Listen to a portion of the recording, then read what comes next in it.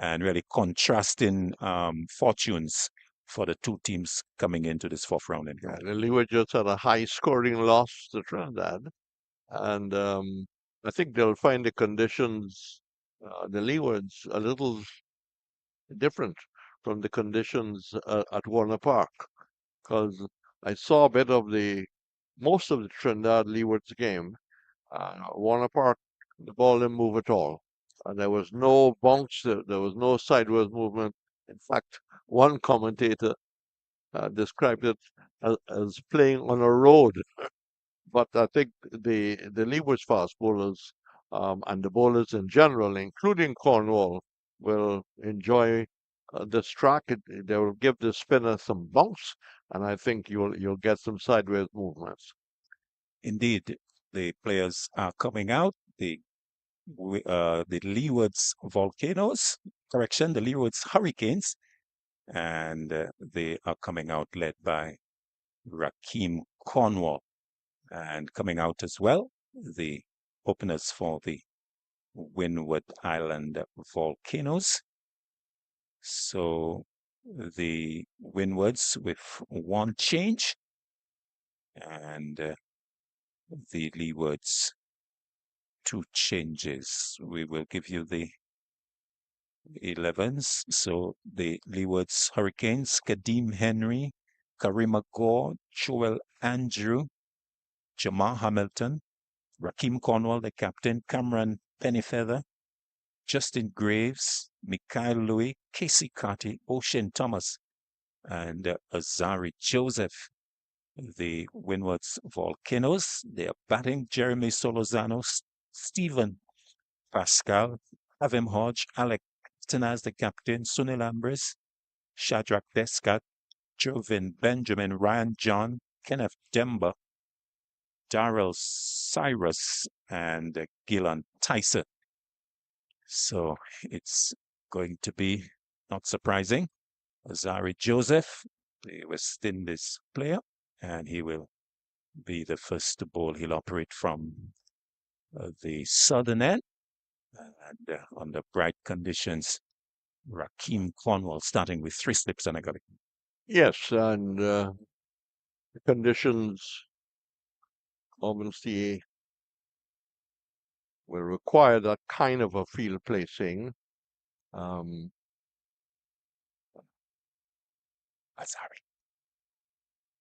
So about to see the start of this, an important round. There are a couple of key matches. The Claudius, the Jamaica Guyana, Sabina Park, but Jamaica really needs to bounce back at home. Indeed. The left-handed batter getting ready. So Zari Joseph. Start being delayed there by something at the far end behind Joseph.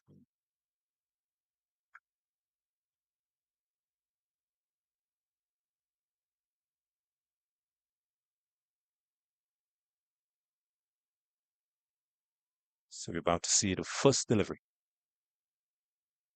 Joseph. Good bounce, good carry to Hamilton, but not surprising here. Reds Yes, a real Darren tester, a real Savage. indicator for everyone, for the commentators too. But it had good carry. Left-hander didn't have to play. Just judging from the sheet that you had, the left-hander being Salazano. And nice to see this kind of cross over the mixture. Salazano, Trinidad and Tobago, technically played in a test match but got hurt and didn't take part anymore. But now he's trying to rebuild his career and decided that he can do that by playing for the Windwards. It's a good back of a length delivery. Joseph on target and plays it to Mikhail Louis. Backward point. Joseph would be happy with those conditions on offer. Yeah. Great opportunity to win the toss and get an opportunity to bowl. And so Joseph would be happy with what is in front of him. He's really tall. He's built like a fast bowler. He's about 6'7". I will take it. Outside the off stump. Well, he let that go, but I was pretty close to the off stump. He's operating from around the wicket, so angled in. And Solozano not playing, but I guess you would say he had it well covered. Well, shall I play or shall I not play? He was just in two minds and decided to let it go. And a good decision in the end. And one could say it was a good leave.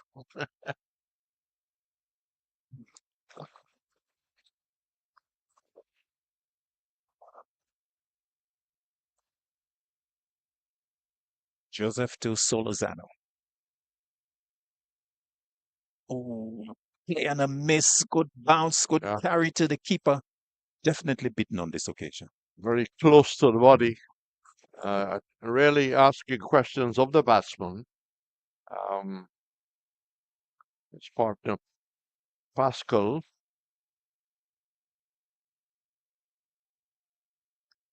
Just want to double check whether Pascal is in fact the non-striker. Got a big number 17 on his back, I think. Played for the West Indies in the under-19 with the captain.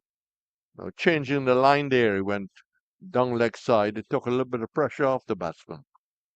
Yes, played into the short backward point region, the short square leg region.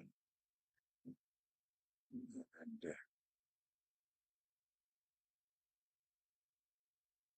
so Volcanoes still yet to score, yet to get off the mark. Joseph looking to complete a good over to Solozano. Back of a length delivery can't score, so Joseph completes a good, impressive maiden, has kept things quiet, and Solozano and the Volcanoes, they are yet to score. Excellent over. You win the toss, you decide you're going to bowl, and you give your young fast bowler the red cherry, and he can spray it all over the place. That did not happen. He really built up a nice line, and the last delivery was right into the middle of the solar plexus, and it had to get a strong response defensively. So, good start by the Leewards. Captain Cornwall will be happy with that as he brings the fine leg around, no square leg. Two men are out, obviously, because of the restrictions. Ocean Thomas, the Jamaican, he's going to be the one to start over number 2 from the north. Pascal strike, the right-hander.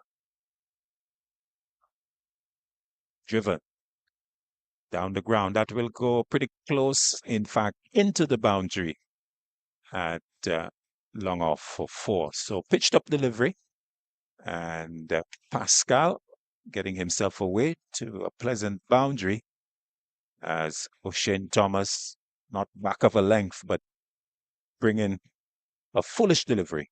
Had been taken advantage of by Pascal to get him off the mark. Yeah, good way to get off the mark. As I said, he was the West Indies under-19 captain, the young Dominican, and hit that to the right of the solitary cover, as Thomas was a little too far up.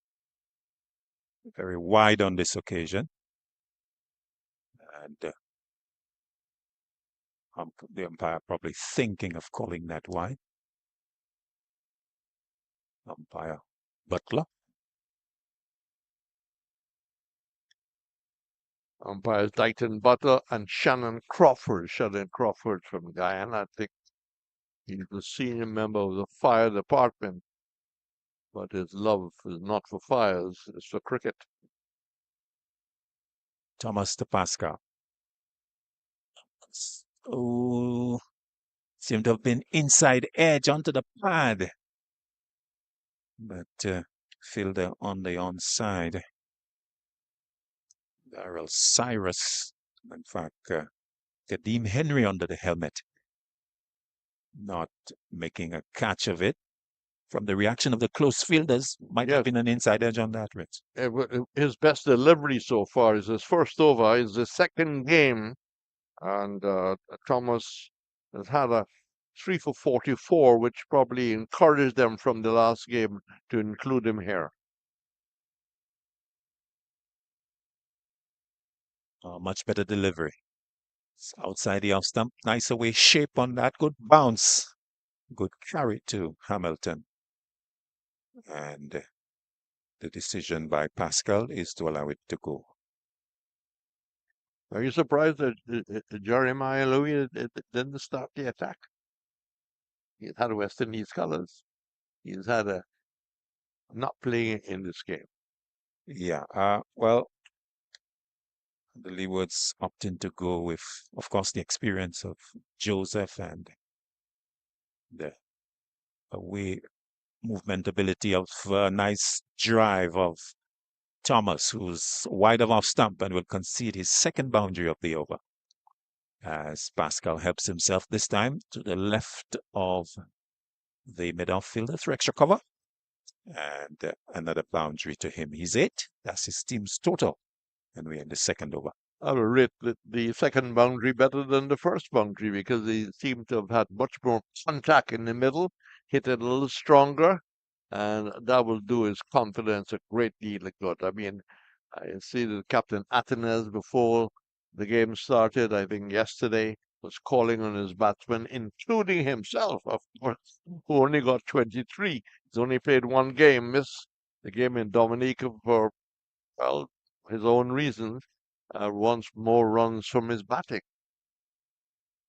Thomas to Pascal. Lets it go to complete the second over. So the end of the first one from O'Shane Thomas. The Windwards Volcanoes, they have been sent in. They are 8 without loss. Well, as listeners who followed the game will know that you had a playing career for St. Lucia. Any memories of a match here? In fact, the over is still in progress. Oh, so a case of someone miscounting. Well, our score indicates that he's got 6. And well, I recall there was a particular delivery that was very wide, the second of the over, but it wasn't called. And so I think they have checked, and there's confirmation that in fact the over was completed. So the fielder's changing over for the third over of the inning. So Thomas finishes his over, conceding 2 boundaries, as we said. And we are going to have, well, are we? There's utter confusion out there. Are we in fact getting, I see this, the players are going back into position? Thomas? Yes, Thomas is coming back to complete the over. My word. Well. So we are going to have a 7-ball over, according to our reckoning. In fact, we were saying that the second delivery was wide of off stump, but it was not called. Thomas to complete the over. Pascal ignores it. And on the third attempt, you could the over is complete. So back to my question, your memories of playing here. I never actually played any serious cricket here. It's Too young, too old. too old. Okay. Yeah. There was one game that we played as this ground was being established, Bit of a like pet a match. veterans game, a fed Oh, match, a veterans game. curried goat match. And You started with the bat or ball. well, the performance was not all that memorable. I think I can't quite remember what I did. I don't think I did much. As Joseph is on target to Solozano, and the So total no remains memories of that game. Too 8 long ago. without loss. The only memory I have is being adjudged LBW by of the bowling of Roland Cox A judge. and adjudged. Yeah, a judge. It's a decision that I'm still contesting. Joseph to Solozano. It's a little tucked up as he's not able to negotiate the bounce on this delivery. So the tall figure of Joseph making things a little difficult for Yes. Solozano with the appreciable bounce that he has to contend with. He looks a very good potential. He's got lovely height, Garner style. And that's as far as I will go because Garner really turned out to be great after leaving St. Lucia with himself and Colin Croft, then was pulled into the West Indies side. But Joseph looks a very good prospect. Solozano will check drive back to the bowler. So Joseph changing the length on this occasion. He's been mostly back of a length, but just producing a fuller length, perhaps to look to get the slips into play. There's not been anything for Solozano to drive.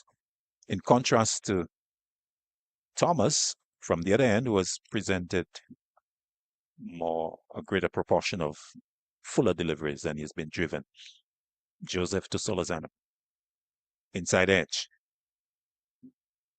Through square leg, they'll pick up 2. Well, the line was just allowing him to look to turn it away, and he did that very well. He is not, from what I've seen of him, the little I've seen of him, he's not an attacking left-hander. He's more of to go way back, a Leonard Bacon, the Guyana openers. Very solid, very solid. You can get further back and go back to Alan Ray, very solid, but not without the ability to rotate the strike. Joseph changes the approach. Over the wicket now. Out of portion, diving away, but will get the gap and into the backward point boundary for 4. So Solozano gets his first boundary, and he goes to 6, 14 without loss. Let's look at Solozano's performance in the 3 rounds so far versus Jamaica, 13 and 26, versus Trinidad and Tobago, 6 and 36, and against CCC, 25. So he's gotten into decent starts on 3 occasions, but not capitalizing. A total of 106 runs, averaging 21.2. I think he would want to come out of the 20s. Joseph to Solozano. Good leave as it's outside off stump and taken by Hamilton. It was a nice shot to bring up his 100. He opened the face and run it down. I don't think that the bowler could still, well, I broke the edge. I've definitely nicely controlled. And then that's the kind of player he is. He's going to find the gaps. He's going to rotate the strike. Maybe the plan is for Pascal to play more attacking role. But in total, the Windwards really need a solid start for the likes of Athanaze and Hodge to come after, and the rest of the batting. Indeed. Ocean Thomas from the northern end. Pascal driving again nicely. Trim it off. At least a couple for him. It's going to be pulled back just inside the boundary. And they will settle for 3. So one more to the Dominican. He goes into double figures. Thomas persisting with that fuller length. Yes, it was a controlled drive, and because it's a turtle background, it didn't have a lot of power. You didn't say, "Hi, that's 4." It nearly ended up that way as a beautiful, beautiful turtle background. And kudos to Ken Crofton and his staff. It's really look a beautiful picture from our commentary box. Left-handed Solozano will face Thomas for the first time. The right-hander staying over the wicket. A little too wide to interest the stroke, but good carry. Hamilton taking that shoulder height, almost head height. And He's not a tall man, but no, but almost in front of Cornwall. yeah, just about chest height. So I think Thomas would be encouraged by that. Thomas, who has good memories of this ground, would have been instrumental in skittling out England in a one-day international a few years ago, right here, operating from this end. Thomas to Solozano. Full delivery. Wide. Maybe looking to tease a big drive from the left-hander. But he's not tempted. Would it be fair to say that the selectors have given him a fair amount of chances to come back when some thought, well, he should not have been pulled back, but you always had the potential. I think he caught our eye the first time when he bowled on Chris Gale in a CPL match at CPL. Savannah Park. Indeed. Big and strong to Solozano. Edge and taken. A loose shot from Solozano, just hanging his bat outside off stump.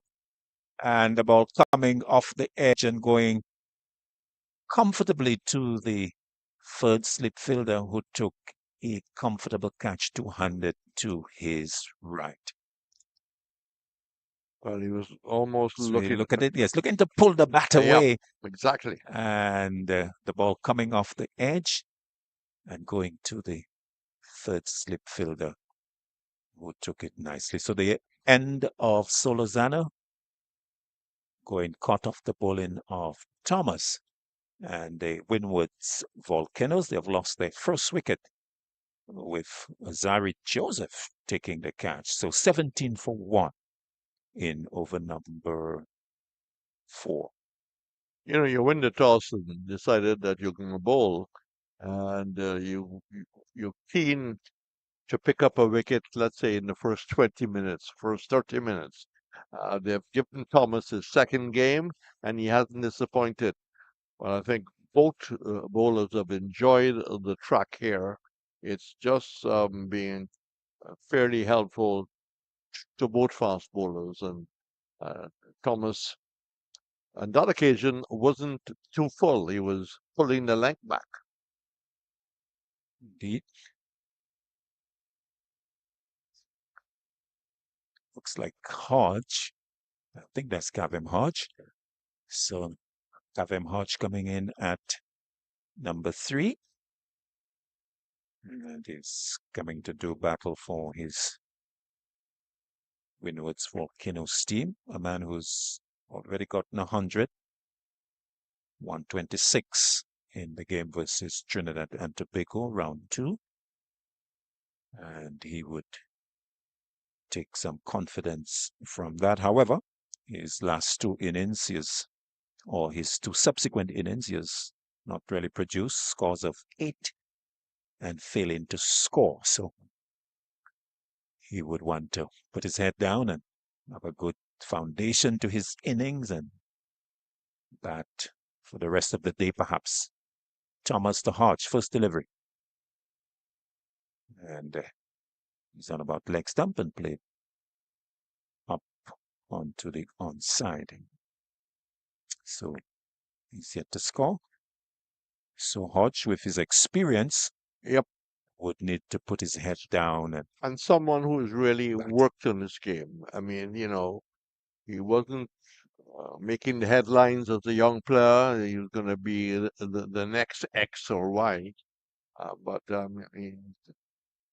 he's produced for the West Indies, and the second Dominican to get a 100, and the first to get it away. Shillingford was the first in the Caribbean. Outside off stump, and the bat being pulled away. Good delivery to complete the over. A successful one for O'Shane Thomas. As Hodge just drawn towards the delivery and taking the bat away at the last moment. So good returns here for O'Shane Thomas, the wicket of Solazano in the over. And the Volcanoes set back here, 17 for 1. O'Shane Thomas actually going off at the end of the over, so we'll have to monitor that. Didn't see any indication of an injury. We'll have to wait and see as Joseph gets ready to start his third, the fifth of the innings. Well, hopefully from the Leeward's point of view, maybe just a change of the boot or something that is okay physically, but good to start with a wicket. He got his previous best, 3 for 44. Joseph to Pascal. Down the leg side, acrobatic take by Hamilton. Gets a high five from Casey Cutty. But Joseph would not be happy with the line of that delivery because he has been supported with 4 slips and a gully by Captain Rakeem Cornwall. So he needs to be on the other side of the batsman. Well, you obviously feel that they can put some extra pressure on him. I don't know if he has a suspect outside the off stop to the short ball. Joseph, too wide of off stop. And Hamilton taking it in front of the slips. So 4 slips and a gully. There's also the fielder under the helmet. He's at a short square leg. A little far from the bat, or is that okay, Reds, with the sort of bounce that we are seeing? I think the bounce was okay, but I think the line was not good. On a brilliant take by Hamilton. Very well done. Oh, my God, what a delivery. It was full and late movement. And that ball went past the outside edge. And yes, thought it was a lot closer to the off stump, but it was some distance away from the off stump, but not far from the outside edge. Very lucky that there was no bit of wood onto that. If we had the review, one or two people might have called for a review, but there was no arms going up. Joseph to Pascal. Beaten outside the off stump, this time going past the inside edge. Well, backing up the point you made that there are 4 slips in the gully, and there's a reason for that. So good control here by Joseph since the first delivery of the over that was down the leg side.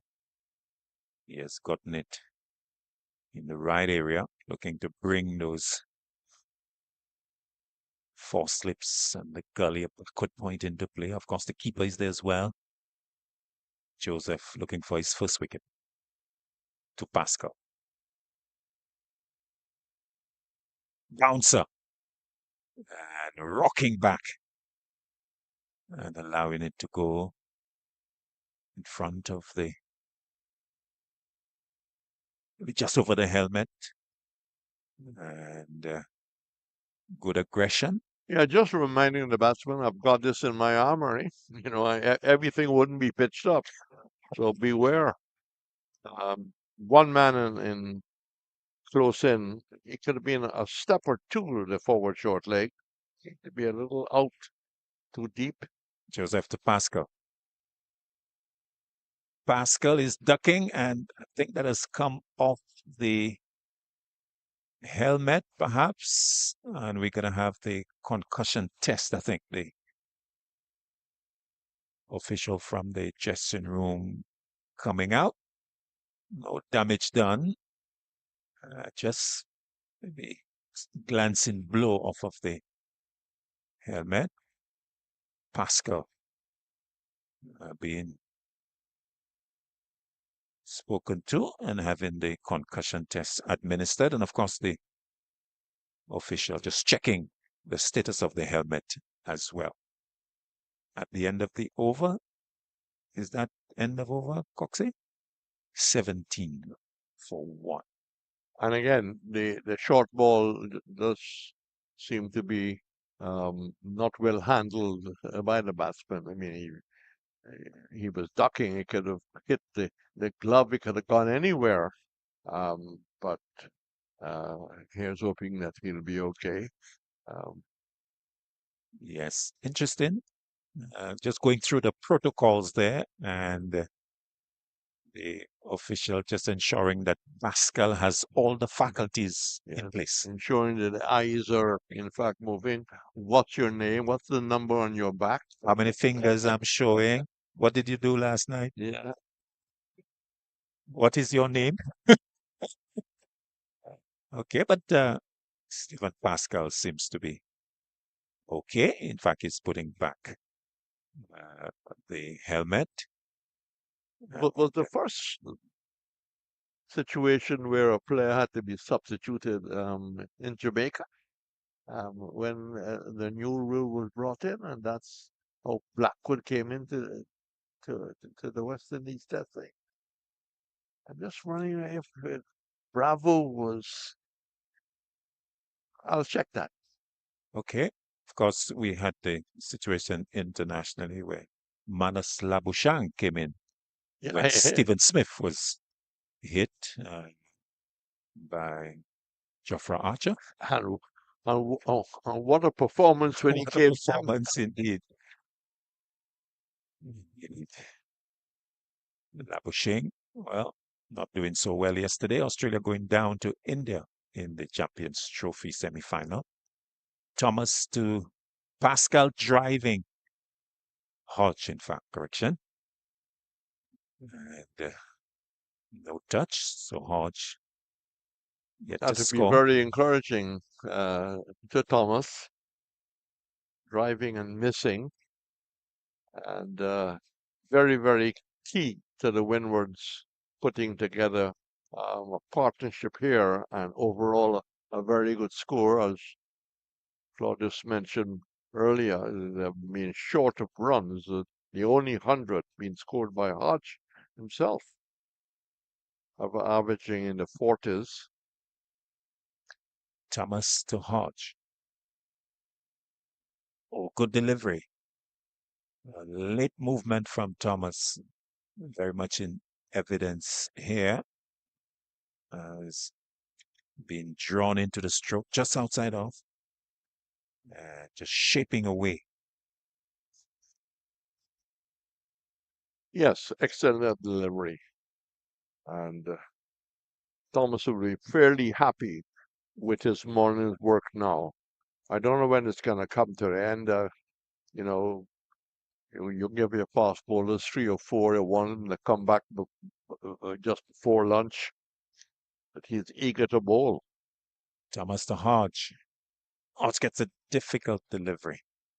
Comes off the glove. Looks like so. The preparation moisture assisting Thomas here. And Hodge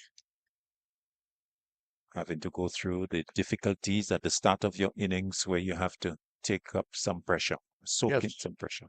Well, we said at the early part of our broadcast that this is a pitch with with a little bit of green grass. It has good bunks, and Thomas making life very difficult for Hodge. Ooh, Hodge gets a difficult delivery, rocks back. And ball eluding Hamilton by and signal. Yes, the ball after passing Hodge, swerving towards the leg side and creating some problems for Hamilton. He's not a tall man, so had to put in a huge dive. Not able to take it in. One more to the total.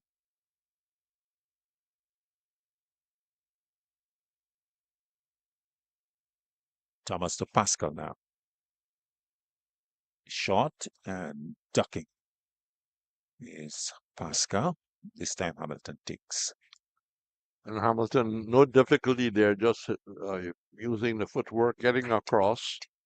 Hamilton has been a good servant of Leeward's cricket, and has not done too badly with the bat, up scoring 93, 261 runs, and has had a one-day international and a test match for the West Indies.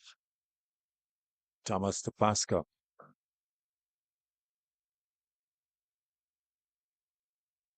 Good work by the short leg fielder to complete the over. And at the end of it, the sixth of the innings, Windwards, Volcanoes, 19 for 1. Well, I will say the first session of the morning, 30-odd minutes have just come up, and it's been a Leeward's morning. I think they've made Windwards work very hard for their runs. I think they're enjoying the conditions, the bowling conditions, and they would probably not want to return to Warner Park very soon because they got no such help as we are seeing here, and the Windwards really up against it to try and break loose. But they have to go through this period and maybe say the first 30 minutes belongs to the bowler, and then we'll take over.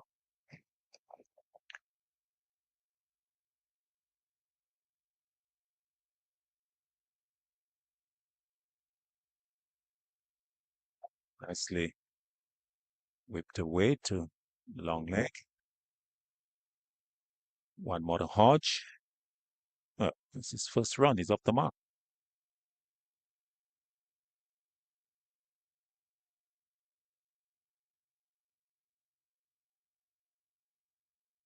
Twenty for 1.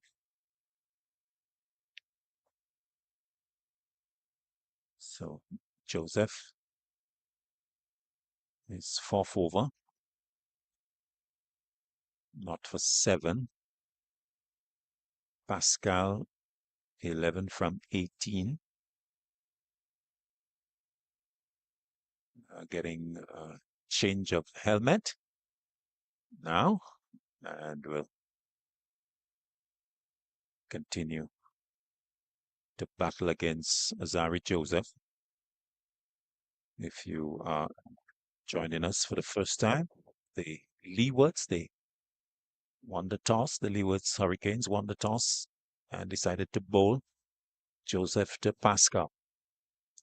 Pascal whips that. That's gone high, out towards mid-wicket, into the boundary now for 4. So another boundary to Stephen Pascal.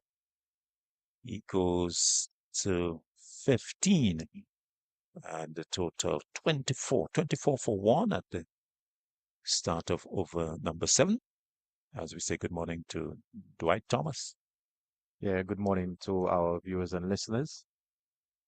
Pretty competitive first 6 overs, but like you said, very good shot from Pascal there. Great introduction to my stint. He now moves on to 15. Joseph. Continue.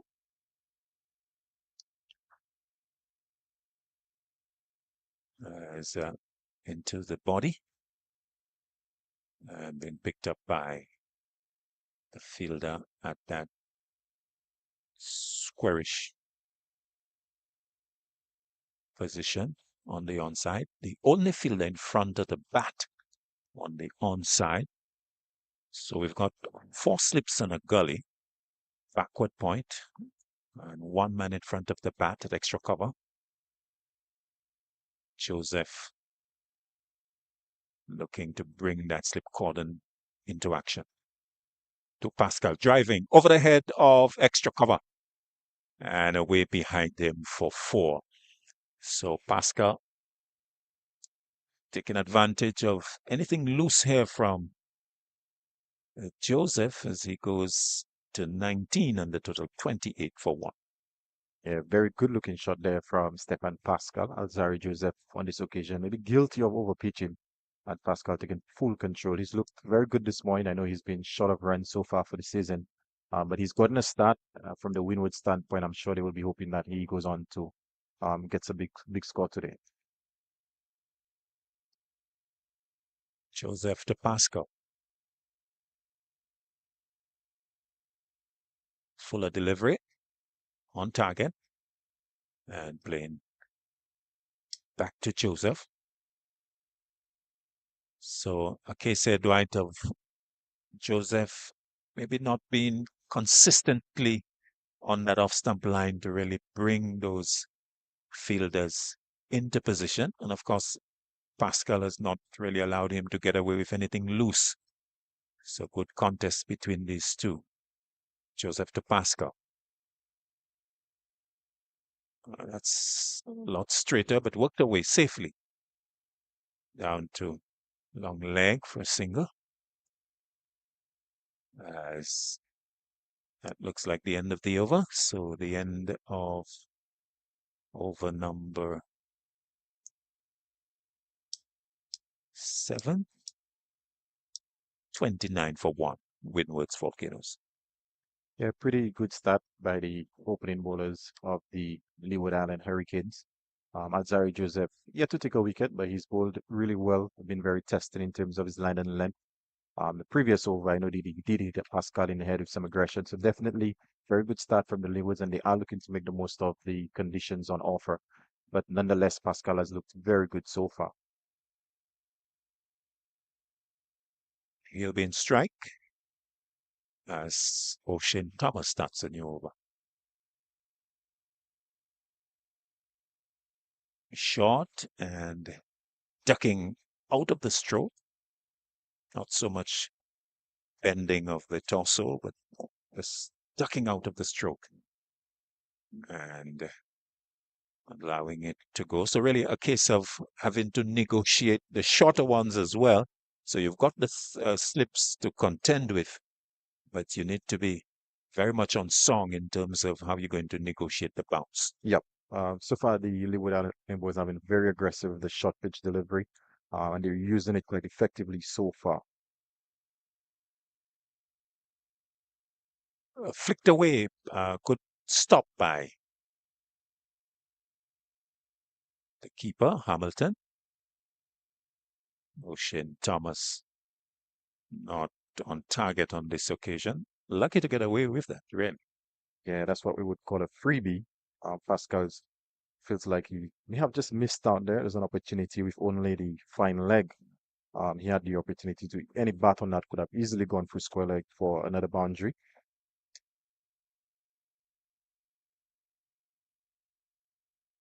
Thomas again to Pascal.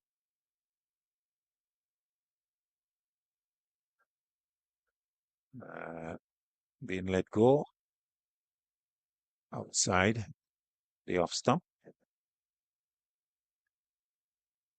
So O'Shane Thomas.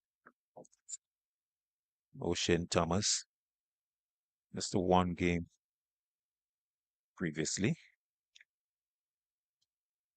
And he's picked up 4 wickets.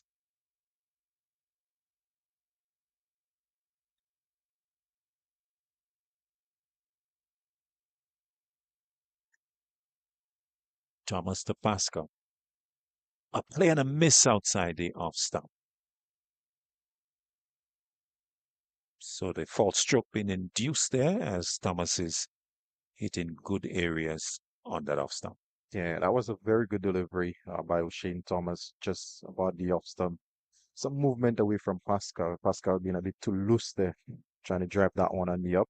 And quite rightly so. Cavem Hodge just walked over to his junior partner, I would say, to Dominic inside the wicket and advising him. So, but nonetheless, he's on 20 of 27. He's gotten a start. So he's definitely looking, he will need to go on and carry on for the Windward Island Volcanoes. The batting so far this season has struggled. They need the senior batsmen to put their hands up today. And Pascal, being a West Indies under-19 captain, would have to do so today. Yes, Pascal scores of 30, 32, 9, 8, and not. Thomas to Pascal. A drive and a miss outside that off stump. Again, playing and missing. Yeah, again, Pascal looking for that cover drive. And as a matter of fact, that ball just moved away slightly.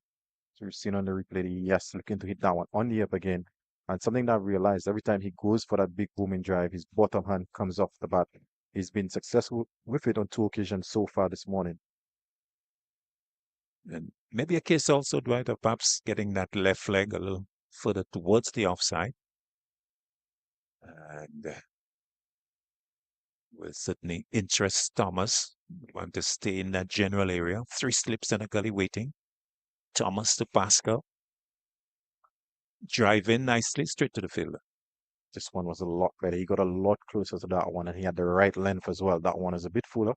And something that I've observed, they have actually reinforced the cover region. Now they can now have a cover. So it could be a plan to entice Pascal into playing those drives.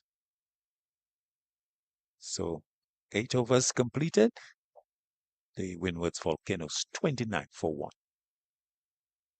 So pretty good start by the Hurricanes. Overall, I think so far the first 45 or 50 minutes, the Hurricanes would feel the better of the two teams. But having only lost 1 wicket, I think the Windward Islands would be quite happy with that as well. Pascal 20. So he's got in a start. Hodge, the only century maker so far this season for the Volcanoes, is still in. West Indies senior pro didn't have the best of Pakistan. So I'm sure he's going to be looking to make a statement this competition. Over number 9, Joseph to Hodge. And the batsman allows it to go. Good shape, away shape on that. Good carry to Hamilton as well. And Hodge, no difficulty in letting it go. So Joseph continuing to probe away. He's got the ability to get the ball to swing away from the right-hander. And it's perfectly set up for him because he's got the breeze to work with. But he's too straight and clipped away out towards the mid-wicket. Will maybe go just inside the boundary. No. Being pulled back by Kadeem Henry. But they'll run 4.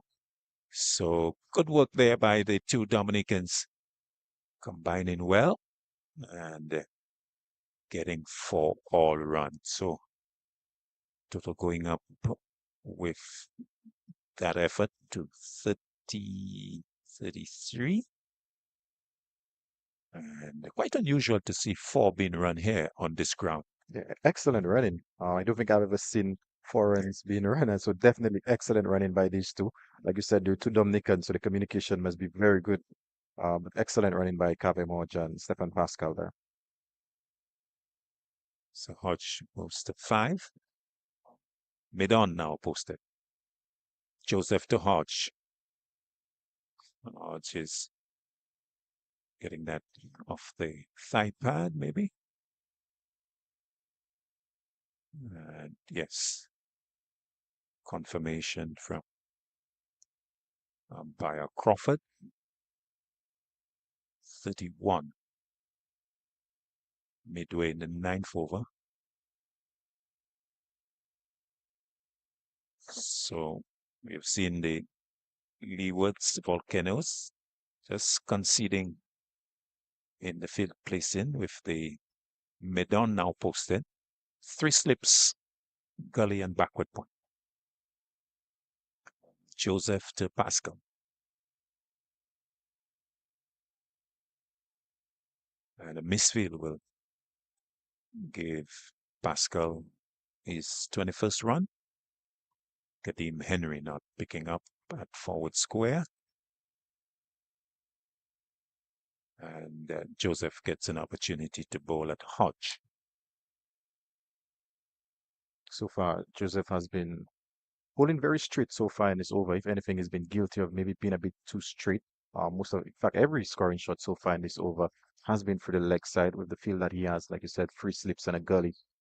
He's probably better off bowling just on about the off stump, but so far he's been way too straight in that over, and it's been easy pickings for the 2 batsmen. Joseph to Hodge. Hodge allowing it to go. Happy with the judgment of the bounce there. As maybe going just over the top of the off stump. So first day wicket.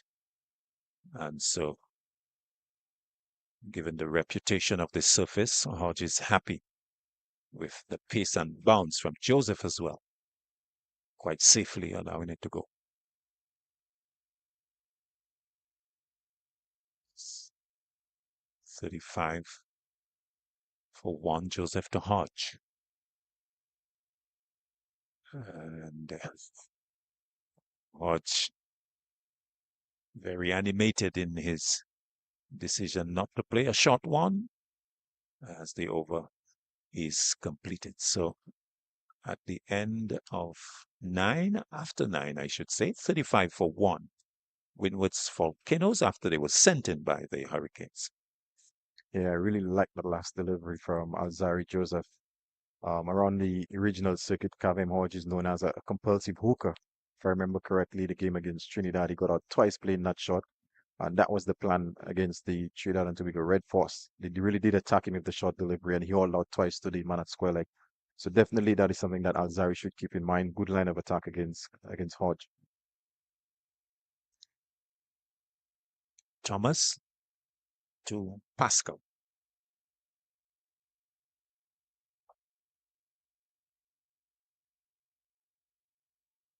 Who's defending? So this is the 10th over. Maybe a case for a bowling change. Rakeem Cornwall perhaps thinking of making a change. These two have gone for 5. Well, Joseph has had his 5. This is Thomas's 5th.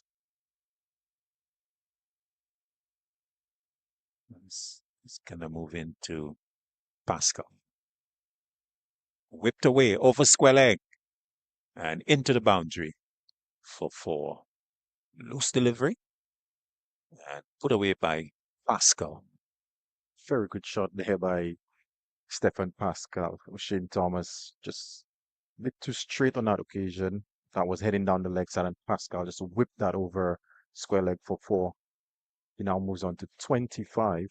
And like you said, this is the 5th over. Maybe Shane Thomas is tiring a bit here. Indeed. In fact, this is Pascal's 5th boundary. And a high percentage of boundaries. In his 25, he's had 5 4s. Thomas to Pascal. A big appeal. And given by a Butler taking his time about it. But very confident shout. It was a fuller delivery. And so we look at it once again.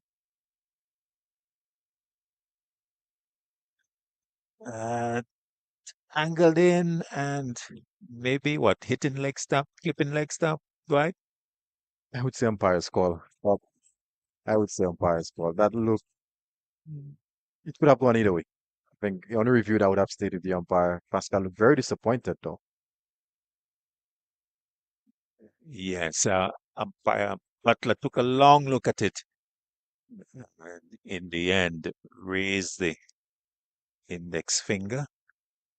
So the end of Stefan Pascal going LBW to Thomas for 25.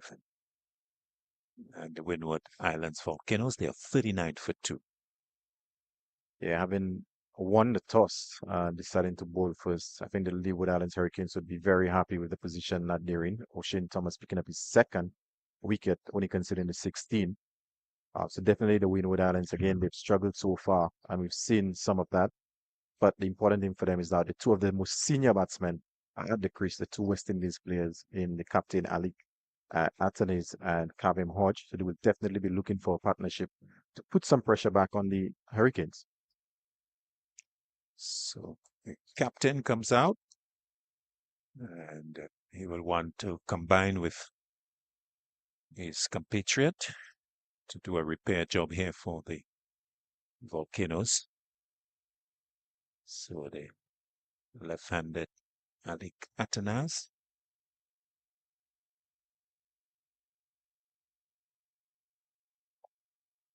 He will face Thomas, who is operating over the wicket to him. Thomas not quite happy with the approach, and so he will go back. So just a solitary game so far for the Windwards Volcanoes captain versus the CCC, score of 23. And so he would want to really put his head down and make a big contribution for his team. It's badly needed. They're already under pressure. Thomas to Athanaze. How's it to go? To the gloves of Hamilton. Interestingly, at the toss, Alec Athanaze, when I asked him what he would have done had he won the toss, said he would have batted. So he's of the view that these are decent conditions to bat. Let's see whether he could demonstrate that with his output from the bat this morning. Yep, that would have been a confident decision. He's a very confident young man, but he now has to deliver the goods for his team. Thomas to Athanaze. This one that's coming back, they'll get a quick single. They go through safely. And with that, Athanaze will get off the mark. Seems to have been an inside edge. So he's away, 40 for 2. And with that type of confidence at the toss, Athanaze gets an opportunity to really put his money where his mouth is. Yep, and it's pretty good conditions here, batting conditions. This wicket will always assist the fast bowlers, but it's definitely a good wicket. We've seen lots of runs scored here, especially in the shorter formats. So definitely he has the opportunity to go on to get something big.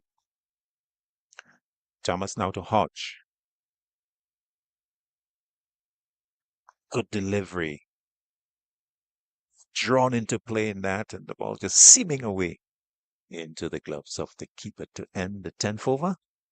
At the end of it, Windwards Volcanoes, they're 40 for 2. Hodge 5 and 1 to Athanaze. Yeah, very good over there by O'Shane Thomas. Testing over, a successful over as well. He's now bowled 5 overs, 2 for 17. So pretty good figures pretty good figures so far this morning, and he's really put his team in a very good position. Zari Joseph on the other end, he's bowled quite well without any success so far. So I'm sure he's going to be looking to get amongst the wickets, being the senior pro in that bowling lineup, the head of the attack, and he's going to be bowling to Alec Athanaze into his 6th over.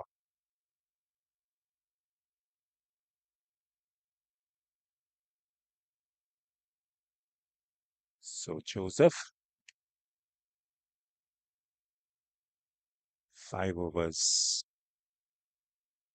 2 maidens, not for 21. Round the wicket to Athanaze.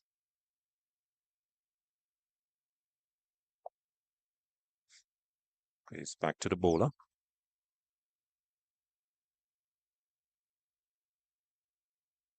So these two teams, as we told you, contrasting performances in the competition so far. The Leewards with 2 victories from their 3 games, and the Windwards 2 losses from their 3 games. One team at the top of the standings, one team at the bottom of the standings, or close to the bottom, the Leewards, outside off stump. And we're going to the keeper. Yeah, very good aggression. Again, being shown by Alzari Joseph. So far, he's been really testing with his short deliveries. If anything, I think he's maybe been a bit too predictable with the short deliveries. Not many. If you look at the stat in terms of the amount of deliveries that would actually hit the stump, there wouldn't be that many. With the conditions on offer, I think he should, in addition to the short deliveries, maybe get a few right up there and test the batsman.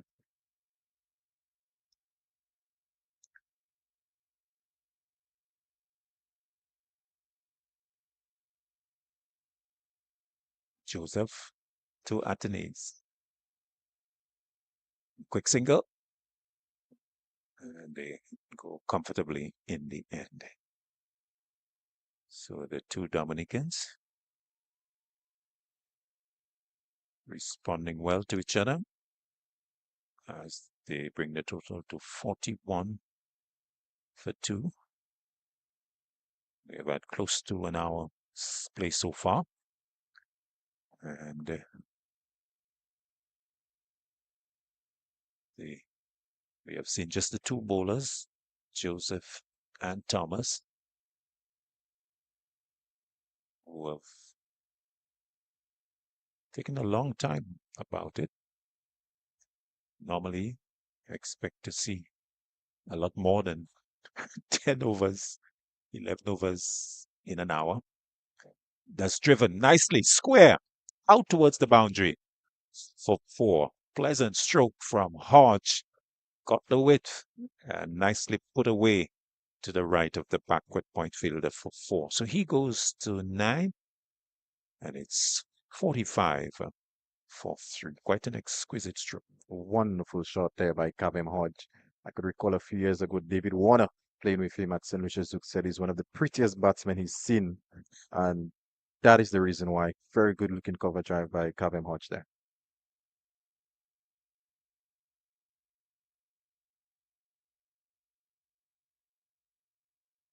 Joseph again to Hodge. Good back of a length delivery, a lot closer to the off stump. Good judgment from Hodge. See, allowing that to go over the stumps. We have a bit of a drizzle. So we look to our left. Seems to be quite clear. So just overhead. And it's not really causing too much concern out there. In fact, we're not even seeing the ground staff mobilizing, so I think we're safe. Joseph to Hodge again. Hodge allows it to go into the gloves of the keeper. And the end of over number 11 also. Time for a drinks break. And so at the end of the 11th over with 1 hour's play so far, the Windwards Volcanoes 45 for 2 with Pascal going LBW Thomas for 25. Solozano, he was Scott Joseph bowled Thomas for 6. And the bowling figures, Azari Joseph 6 overs, 2 maidens, not for 26. And O'Shane Thomas 5 overs, 2 maidens, 2 for 17. A morning session, Dwight, that has, I think, belonged to the Windwards, the Leewards Hurricanes. So let's get your thoughts, and then you'll be joined by Joseph Redsparrow. Yeah, definitely. And the first hour did belong to the Leeward Island Hurricanes. When you win the toss and you decide to bowl first, you want early wickets. And so far, O'Shane Thomas has definitely delivered by getting out both openers, Salazano and Stefan Pascal.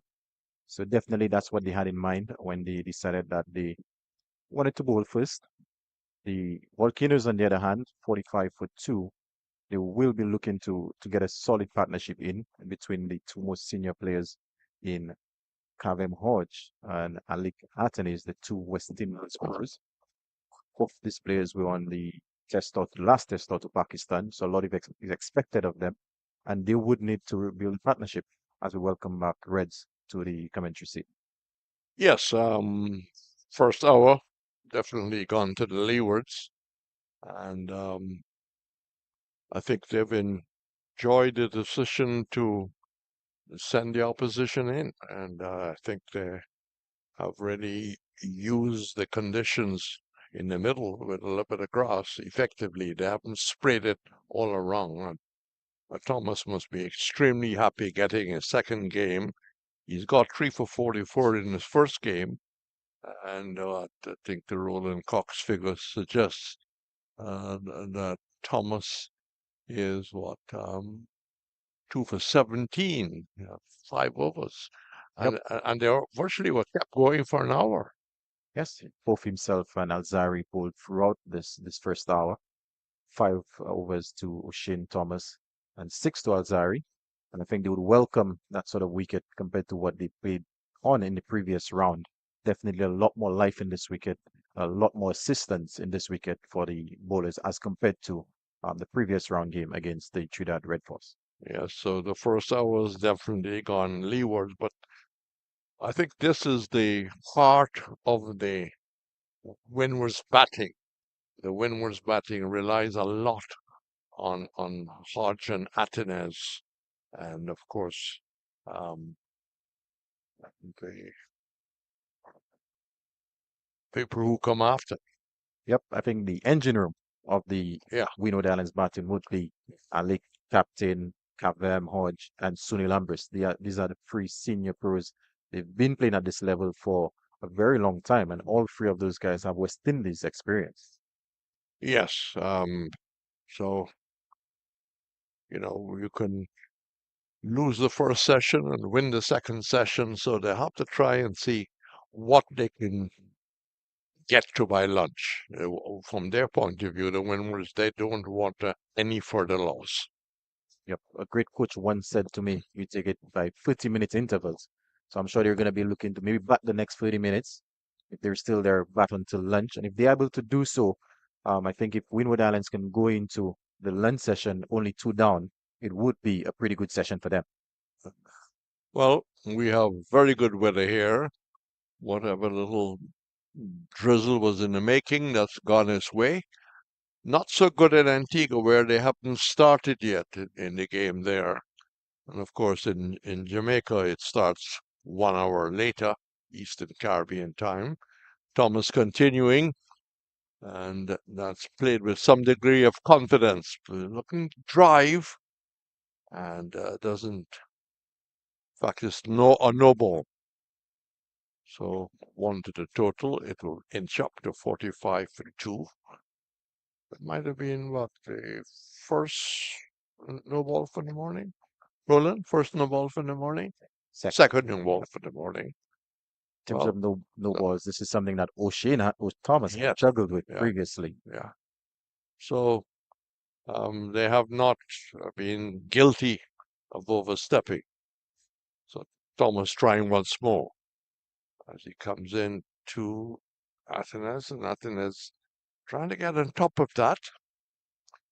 He came out of Pakistan, a little bit of food poisoning, arrived back in the Caribbean and home in Dominica, and decided not to make himself available for the first match, which maybe was a little surprising because he will want to try and get some runs on the board with Australia coming. Yep, it was a bit surprising considering most of the other players who came from that to actually played in that round. But like you said, maybe he wasn't feeling well. That's why he actually missed out on that round of games. Hodge 9, Athanaze 2, and Thomas.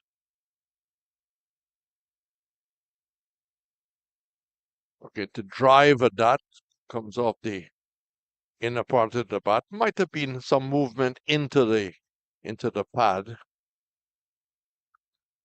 but Thomas has certainly earned his confidence of the Leeward selectors because he was brought in just for one game before, but did well enough with the figures of 3 for 44.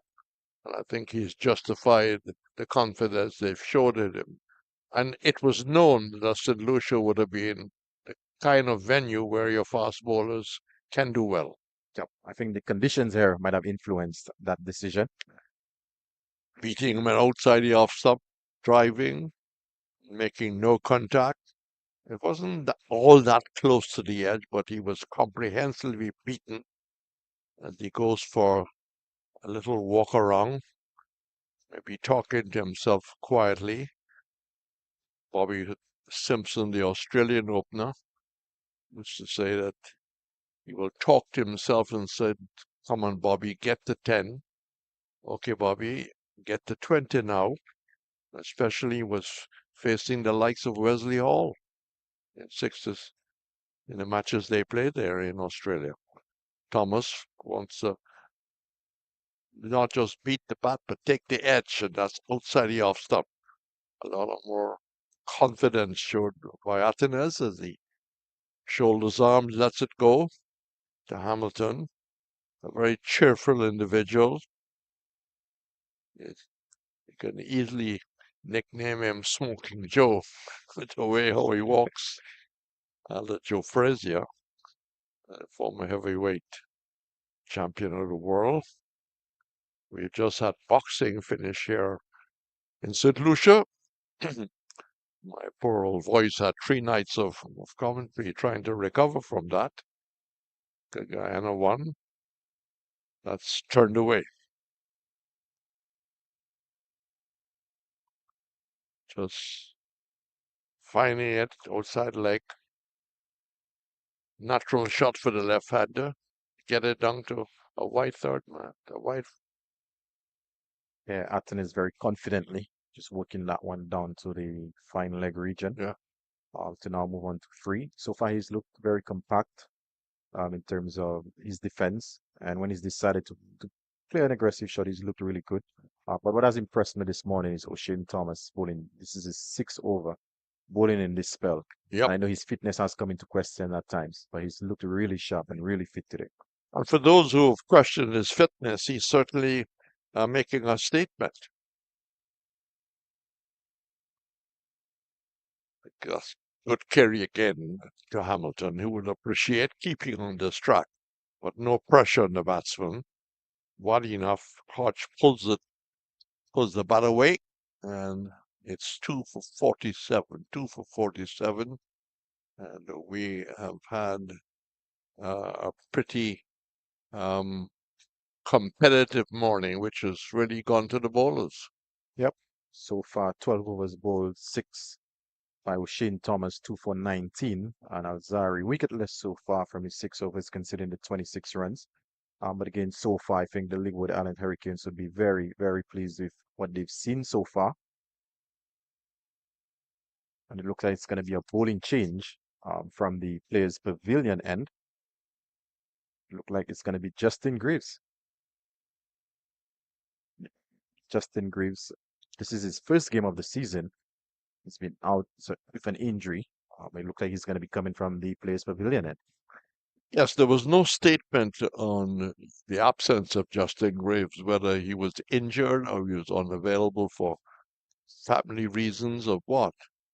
But he certainly, in the shorter format of the game, starred for the Leewards and can come in and, well, they've set a very high benchmark, Joseph and Thomas. So Let's see how Greaves will bowl his just about medium pace, moves the ball a bit, good all-rounder, and brought in. So we haven't seen maybe the spin that we're hoping to be able to assess the track, but it's going to be more of the same, but not at the same quality. Not a genuine fast bowler. So Greaves, but wide on the mark, but still at 3 slips, no gully. Yeah, Greaves may not have the pace that Alzari and O'Shane Thomas has, but one thing I've seen from him is that he gets the ball to move and he puts the ball more often than not. He would put it in the right areas, and he's a great addition to the Leeward Islands Hurricanes team. Matter of fact, I think he played last season. He actually played for the Windward Islands Volcanoes. So definitely he would be familiar with the batsmen. So there's no a gully now has come in. 3 slips in a gully. 47 for 2. A slow delivery, which Athanaze just playing in front of him. So no play in Antigua. And we'll try and give you details of the Guyana-Jamaica match when it comes. If there's no play in Antigua, there could be possibly no play in St. Kitts because the two islands are very close together. And there's an important game in the Windwards competition, Trinidad versus Guyana. That's nicely put away. Just too wide outside the leg stump. And Athanaze just easing back and turning it nicely. Not looking to hit it too hard. Maybe searching for form. He had one game, 23. And it'll take some sensible batting to get them to lunch. Yep, nicely played into the vacant square leg area. And as we speak, that area has been reinforced. So he's taking out one of the slips and putting him now at square leg. So we now just have the 2 slips in Rakim Cornwall and Alzari Joseph and the gully in Joel Andrew. So the leg side has now been strengthened. Yes, adjustments be made as you heard. A glorious shot. Oh, yes, if you didn't pay or you paid, you would have enjoyed that. Not many people in the ground. I'm not too sure if there is an entrance fee, but it was a glorious shot. Pitched outside the off stop, and showing that he has that touch of class as he pushes the total to 53 for 2. Athanaze is 9, Hodge is 9. The two Dominicans trying to revive the Windwards batting as we go to lunch on the opening day. Yeah, Greaves way too full and too wide.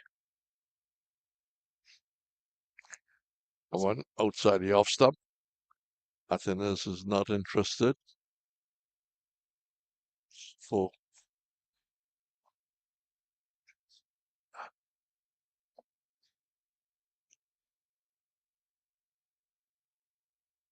Salazano, Cortazari Joseph bowled Thomas for 6, and Pascal leg before Thomas for 25. The 2 Windwards batsmen to go.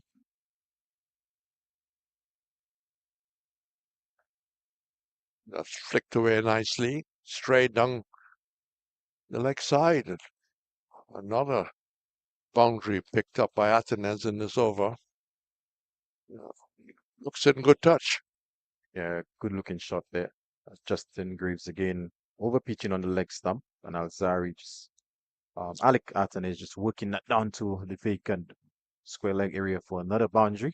So like we said earlier, after a very good start by the 2 opening bowlers, Justin Greaves has come on and not continued to apply the pressure. Yes.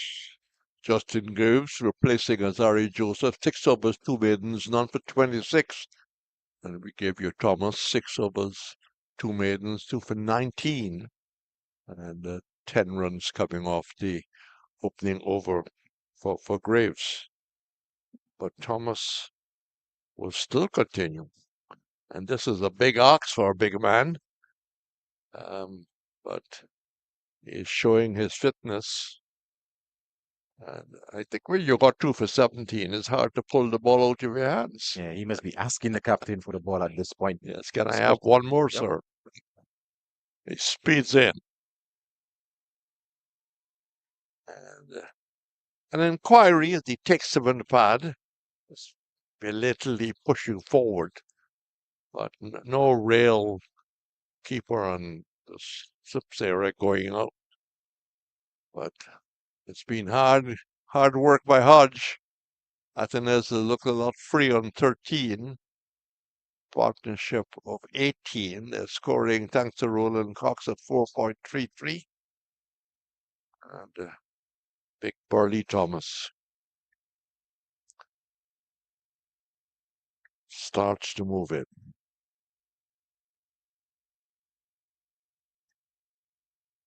Now there's a much more confident appeal. Hodge walks away, turns his back on the umpire, and they certainly went up.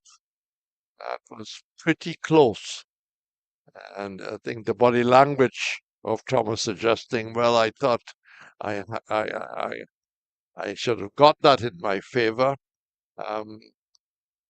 Was he slightly outside the off stump? But looking at the replay, he may have gotten an inside edge on that. Yeah. May have gotten an inside edge on that one, looking at the replays. Well, the umpire Butler had and his style is to take his time. The first decision he gave was, in fact, almost like Steve Butler, thinking about it. He thought about it and said, not out, Butler. See that delivery is Thomas was outside the off stump. But he continues, Thomas, to ask questions. Yeah, very impressive spell this morning. He's bowled a very good line, very good length. And he's been rewarded so far. 2 wickets. Well, the reports will go into the West Indies' new setup, finding talent and getting information and performance in the 4-day competition.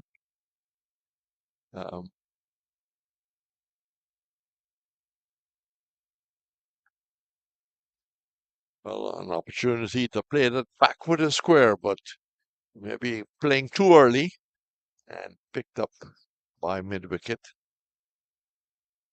Well, he's been now bowling for almost an hour and 15 minutes or so. It's been a long spell. He's bowled unchanged from this end from the very start. Yeah, asking a lot, but he's keen. He's got the success, and he wants to stay into this Leeward side. And in this performance, he could certainly book his place for the next game. He's down the leg side. There's a very enthusiastic appeal down the leg side by Hamilton.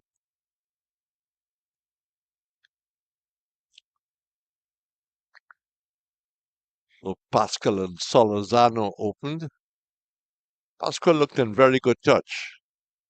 Solozano didn't really get into any kind of a rhythm, but Pascal played 1 or 2 very nice shots before he was adjudged like before. Actually, before he was given out like before.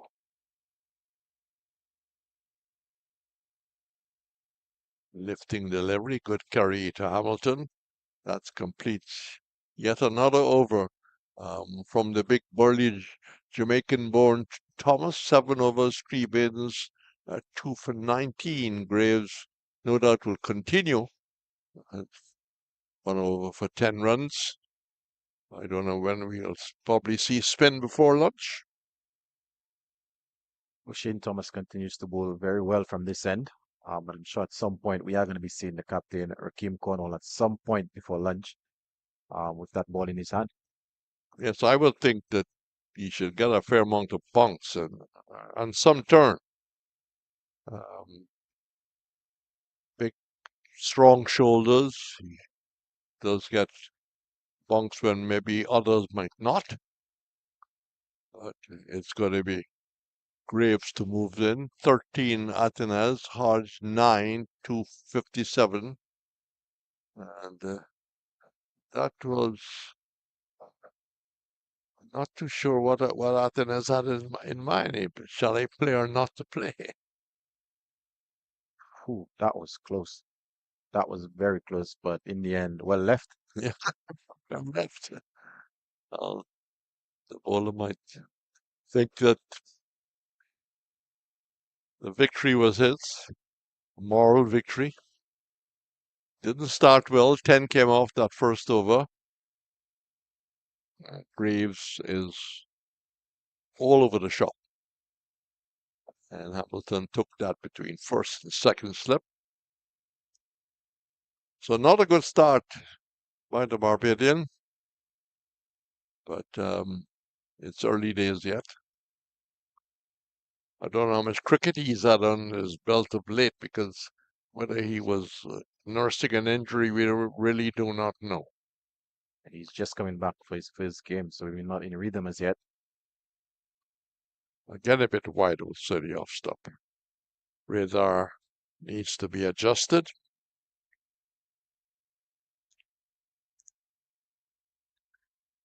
So we are seeing men in white after so many games where you see men in colored clothing, and the side screen on the far end would be totally black. It's a real pleasant scene. Men in white, a 4-day game.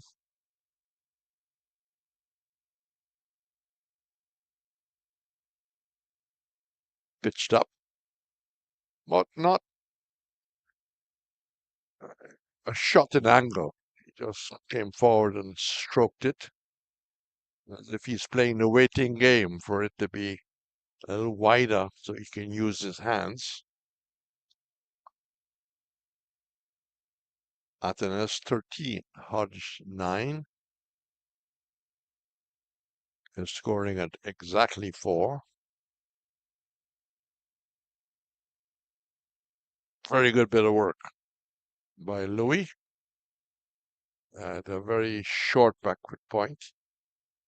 He had to scramble across, and almost diving goalkeeper trying to push it around the corner. Big effort by Louis. Excellent stop by the Michael Louis.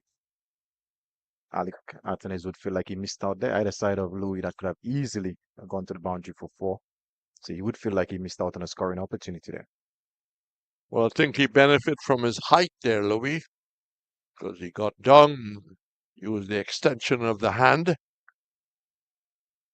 of the back foot on this occasion, thinking of maybe a single, but Louis moving around to his left. I think initially when Louis first came into the West Indies side, he was part of the close catching,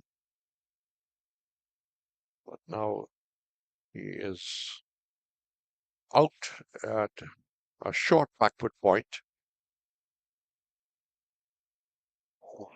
Ball.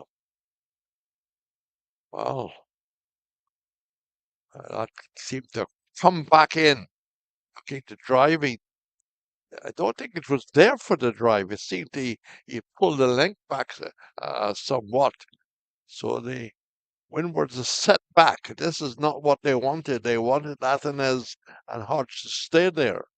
They are now 3 for 58, and a good comeback over by Greaves, who gave away 10 runs in the first over. And now he's picked up the very, very good, important wicket of Athanaze. Comprehensively bowled, but maybe looking to drive something that was not there to be driven.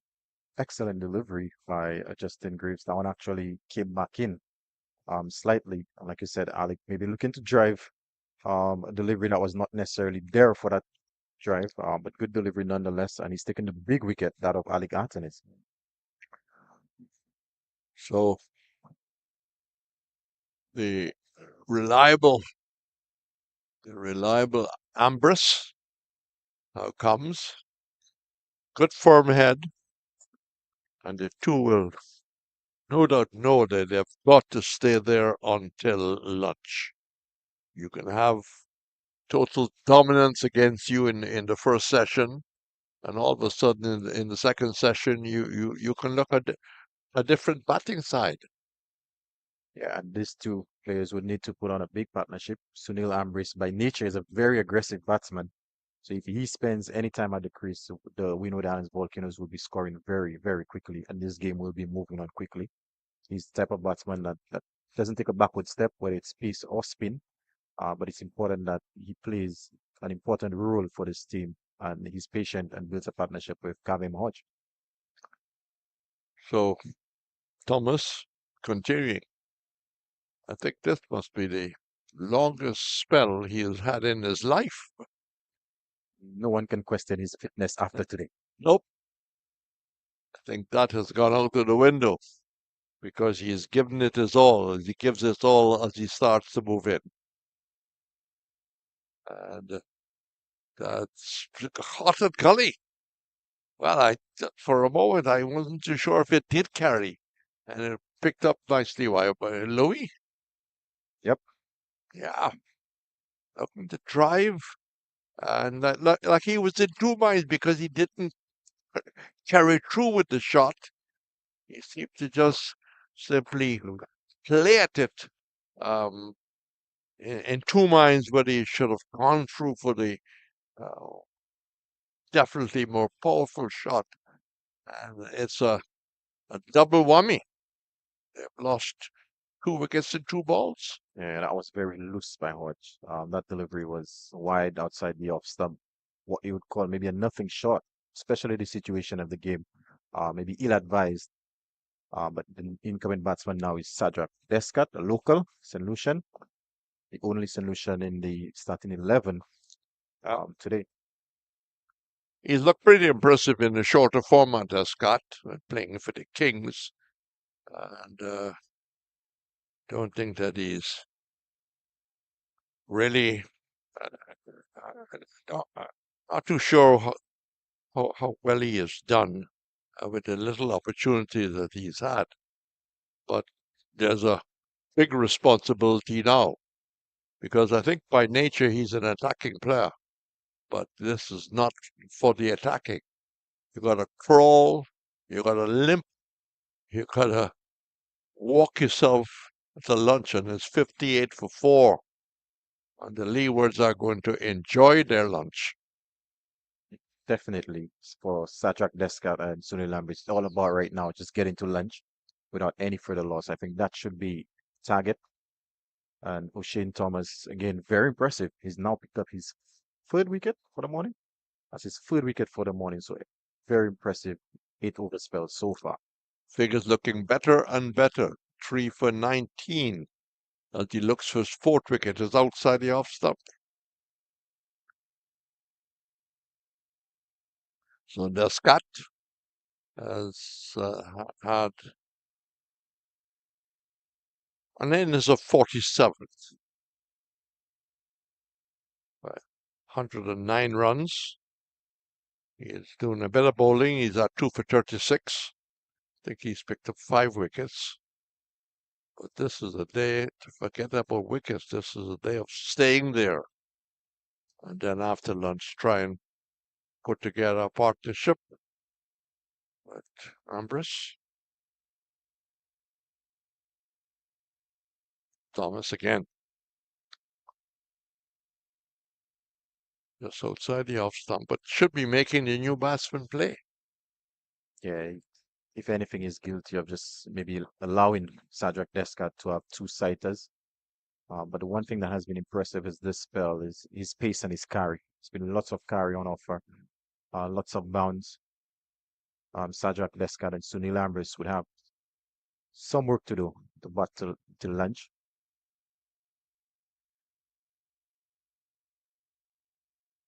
So just making an adjustment to his marker, as if he's almost taking a step back.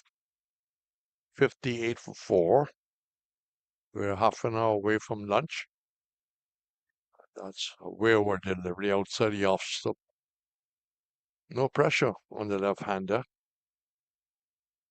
And must be asking himself, why am I there? Why am I not on about middle stump?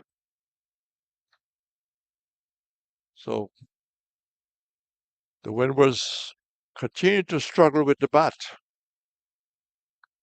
The bowlers have had very little to work with. 100 by Hodge. They haven't put scores on the board this season.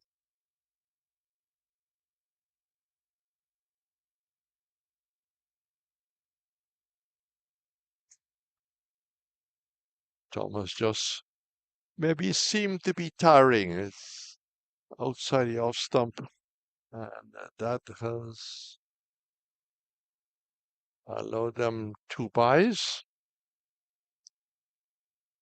I don't know if you got the impression that he was maybe just tiring a bit. Yeah, he's into his 8th over, 1 ball away from his 8th, but could very well be. He's tired. It's been a marathon spell so far this morning.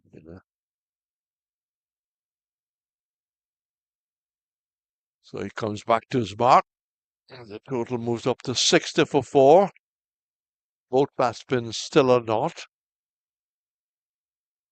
It's been constant pressure all morning on the Windwards batting. Excellent bowling by the Leewards.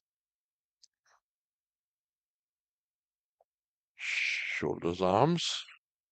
As the 8th over is produced by Thomas. He's had 3 for 19. He's had, what, 4 maidens. And probably maybe the best bowler of his first-class career. Yeah, it's been a very, very good opening spell. By the looks of it, he may be going off the field. So this may have come to an end. His spell may have come to an end. But if that's the case, it was a very, very good spell by O'Shane Thomas. Excellent bowling. He's, like you said, he's picked up 3 for 19 of the 8 overs so far. So very good start by the Leeward Islands Hurricanes. The Volcanoes are 60 for 4. And we are at the start of the 17th over. Justin Greaves is going to continue from the Players Pavilion end. Does have a wicket so far. He got the wicket of Captain Athanaze bowled in his previous over.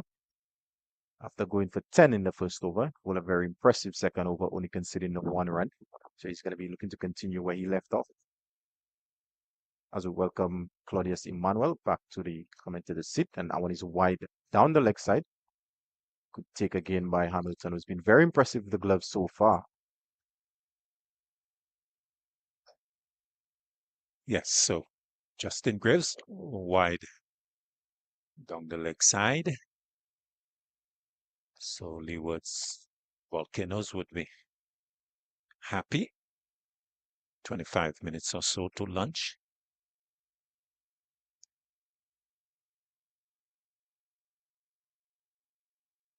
Yeah, that one down the leg side. Ambris would have felt like he missed out on an opportunity to get some runs. He's yet to get off the mark so far, having faced the 2 deliveries. That was an opportunity presented there with vacant square leg region. Any batter that he could have easily found a boundary or maybe 2. But Justin Greaves, after a shaky start in his first over, has come back really well now into his 3rd over. And that one is short, wide, and Ambris just cuts that one for the vacant backward point region. And that's gone over the rope for 4. Sunil Ambris' first scoring shot is a boundary. Like I said earlier, he's a very aggressive player by nature. And if he spends any time at the wicket, he will get runs and he will get them quickly.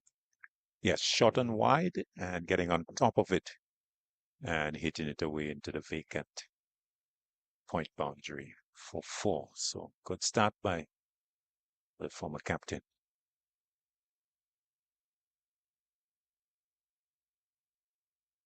That one is straighter, and Ambris works it into the leg side. They've gone for one.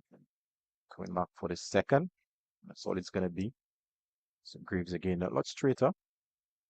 Much better from Ambris on that occasion. We missed out on one earlier, but on that occasion, just roll the wrist in the vacant mid-wicket area. Score moves up by 2. Windward Islands are 66 for 4. They've struggled all season to get big totals, and that has continued today. But all is not lost. We still have Sunil Ambris, who's been one of the most consistent batsmen over the years for the Volcanoes. That one is straight, and Ambris just pushes it to Casey Carty at the short mid-on. And Ambris having a conversation with the slip fielders. Something you'd see quite often from him.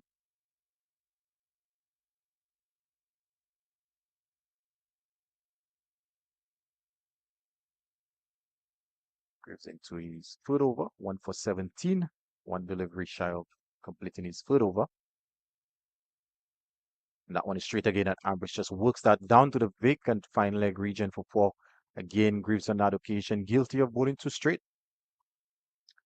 Yes, and Ambris taking advantage. So good over from his point of view, picking up 2 boundaries from deliveries from Greaves that were not on line for short and wide and put away through point, and then completing the over with one that was too straight and played away nicely by Ambris. An important partnership, this 5th wicket for the Windwards Volcanoes, and they would certainly want to go to lunch with no further loss, because they have continued their struggles here in what we have seen from them for the competition so far. And really a case where the top players not really contributing, and with the likes of Athanaze and Hodge not capitalizing on what is essentially good batting conditions, a lot depending on this left-hand, right-hand combination of Ambris and Descarte. And we had a change of bowling from the media center end. It's going to be Joseph, Alzari Joseph, who comes in for his second spell. His first spell, he bowled 6 overs, considered 26 runs, wicketless so far. Was very aggressive in his first spell. Could remember him hitting Stefan Pascal on the helmet. So very aggressive, but bowled pretty well. But went wicketless. He's replacing O'Shane Thomas, which we have spoken about quite a bit this morning, with a marathon 8-over spell, taking 3 for 19. Excellent figures. And a well-deserved rest from O'Shane Thomas. And Joseph Street. Descarte gets off the mark, just rolls his wrist onto that one in the mid-wicket region. So he's now off the mark. The score moves up by 1 to 71 for 4. Partnership so far, 13. The Volcanoes are going to be needing a lot more than that if they are to get out of the hole that they've kind of dug for themselves. Joseph will have to contend with the left, right of Descarte and Ambris, who's now on strike. And they're going to have a short leg. No, that's a short fine leg. Someone at the 45, the catching position. So we may very well see some short deliveries being bowled at Ambris. If we record his international career, his brief one, he did struggle with the short delivery. I think on 2 occasions he actually stood on his stumps. So definitely that could be the ploy to attack him with some short stuff. But that one is full, and that's driven nicely by Ambris. It's not going to get into the boundary, is it? It's going to get close, and it goes over the rope. So 4 good-looking runs by Ambris, maybe the double bluff, but very well played indeed. Yes, driving nicely, and the ball almost accelerating as it got to the boundary, running away from the 2 fielders in pursuit. But nice, pleasant stroke, crisply driven along the ground, and another boundary to the Windward Islands Volcanoes. Ambris now moves on to 14, the 7 deliveries. Like I said earlier, he's a very aggressive player by nature. Doesn't take a backward step whatsoever. That one is a bit shorter from Joseph. Doesn't get up as much as he maybe would have wanted. But Ambris right in behind that one. So far for the season, I think Ambris would be very disappointed with his performances.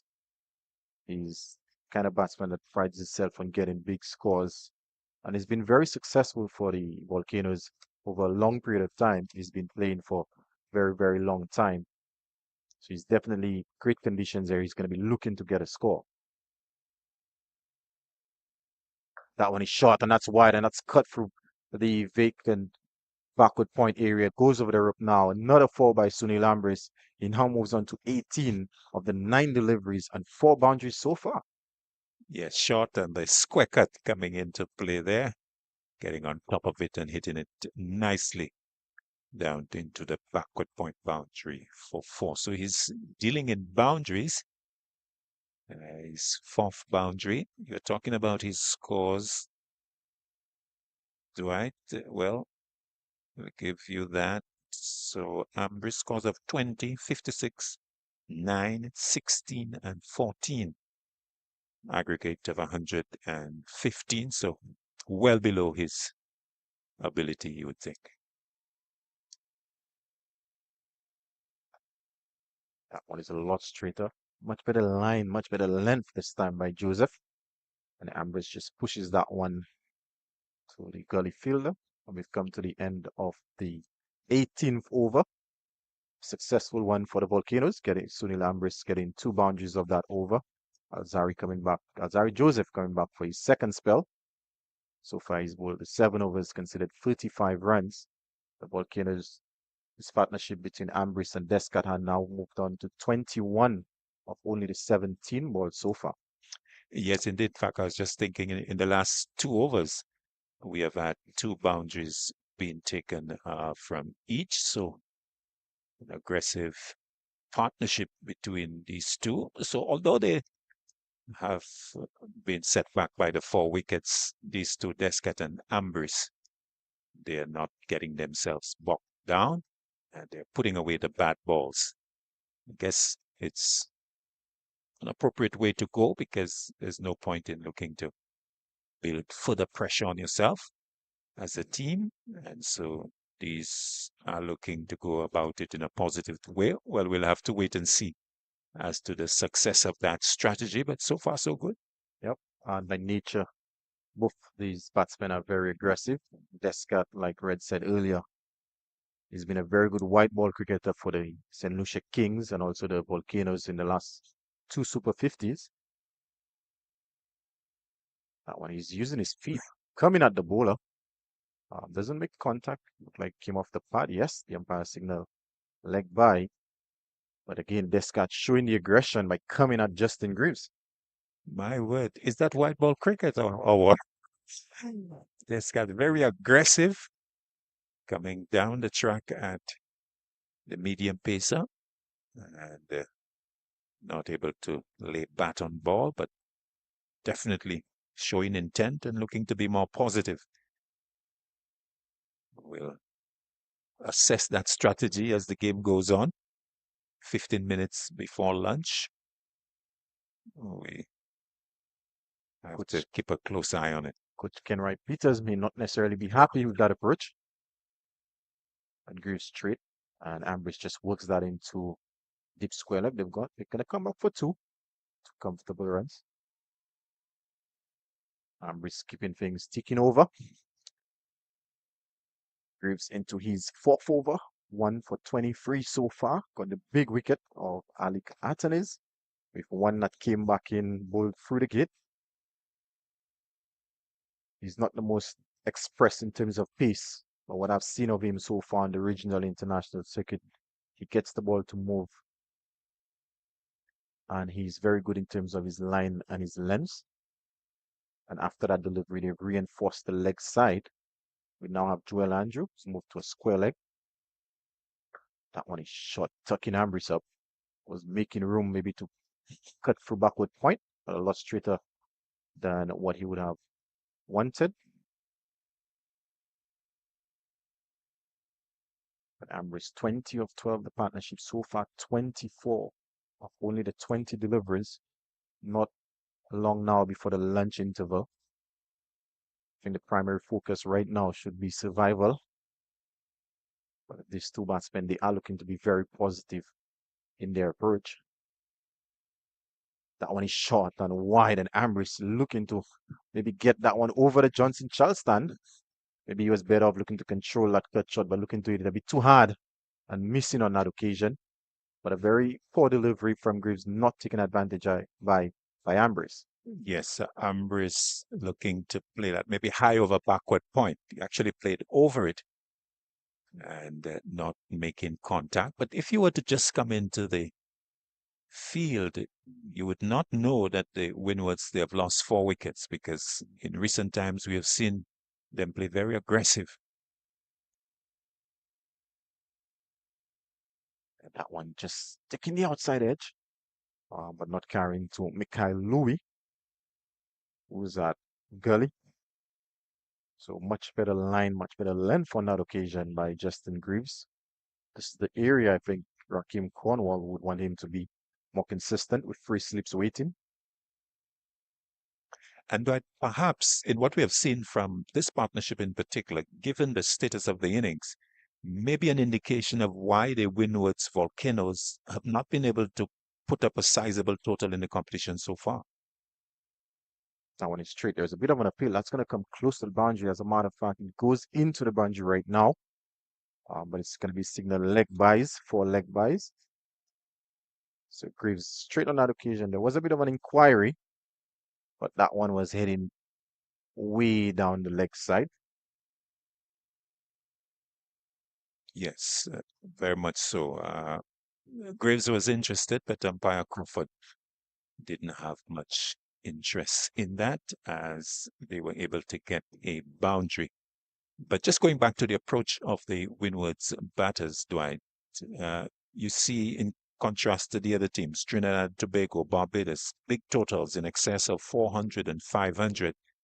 But you just look at the Windwards approach and you think perhaps a case of them not really putting their heads down and building or constructing an innings and soaking up the fact that maybe you have lost 2 quick wickets, that you need to really bat some time and build your position or regain some sort of ascendancy.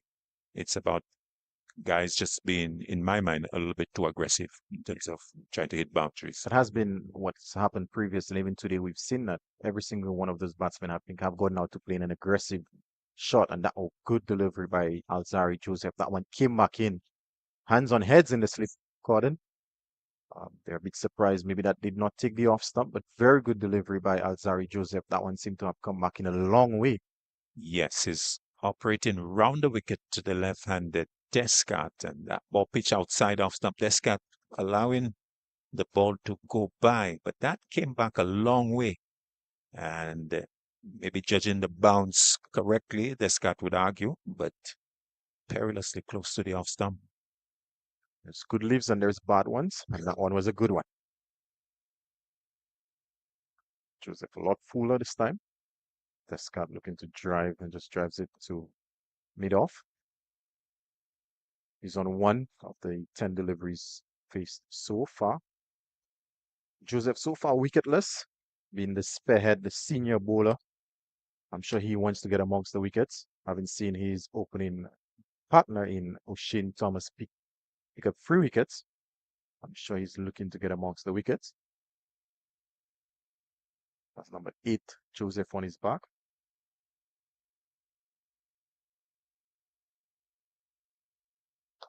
That one straight to Descarte, works it into the onside. They've gone for 1. Only going to be 1. Descarte maybe was interested in a second, but that would have been suicidal. So Ambris sends him back. Now moves on to 2. Yeah, nicely clipped away by Descarte into the onside. A lot more patient and well assured. than what we saw from him in the previous over, looking to use his feet against Greaves. An update from the other games. CCC 80 for 2 versus Barbados. No play in Antigua because of rain. So that's the update. Joseph Reds Pereira doing the regional circuit and updating us. Joseph into Ambris, or straighter on that occasion.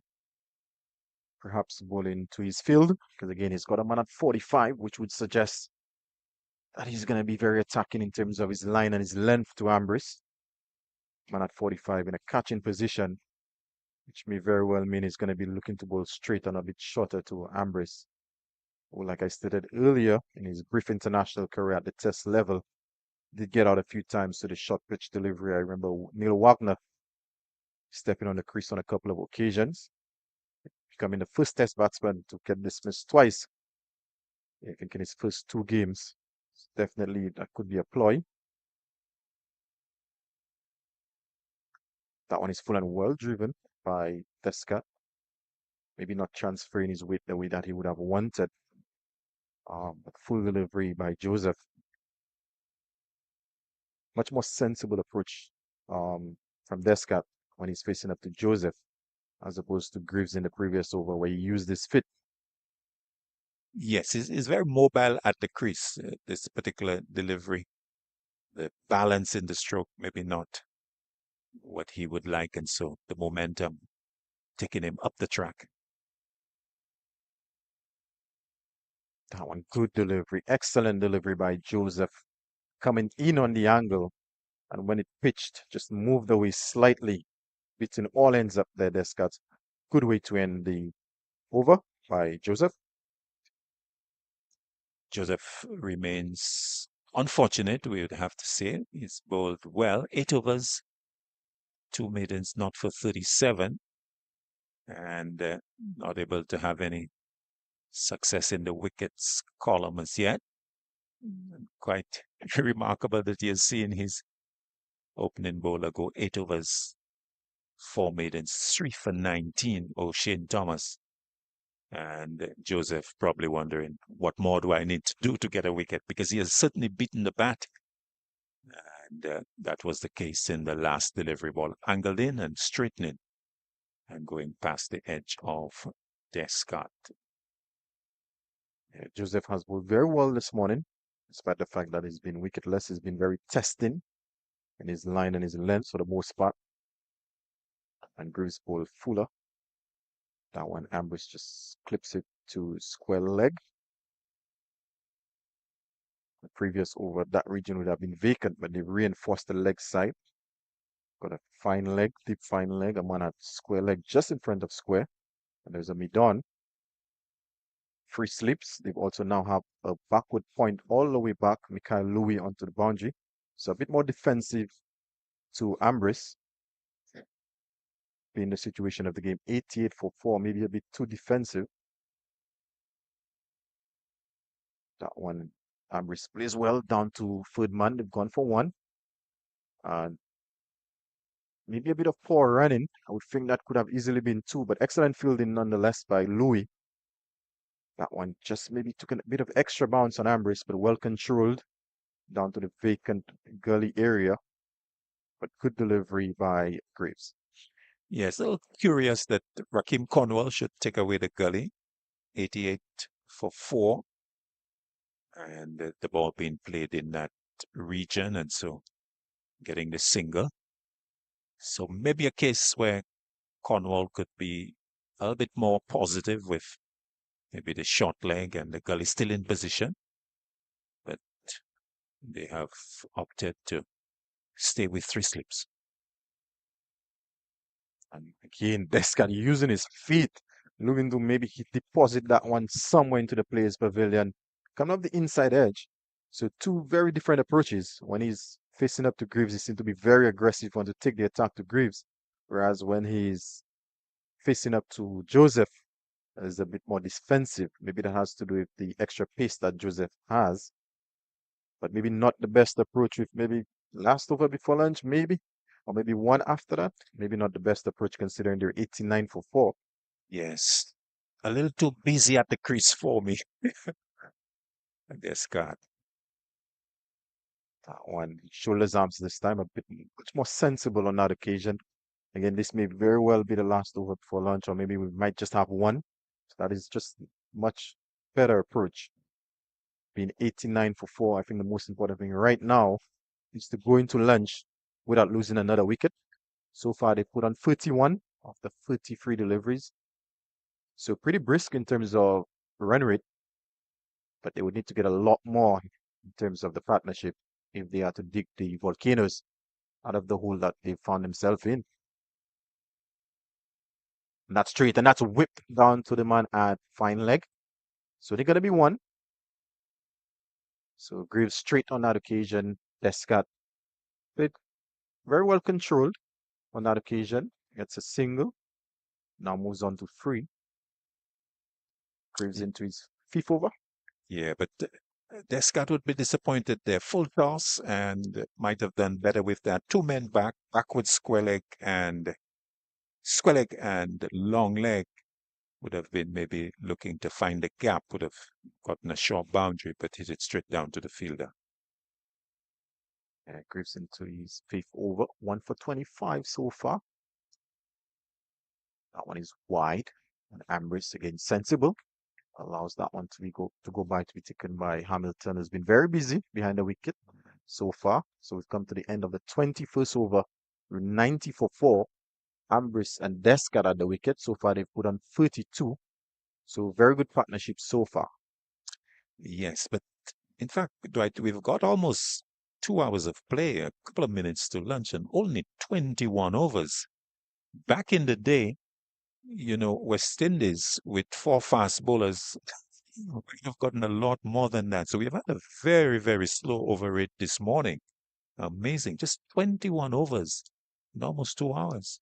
Yeah, that's very, very slow by any standard.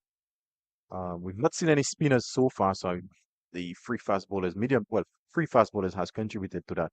But definitely the over rate needs to improve. That's way too slow. Indeed. I think typically operating at 4 minutes per over, and that is snail space in terms of the over rate. So Joseph to Descarte. That one is full. Descarte again looking to drive. This is what some would describe as a half volley, but Descarte maybe not balanced at the crease. Maybe missing out on some scoring opportunities there. Indeed. He, as we said, very mobile in terms of advancing down the wicket and maybe needing to get a bigger stride in as well to really get a good balance into the stroke.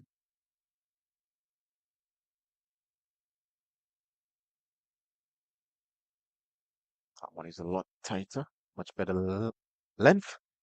Tight on the wicket. Descarte solid in behind. So quite possibly just 4 more deliveries, legal deliveries, to negotiate before we have the lunch interval.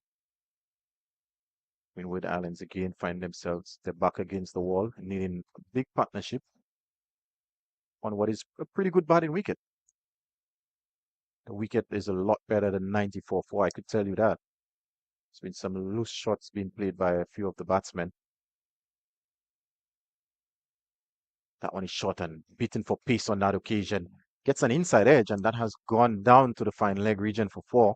So Alzari Joseph beating Descarte on that occasion, but it's 4 runs nonetheless. Indeed, inside edge and away from the keeper for 4. In fact, you were making the point, right, about the good batting conditions. If anything, the challenge to the batsman has been the bounce. And we saw that on this occasion. Descarte looking to play defensively, inside edge, because of the extra bounce. But apart from the bounce, I think it's been good conditions that if one is capable and diligent in the execution, they can survive. Joseph again. I wanted a bit extra bounce as well. So one thing that we've seen quite consistent this morning is the extra bounce in that wicket. I guess you could say the wicket here at the Darren Sammy cricket ground. Traditionally, in terms of wickets in the region, has been one of the more pacey and bouncier wickets that we've had in recent times.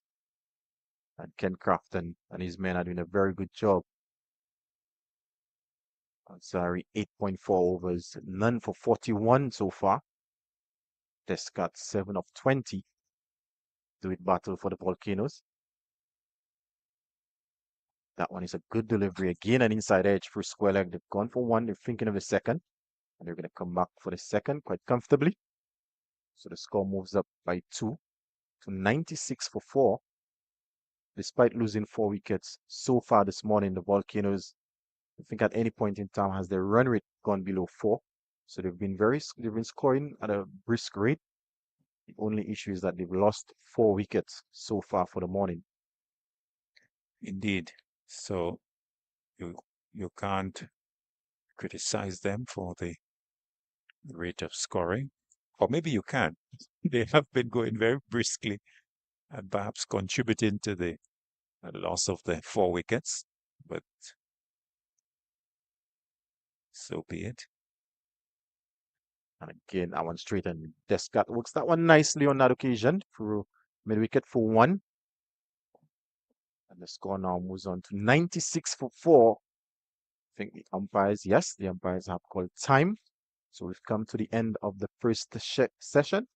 Windward Island Volcanoes 97 for 4 after being asked to bat first by the Hurricanes. And I would say the first session belongs to the Leeward Island Hurricanes. Indeed, particularly from the point of view of the loss of the 4 wickets, the Windwards would argue 97, maybe not a bad effort in terms of production, but certainly the loss of the 4 wickets would indicate that the Leewards Volcanoes, they are the better or the happier of the 2 teams as the players walk out to lunch. The Leewards winning the toss and inviting the Windwards to bat and really operating with the seam of Joseph and Thomas to start with, and then Greaves.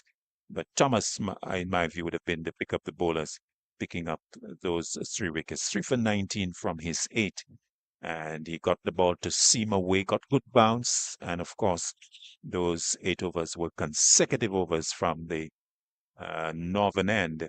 And he created problems for all of the batsmen. Solozano went for 6, and then Pascal for 25. And then the 2 big wickets for the Leewards, those of Hodge for 9, and Athanaze being bowled by Greaves. And in the end, a good effort by the Leewards. I think the Leewards captain Cornwall would be happy with his decision to send them in. And at 97 for 4, I think the Leewards will have a good lunch. Yep. After having won the toss and deciding to bowl, the Hurricanes will be very pleased with the first session. And we've come to the first session. Just a recap of what has happened so far. The Volcanoes 97 for 4, batsmen out. Solozano gone for 6, caught of Alzari Joseph, bowled O'Shane Thomas, Stefan Pascal, LBW to O'Shane Thomas for 25. Kavem Hodge caught Louis, bowled O'Shane Thomas for 9. And Athanaze, the captain, bowled Justin Greaves for 13.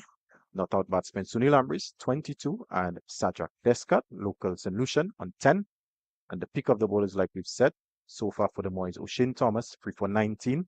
Alzari Joseph, wicketless so far. He's bowled in 9 overs for 44. And Justin Greaves, 1 for 25 of his 5 overs. So it's lunchtime. We're going to take a break, and we're going to be back with you when action resumes.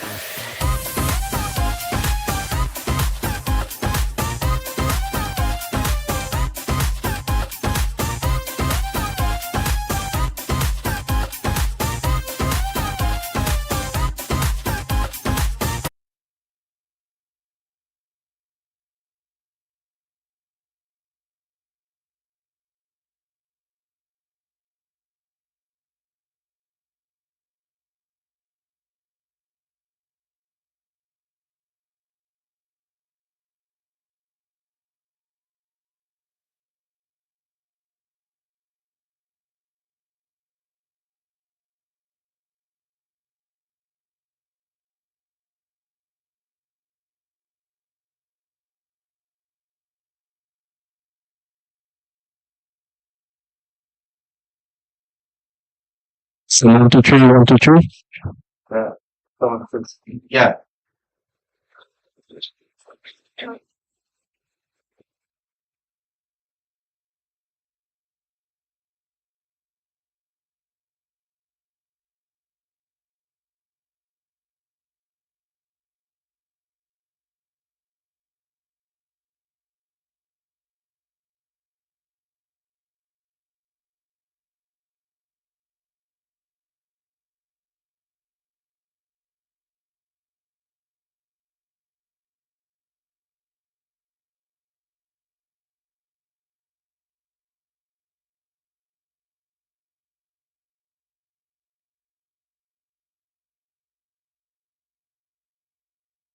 Hello?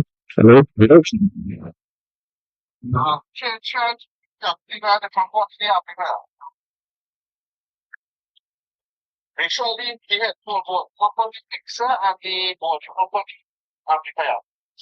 Microphone.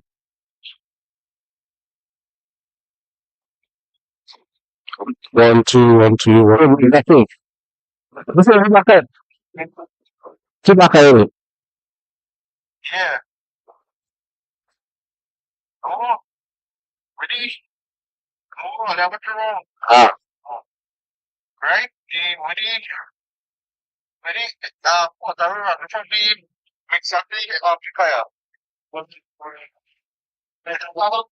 ni headphone? Apa ni mix up? Ini headphone. Headphone Afrika.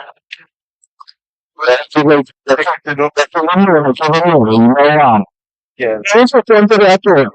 We all just now full time, you know that. True, it's very good.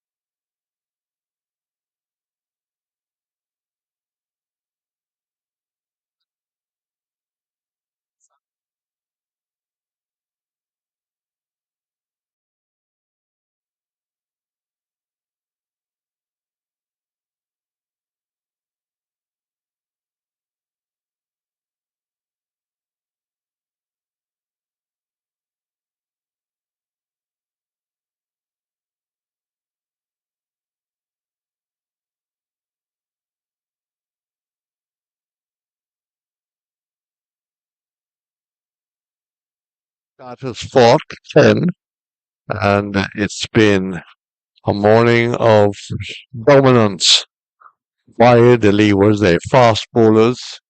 Thomas outstanding. 8 overs, 4 maidens, 3 for 19. Greaves 1 for 25. And it's Greaves to start. It's turned away nicely. Welcome, Sunil. Nice to see you. Good to be here, Reds. Always a spectacle to look at cricket at the Darren Sammy Stadium, and it's a fantastic game underway. Windward Islands against Leeward. So much West Indies talent on display, and as always, a fantastic wicket, fantastic ground, and really good quality cricket. Yes, the rain certainly behaved itself because a week ago, again, Crofton was a little concerned about the amount of moisture, but the sun then came out, and except for maybe for some rain last night, it's really been beautiful weather. It's helped the ground staff to prepare. The performance by the Leewards on this track, I think they're extremely happy with the fact they won the toss and can bowl first. Which is what you would normally do first day on this wicket. It's usually a lot of life on the first day. Toward the end of the day, it starts to flatten out just a little bit, but the Leewards really taking full advantage of winning that toss, Reds. Well, let's update the situation. Salazano caught Joseph, bowled Thomas 6. Stephen Pascal was leg before Thomas at 25. Hodge was caught low. Good catch off the bowling of Thomas for 9 gully. And Athanaze driving at the delivery was not there to be driven. Was bowled over the shop by Greaves. Ambris 22 and Shadrach Descarte 11th stayed until the luncheon period. 99 for 4. 99 for 4. There were, in fact, 97 for, so added 1. Ambris has looked probably the best of the Windwards batsmen. He has really he has the opportunity to put on a big score. I think at this point the pitch a lot more manageable, I think. And if you put your head down, you can score on these Reds. Greaves driving with some idea of trying to beat the mid off, but didn't time it, didn't get the placement, and straight to mid off. So tell me about Descarte in terms of this format. I think the West Indies would know him, remember him well, performing for St. Lucia in the CPL format. But in terms of the longer format, Well, he has had 109 runs. The top score is 47.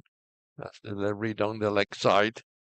And just to answer Sunel, he's had 5 wickets and 2 for 36 is best. But he seems to be a big day horse. He seems to be someone who's got a lot of belief himself. And today, the Windwards really need it because they are in deep trouble. Their overall performance in the competition has been disappointing. Sunel, they're 99 for 4. Greaves onto the front foot. very much a case of putting together an innings from here on in. As you said, the ball's coming on pretty well now. Ambris, he's settled down. Descarte, he can have his moments, but I think what you really need for him to do is really communicate well with his partner at the other end. And I think that's going to be important throughout this innings, them just assuring each other. We haven't seen no spin yet from the Leeward. We're looking forward to seeing Cornwall get some bunks. That's force that. Don't think it's mid-on. So players resumed. We can tell you that the last score out of Jamaica, Guyana, of 54 without loss. Bear in mind that that game started an hour late. And the CCC against Barbados, 98 for 3. And there's an interesting situation there about whether the rules allow it or doesn't allow it. Shama Joseph was in the Barbados squad for the previous game, left out against the CCC. And we are told that he's now in the CCC side. So is that a little surprising, or the rules are flexible? I mean, look, it's the rules are there to guide the game, but I think more importantly, you really want players to play to get exposure. You know, a little bit of latitude with that, you know, can help, but it goes back to the competitive nature of the tournament. You know, back in the day, and Shell Shield, that would have been unthinkable.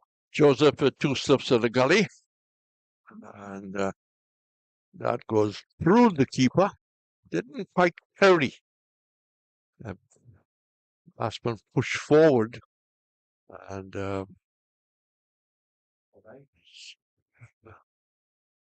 was it Pitch, dry, rather?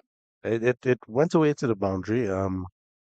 Pitch certainly a little bit naughty on this occasion. That one just outside the off stump, keeping low, gave keeper Hamilton a tough time, and in trying to get to that delivery, he may have done himself a little bit of harm. Well, it does push on the 100. 103 for 4. The scoreboard does look a lot better when it gets 100 plus. But they have a long way to go to get themselves back into this game. So Ambris 23, Descarte 11, with Benjamin, John, December, Cyrus, and Tyson to come. I had a call of someone saying, can you tell me, Reds, why young Eugene is not in the side? I said I would not have a clue. He was suggesting that Eugene should have been in. Well, that is a job for the selectors. But Hamilton seemed to have done a little bit of damage. It was a difficult one for him because it flew and didn't carry at all. It was, and as you know, Reds, they're no greater selectors in the West Indies public, of course. They ask anyone, and they can tell you exactly who needs to be on a team and who doesn't need to be on a team. Unfortunately, the folks who are charged with making those decisions, they have to get it right, or else then all fingers are pointed at them in the end. But you know, I've always found that between lunch and just after tea, batting gets a little bit easier on this wicket. It's usually pretty difficult early morning. I think it gets much easier, and these Leeward Island feelers, you talked just now about the introduction of spin. I won't be too surprised if that comes during this period, right? Well, we can tell you from the Champions Trophy, Miller is trying to keep the South Africans' hope alive. He's 100 of 67 balls. They have moved to 319 for 9, with Miller doing just about all the scoring, but they've got a long way to go because they're going to need 360. Well, it's all over from what I've seen. New Zealand, they won by 50 runs, the latest update. Well, you suggesting my own phone is a little behind. So you're probably hinting there that you probably will present me with a new one. You suggested that, Reds. I didn't. But I will absolutely present you with a new one. I think I saw Claudius Emmanuel unwrapping a new phone a little bit early on. So, according to Sunil, South Africa has said goodbye, and it's India versus New Zealand. India beating Australia quite easily. The Australian attack looked very, very inexperienced. And that's well up and played away square. It gets 2 towards a deep cover. Strike is rotated. I like the looks of Ambris. He's always been a fighter. And he puts a pretty good price on his wicket. Joseph making his way back. The total goes to 100, and 5 for 4 extras is 16. The partnership now between these two, 47. Very useful one at this time, Sunil. Very useful. It's just a matter of concentration, picking up the runs where available, right? Bright Sunshine continues. And this now is deliberately played outside the off stump and running it down towards the third man. It goes over. No, just pull back inside. Good bit of work there. Brilliant bit of work. I thought for a moment it had just leaked over. And 3 runs to the total. The right-hander now moving to 28. Was outside the off stop, and I thought that he played it nice. He just opened the face to the bat. Yeah, Shadrach Descarte actually. Looking like I think you're reaching for that delivery as opposed to letting it come on. But well played. He found the gap. And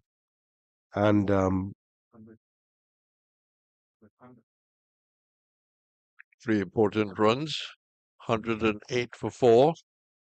The left-handed Descarte now coming back into strike. There's still only 2 slips in the gully. With a short mid-wicket, mid-off, mid-on. Forcing it away wide of the mid-on. This may not go a long way, but they will come back for the 3rd run. So a flurry of runs after lunch. absolutely. And what does that say about the quality of this outfield that has been presented for this game, Reds? Yes, it's always been, to me, a very important thing that this is a turtle background. On a flat ground, it will go nowhere. But on a turtle background, once you've played it with some degree of timing and power, it will in fact run away. Alzari Joseph already conceded over 50 runs. What, how do you feel about the form that he's brought into this match? Well, I think he didn't end the recent series maybe in the best way you wanted. My own opinion is that I thought that the matter could have been handled differently, so that he could have been maybe provided a little bit of help. And I wouldn't want to say too much more about Zari Joseph. He is probably likely to be starting against Australia. If you pick a side now, you'll probably have him in his 13. I have to say, really impressed with O'Shane Thomas and the work that he's put in this morning. Oh, definitely. I was happy to answer that question. Thomas, 8 overs, 4 middles, 3 for 19. And he definitely stopped any suggestion that he's not fit enough. He probably can even get a little fitter. So Greaves continues, and that's forced away. No spin, which is not normal for the Leewards, because by now you expect that Cornwall would have been wheeling over. Yeah, I think with the wickets that they've picked up and seen a little bit of variable bounce in the wicket, they're probably going to persist with the seamers just for a bit, Reds. But like I said, I think certainly between lunch and just after tea, batting does get a little bit easier. As you've said, the runs can come. They just need to be focused. There are 2s and 3s out there to be had. That's forward, sliding off the face of the bat. It fusses down to Louis at the backward point. Good partnership. 55. They need to add another 100 to that from their point of view. It's really good to see the communication out in the middle. I think that's very important, just to continue to assure each other, to continue to remind each other of what the mission is at this point and what needs to get done. Yes, I've always thought that Ambris has got a very good head on his shoulders. That's a loose shot by Ambris, by Descarte. The left-hander flirting at it outside the line of the off stump. Descarte not renowned for his patience.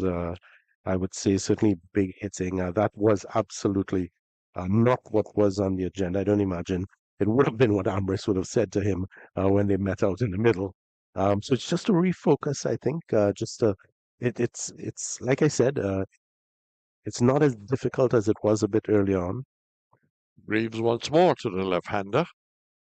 And he's losing body shape. He's getting across to play a shot that he doesn't have to even bother about, because that would mean wider the off stump, almost getting himself into trouble. Yeah, we're really smart thinking by Greaves. I think previous delivery, he saw what Descarte did, just brought this one back in a little bit more, and he almost got his man to play at it. We'll give the benefit of the doubt to Descarte and said he pulled away from that one. There's first slip, second slip, a gap, and then the gully, straight, and that's driven beautifully and goes right through the mid-off. A little slow in getting down, no doubt, the big man Thomas. Yeah, his fielding coach wouldn't be very happy. He was caught on his heels a bit. You could say he was blindsided maybe by the non-striker, but still not good enough. It was a lovely shot. Let's not take away because the feeling wasn't great, but the shot was a beautiful shot, firmly hit. I would think that was the most confident shot he has played in his innings, as he goes to 18. Ambris 30. 117 for 4. This is down the leg side. So a little bit of a fight back after lunch. There were 97 for 4 after 22 overs. The over rate wasn't quite what the match referee would like. No, it wasn't. And again, you have these seam bowlers with their lock ups in there. You need to hustle them a bit. But the real opportunity for Ambris or Descarte or both to be heroes here at this point. I think they will want to carry on certainly toward the C period, and maybe if they do, they can add another 60, 70 odd reds, and then at that point, if they don't lose another wicket, suddenly they're absolutely back in this game. Greaves, 7 overs, 1 for 31. Azari Joseph, none for 54. He's in the 11th over and would like to have something in the last column. He's got 2 slips to the gully to Ambris, the right-hander. Doesn't have to play. Lots of cricket throughout the world. And at lunch is CCC won 98 for 3. We can update that in a while. No play in Antigua as far as we know. We can give you an update. Well, I don't want someone else to tell me that my phone is not working. But he's hinted that he will be presenting me with one by the end of the month. Joseph. Driven hard into the ground. So Ambris, as we said, really has to take the lead here, really has to shepherd the inning throughout. And I think Descarte, once he gets in reds, he will certainly start to score much more freely. So the game is extremely well poised. The Leeward Islands making early inroads and a good fight back here by these Windward batsmen. Joseph. That was going down leg side, looking maybe to get bat onto it. And didn't get any bat. Umpire Butler signaling a leg by. Interesting story about umpire Butler when he was very much into his career. Won the international at Athanaze Vale, and the selectors on arriving called Mr. John and asked whether, in fact, Butler was wrong. And they had obviously intentions of considering him. He had departed for London the week before. Of course, he did, in fact, come back to finally playing West Indies colours. Joseph going around the wicket to the left-hander. Good, solid defensive shot. Good delivery into the wicket. You think with what we saw in the previous over with Descarte, just uncertain outside the off stump, maybe Joseph would have considered coming over the wicket. He has 3 slips in place, a gully, to that point, and trying to get Descarte to play that shot. What do you think? Yes, I agree with that thinking. So some bowlers can adjust from over and around. Not all could. That again sharply into the middle and leg stump. And a good solid defensive shot. I think the likes of Descarte maybe having just a little bit of difficulty from adjusting to the shorter format to the longer format. Well, that's a trick, isn't it? I mean, in terms of having a strong mindset, and I think we've all talked about the ability of players to adapt. But looking solid. He certainly looked solid in defense with those last 2 deliveries. Joseph once more, and playing at that, making no contact, goes through to Hamilton. So that completes yet another over from Joseph, who's striving for some success, not for 55 after 11. I can tell you the latest out of Jamaica, and the Guyana Harpy Eagles are 71 for 1. 71 for 1. Chandra Paul is knotted on 22. Well, they haven't quite updated that yet, but that's the latest score. They are 72 for 1 against Jamaica. Here, 118 for 4, 118 for 4, with a partnership of 60, as Ambris and Descarte tries to put together a partnership that could take them deep into the tea time area. And I think that's certainly what the goal is. They're persisting with Justin Greaves, of course, from the pavilion end. And not seem to have a lot of devil in that delivery. Yeah. Ambris, very experienced. He's had his chances for the West Indies. I always felt that injury in New Zealand, where he broke the forearm, that why he was not advised against Wagner to bat with a forearm guard, that was amazing. I mean, someone from the coaching staff should have said, Ambi, put your forearm guard on. Slow delivery. That's pushed out. And that injury would have set his career back.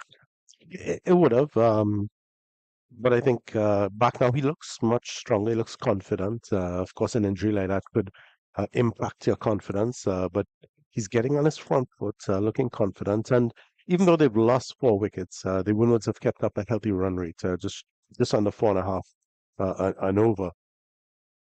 4 for 118. Again, kept honest. The length was not there for the drive. The length was not there for the drive for Athanaze, who was bowled by Greaves. A disappointing 13 after only getting 23 in his first game.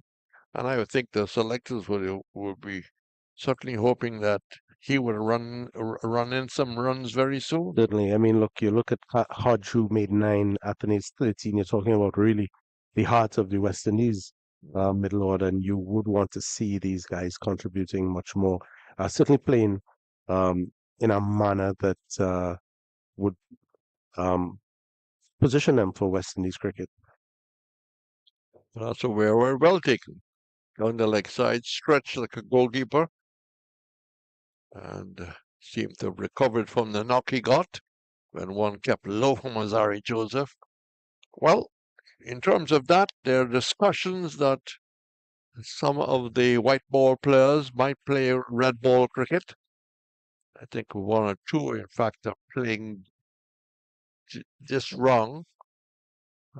Certainly, I think Holder, Mears, and Chase are playing today for Barbados. I haven't seen the lineup. That's wide outside the off stump. Well, that we have to wait and see what will finally emerge against Australia. Well, we'll see. I mean, look, ideally, players should have the ability to play any form of cricket. And I think in some of the more successful territories, more successful nations right now, that happens. I mean, a lot of their players are players who can adapt to just about any form of cricket. Some may argue we're doing things from the back front, but you know what? I support I support the initiative.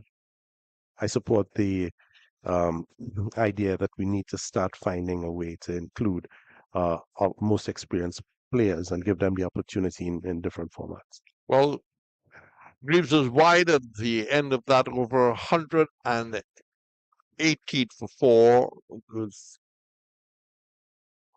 30.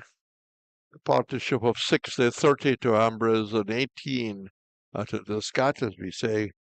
Goodbye to Sunil, who's got other responsibilities. And the situation is that I'm joined by Dwight Thomas. And I will be handing over as Dwight Thomas comes in to someone who you will recognize his voice very easily. Yes, good afternoon to our viewers and listeners. As Joseph continues the delivery, the Volcanoes have had a very good start since the post-lunch session. Both Ambris and Descarte, they've looked rather comfortable and scoring quite freely. They've now put on 60 together for the 5th wicket. Ambris 30 of the 34 deliveries, again being very aggressive in his intent. As always, as we welcome Claudius back to the commentary seat. Yes, thank you, Dwight. So, Joseph, 12 over. And this partnership, good one for the Volcanoes, 60 around the wicket. Joseph to Descarte. Outer portion of the bat and will go through the slips for 4. Not in control, but luckily for him going down. Much frustration for Joseph as he concedes another boundary. Descarte going into the 20s, 122 for 4. Yeah, a bit of a fortuitous boundary for Descarte. Joseph on that occasion beating him, but the outside edge went straight through the gap, the vacant third man area for 4. Joseph, who's bowled well this morning, without luck. Another example of that here, completely beating Descarte, only to concede a boundary. Joseph continues to plug away. At times it just doesn't go your way. To Descarte. Good delivery, bang on target. And the left-hander can just defend. So Descarte has contained himself, I would think, in the manner that he's gone about this innings. At the start of the innings, a little impetuous, you would say. But I think he has grown into his responsibility, and the left-hand, right-hand combination of Descarte and Ambris, they have done well. Good repair job by these two. Joseph to Descarte. Descarte again, very studious in his defense of that.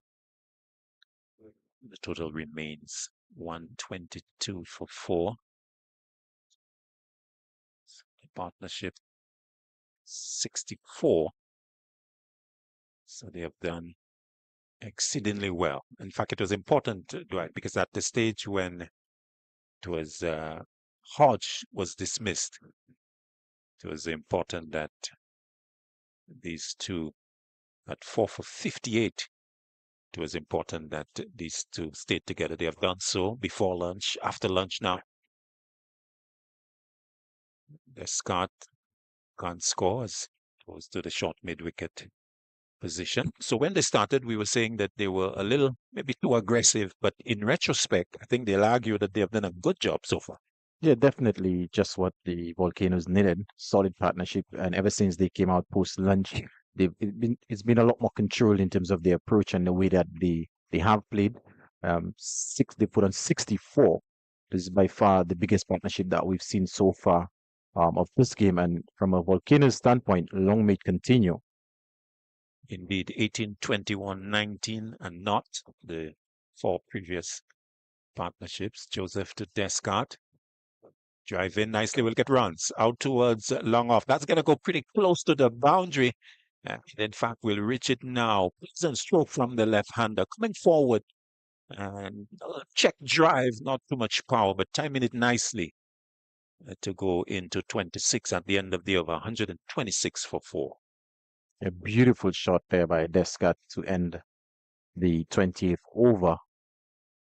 Arguably his best shot so far of the inning. That's as good as you're going to get straight drive off past the fast bowler. So definitely Sajak Descarte growing confidence by the ball. He now moves on to 26.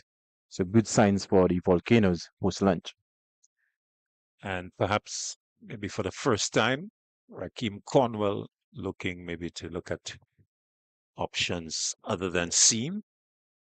He was very confident in saying that they've got a 4-prong pace attack when he won the toss and decided to bowl. I think he would still think that he made the right decision.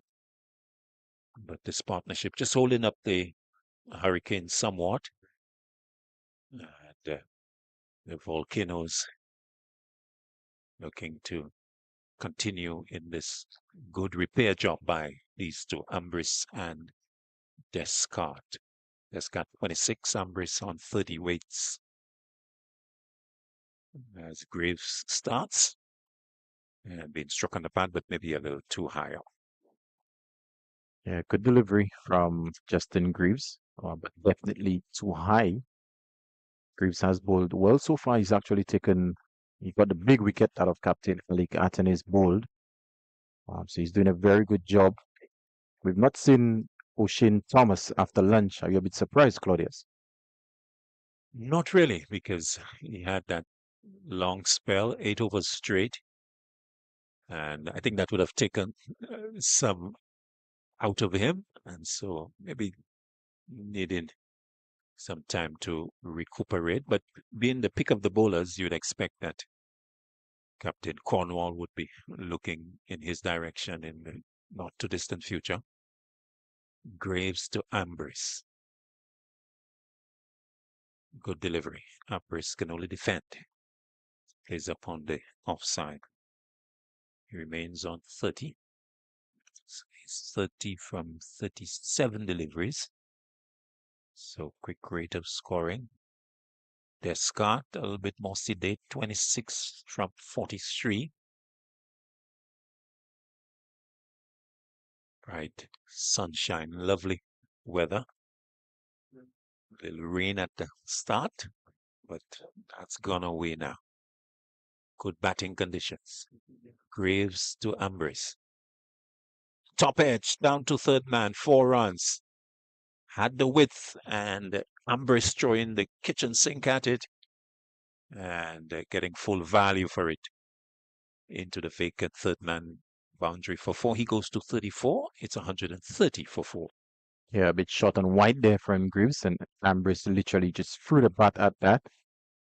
Thick upper edge over the slip cordon, but safe in the end. There's no third man. The fielder out on the left side is at deep backward point. So he moves up by 4 to 34, 16 away from a half century. Cornwall is maybe thinking of his bowling options, whether it's Thomas or whether he's going to bring himself on for some off spin. Greaves to Ambris down the leg side. Greaves amazingly asked the question, but that was so far from the bat. I don't think umpire Crawford had much interest in that. So 130 for 4. So Azari Joseph, 12 overs. O'Shane Thomas, 8. This is Greaves, 9th over. Cornwall can bring himself on. There's no hidden watch in this game. Greaves to Ambris. Short, very short. So short that it's called wide. That was bang in, maybe about mid-pitch. And that went way over the head of Ambris, who's not a tall man, so you could imagine how easy that was for the umpire to call that wide. Very bouncy surface here at the Darren Sammy cricket ground, but Greaves well too short here. Way too short, maybe a bit of frustration as this partnership continues to build, showing some aggression, but way too short, well over Ambris. Greaves to Ambris. Ambris pulls into the ground, out towards the forward square. They field off of their boundary, coming into field. So 1 to Ambris. A man from St. Vincent and the Grenadines goes to 35. 132 for 4. The right-handed Descarte hails from the Monrepo area in St. Lucia. Is going to be in strike. A best of 47 so far in the first round game. Grace to Descarte, play on a miss outside the off stump as the over comes to an end. So frustration continuing for Leewards and Greaves in particular on this occasion, as there was a play and miss by Descarte to complete the over number 29. Volcanoes 132 for 4. Yeah, good end by Greaves to that final delivery, completely deceiving Descarte. Unlucky not to have gotten the edge on that occasion. But other than maybe this delivery, the Volcanoes batsmen, they've looked rather comfortable after lunch. And Kim Cornwall, captain, has decided he's going to go back to the most successful bowler of the day so far, O'Shane Thomas, who has 3 for 19. So he's brought in his strike bowler, hoping to break this partnership, which has now moved on to 74. Only the 84 deliveries. So not only are they putting on a very good partnership, but they are doing so in quick time as well. Indeed. So Thomas comes back and he's got support with 3 slips and the gully. So Ambris will have to contend with the Jamaican. So Rakeem Cornwall opting to continue with seam. Interesting, Cornwall is at the number 2 position in terms of wickets for the competition so far. He's got 17. Thomas bowls a full delivery, struck on the pad and given. My word, it was a delivery that Ambris seemed to have missed, perhaps missed it in flight. And it was a full delivery. He was looking to play on the onside and struck on the pad and adjudged in front by umpire Butler. Would that hit the knee roll full? And that looks like it was crashing into middle, Dwight. Yep, definitely. That's as out as you can be in terms of leg before. But full toss. Ambris would feel like he missed out there. I'm sure Thomas has taken wickets with much better deliveries than what he just delivered. Again, Ambris looks very disappointed to have gotten out to a full toss, and Thomas doing the trick. This is exactly what the captain would have wanted, a wicket, and he delivered. Yes, right on the ball. His very first delivery of a new spell, and a wicket for O'Shane Thomas. So he's picked up his 4th. And well, Azari Joseph must be wondering, what did I do? I bowled so well and I haven't taken a wicket. And Thomas, who was at 3, comes back. Very first delivery, not a particularly good delivery. The biggest thing about it was that it was on target. And well, underlining the importance of bowling straight. So the end of Ambris as Benjamin, the diminutive figure of the Dominican wicketkeeper, comes out for the Volcanoes team. Benjamin, who had a half century, I believe, in his last inning, did record his first half century at that level in the last game. The Volcanoes would need him to at least replicate that here today. You're now 142 for 5, so in all sorts of trouble. Yeah, unfortunately, he actually got to 49. 49. Didn't quite cross the line. But this is his highest score at that level. So he's coming into this inning with some form behind him. And he's hopefully looking to go one further this time around. Thomas will bowl to the left-hander. 4 slips and a gully. Await the new batsman. Thomas to Benjamin. Short delivery and a very difficult one for him. In the end, he played it well in that he didn't play it airborne, but it was a good delivery right at him and hitting the glove, maybe the handle of the bat, but luckily falling to ground and away from the fielders.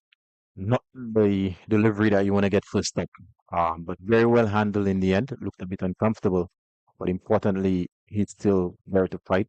It won't take much to get it up near his head, so he has to be prepared to get quite a few of those. Thomas to Benjamin. Another short delivery. Benjamin flinching a little bit and being examined here.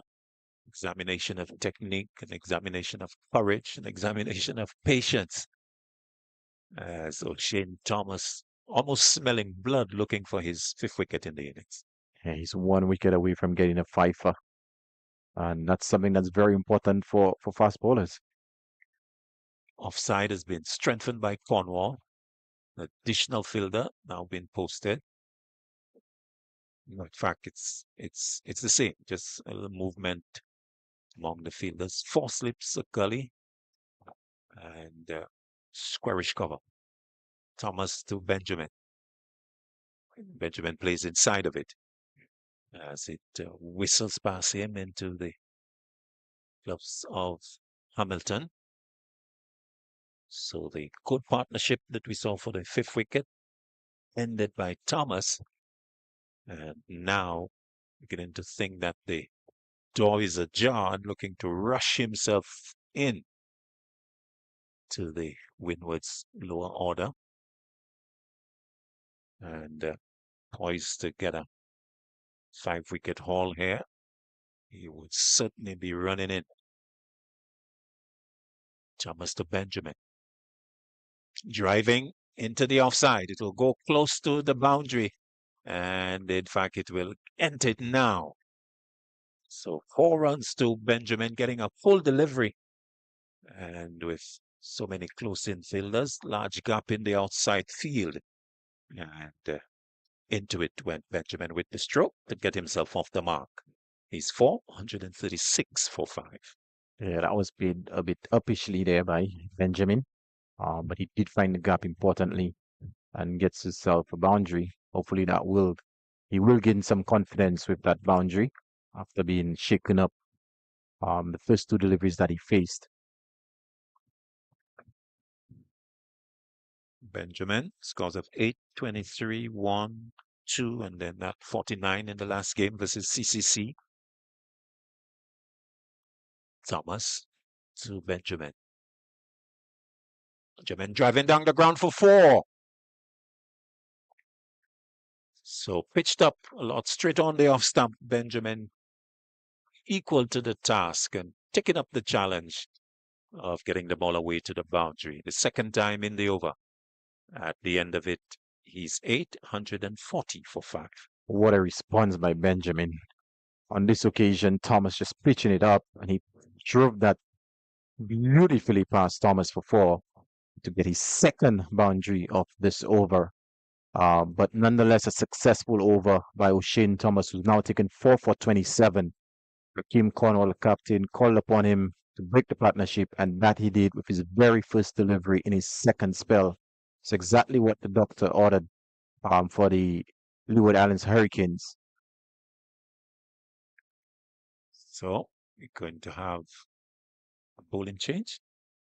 Azari Joseph being switched to the southern end now. He's had in all 12 overs, 3 maidens, yet to pick up a wicket, conceding 62 runs. But it's clear that Rakim Cornwall is investing in seam here at the Darren Sammy Cricket Ground. Yes, this wicket has been known to be assisting the seamers. And the fact that both the spinners were left out in Daniel Durham and Hayden Walsh pretty much says that. Descarte just punching up to mid-off as Joseph starts another over. And so he remains on 26. So to come, Ryan John, Kenneth Debba, Darrell Cyrus, and Gillan Tyson. So these two would want to continue to do the recovery effort for the Windwards Volcanoes. 2 slips and a gully waiting. Joseph to Descarte. Wide of off stump. And let go by the left-hander. So Joseph would be experiencing some sort of frustration in terms of the effort that he has put in. This is now his 3rd spell, and no success has come. What has he been doing wrong, Dwight? If we have to criticize, I think my one criticism is not bowled enough deliveries that would actually hit the stump. For the more often than not, he's been on the shorter side.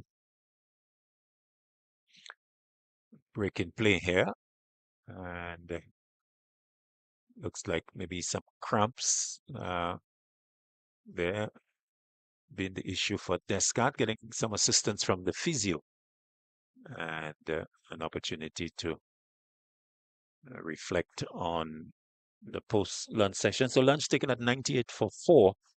And since lunch, we have seen some almost 50 minutes of play, and the Windwards Volcanoes, they have moved to 140 for 5. Still, would you say advantage Leewards? Yes, looking at the conditions out there, I would say advantage Leeward's 140 for 5. And not only that, with the batsmen left in the dugout, these batsmen have not been able to produce much this season for the Windward Islands. So the Hurricanes would think they're maybe 1 wicket away from the lower order and maybe bowling out the Volcanoes for less than 200. That could easily be what they're thinking. Yes, and sending the opposition in, I think the Leeward Volcanoes would certainly be looking to have them dismissed before the close of play. But of course, the Windwards Volcanoes batsmen, they would have other ideas to bring you up to date. Jeremiah Solanzo was caught. Joseph Bolt Thomas 6, Pascal LBW Thomas 25, Hodge was caught. Louis Bolt Thomas 9, Athanaze Bolt Greaves 13. As we told you earlier, lunch was taken at 98 for 4. And since lunch, we have had Ambris going LBW of the bowling of Thomas for 35. In fact, I think the umpires will take advantage of the break and just call for the drinks break, which is normally taken after 1 hour. But with the attention being given to Descarte, the umpires have called for the official drinks break as the ground staff will remark the creases. Let's look at the bowling. Azari Joseph, 12.2 overs, 3 maidens, not for 62. Thomas, 9 overs, 4 maidens, 4 for 27. And Justin Greaves, 9 overs, 1 maiden, 1 for 37. We were talking about Azari Joseph. Just in the body language, you sense a bit of frustration creeping in. Yeah, it looks that way. He's the spearhead of the attack, the international bowler, the international star. I think he would feel like he needs a wicket, especially seeing O'Shane Thomas 4 for 27. Not that Alzari Joseph has bowled badly. I think he's been a bit unlucky on occasions. He's bitten the bat on quite a few occasions. He's actually taken the edge on 1 or 2 occasions, but it's went through the vacant third man area. Again, my one criticism, I'd maybe like to see him bowl a lot more deliveries that actually hit the stump. And that's where I think O'Shane has been slightly different because so far O'Shane Thomas has gotten, I think, 2 LBWs, which suggests that he's bowling a line and a length where it would actually hit the stump. Yeah, and this tends to be from a fan's point of view, what's frustrating about Azari Joseph. He's got the pace, he's got the looks of a top-class fast bowler, but you just don't seem to see the consistency in the results. A case maybe of him not bowling consistently in the good areas. Yes, yes. And I think it has a lot to do with maybe the fact that he's playing so much white ball cricket. So the level lengths that he's bowling is what you'd associate in the white ball format of the game, not necessarily the red ball. Because I think with the red ball, you maybe have to be a bit fuller. Whereas in the white ball, you can afford to be a lot shorter, what we call hand length. And this is what he seems to be bowling more often than not, hand length. Well, yeah. So an opportunity there for him to reflect and to look to come better as a key member of the West Indies setup, looking, as Reds was talking earlier, about the upcoming tour against the Aussies, would no doubt want to feature in that series. We are going to have the resumption now. He's still with that 13th over of his. 2 deliveries have been bowled, so he's going to continue.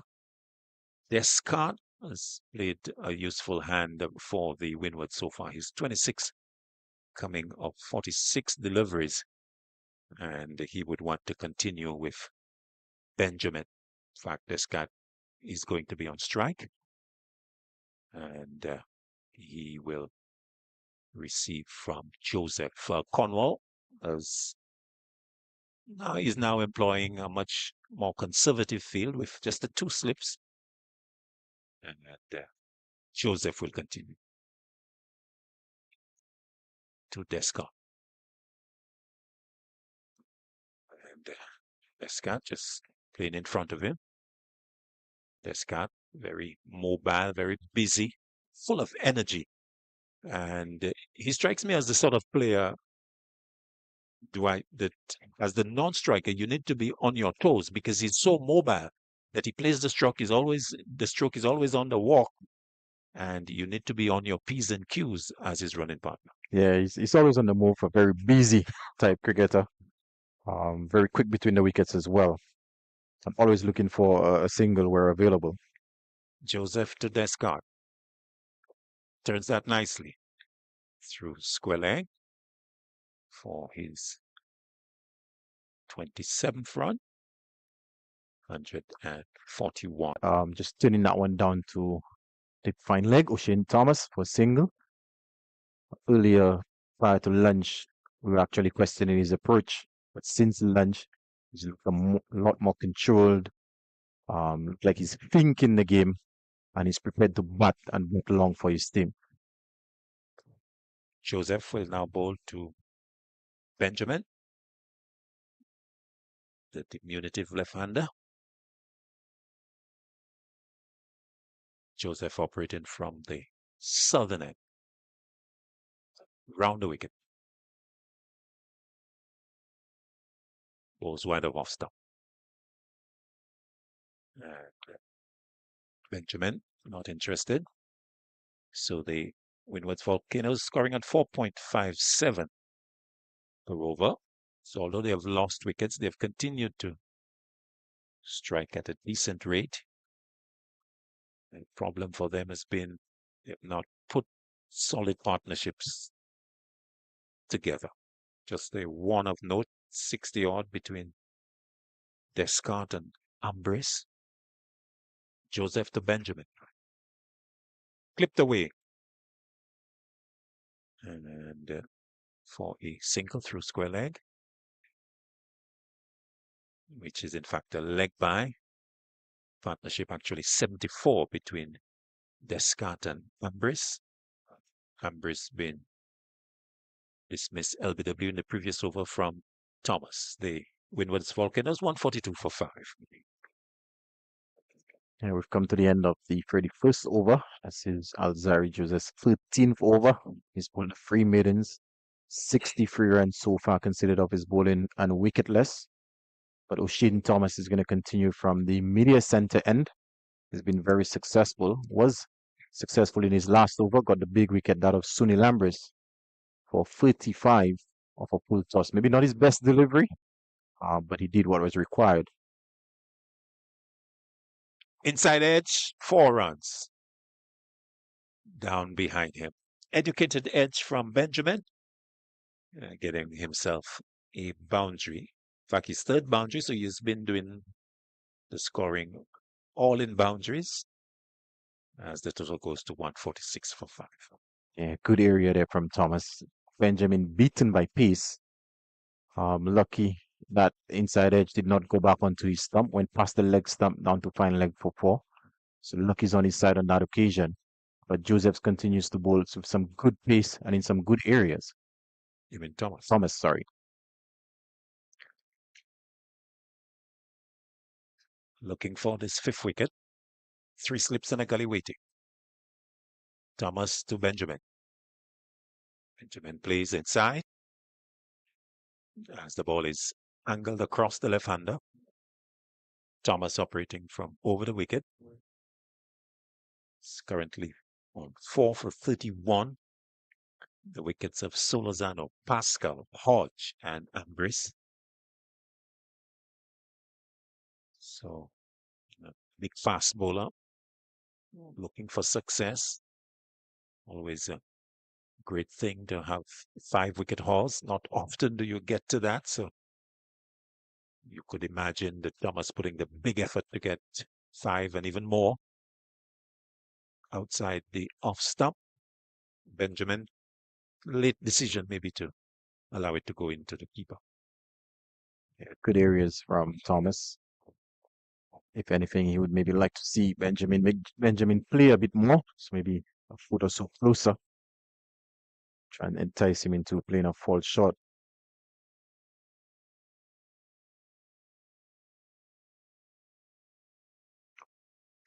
Thomas changes the approach now and will come round the wicket. Looking to present a different angle. Gets the left-hander. Maybe looking to angle in and maybe straighten. Thomas to Benjamin. Benjamin has to play. And there's so back along the track. And there's no run. Thomas continues to impress in his 10th over. Very good first spell, and he's continued that into his 2nd spell. This is the 2nd over of his 2nd spell. And he continues to be very impressive.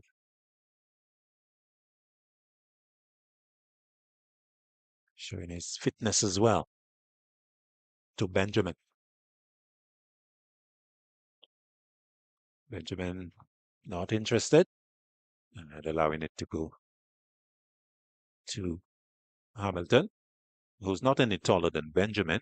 So something about this game and the keepers, they are both vertically challenged in a sense, but of course doing good work, both in front and behind the stumps for the teams. Benjamin, the man in the middle, front of the stumps, waiting on Thomas.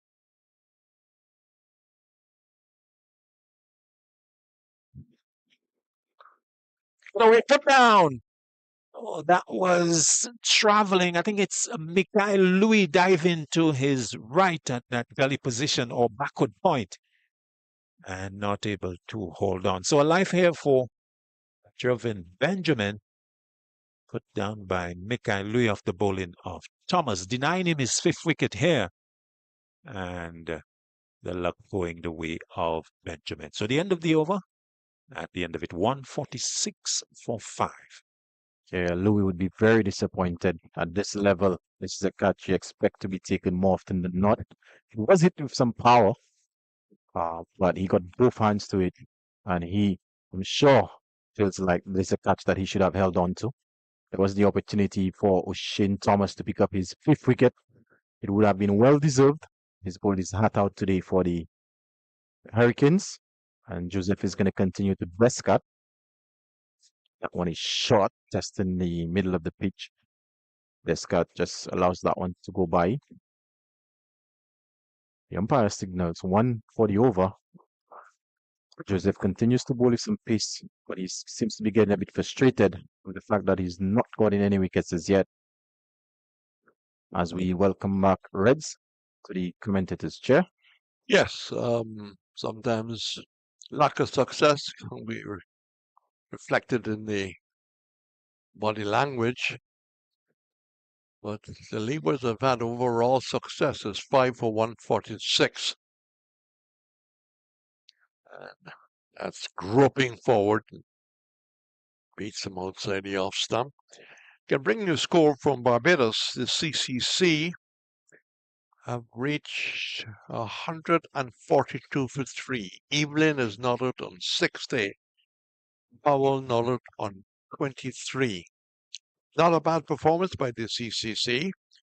Diana at Savannah Park, the last we heard was 72 for 1. Chanjapol, the batsman, out for 32. Naidu and Anderson batting. That makes him honest going forward, settles in. But I think this has been a pretty good effort by Descarte. Yeah, he's batted really well. Again, there was a question marks about his approach prior to the lunch, but ever since lunch, he's looked very solid, very sensible in his approach, thinking the game, knowing the importance of him being out there as one of the leading batsmen remaining. Yes, he showed a lot of fight, a lot of character. Joseph going around the wicket. Outstanding performance, of course. Thomas, 4 for 31. As the square leg drops further back towards the Johnson Charles stand. Joseph from the Kaimanje. Bit of an inside edge there in a part of the bat. Let's say they offer a second run. No, unnecessary. Well, maybe he figured he had a chance of forcing a run out, but in the end, didn't hit the woodwork, and they came back for a second. And I'm thinking that Descarte is happy to move to 29.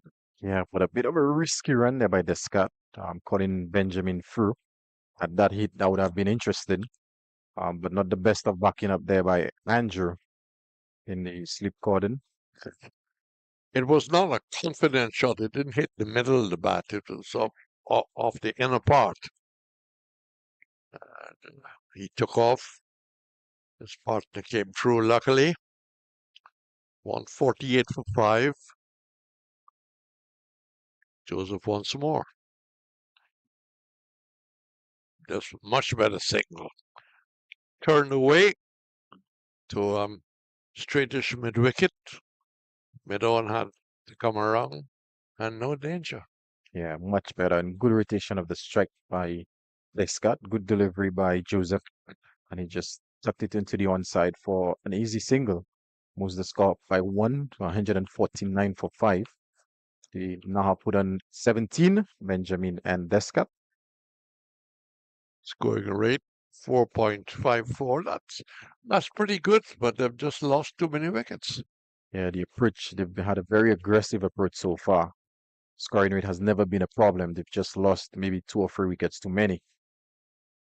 So they're about 97 for 4 at lunch. That forces a little defensive shot by the little man.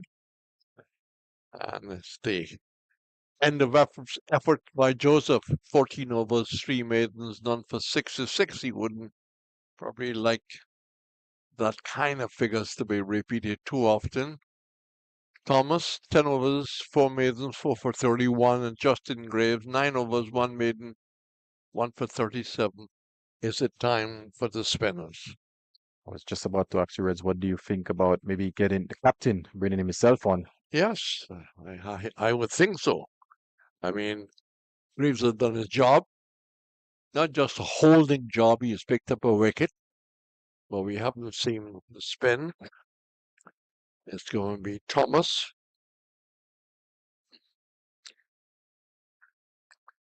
And the left-handed Descarte starts to settle.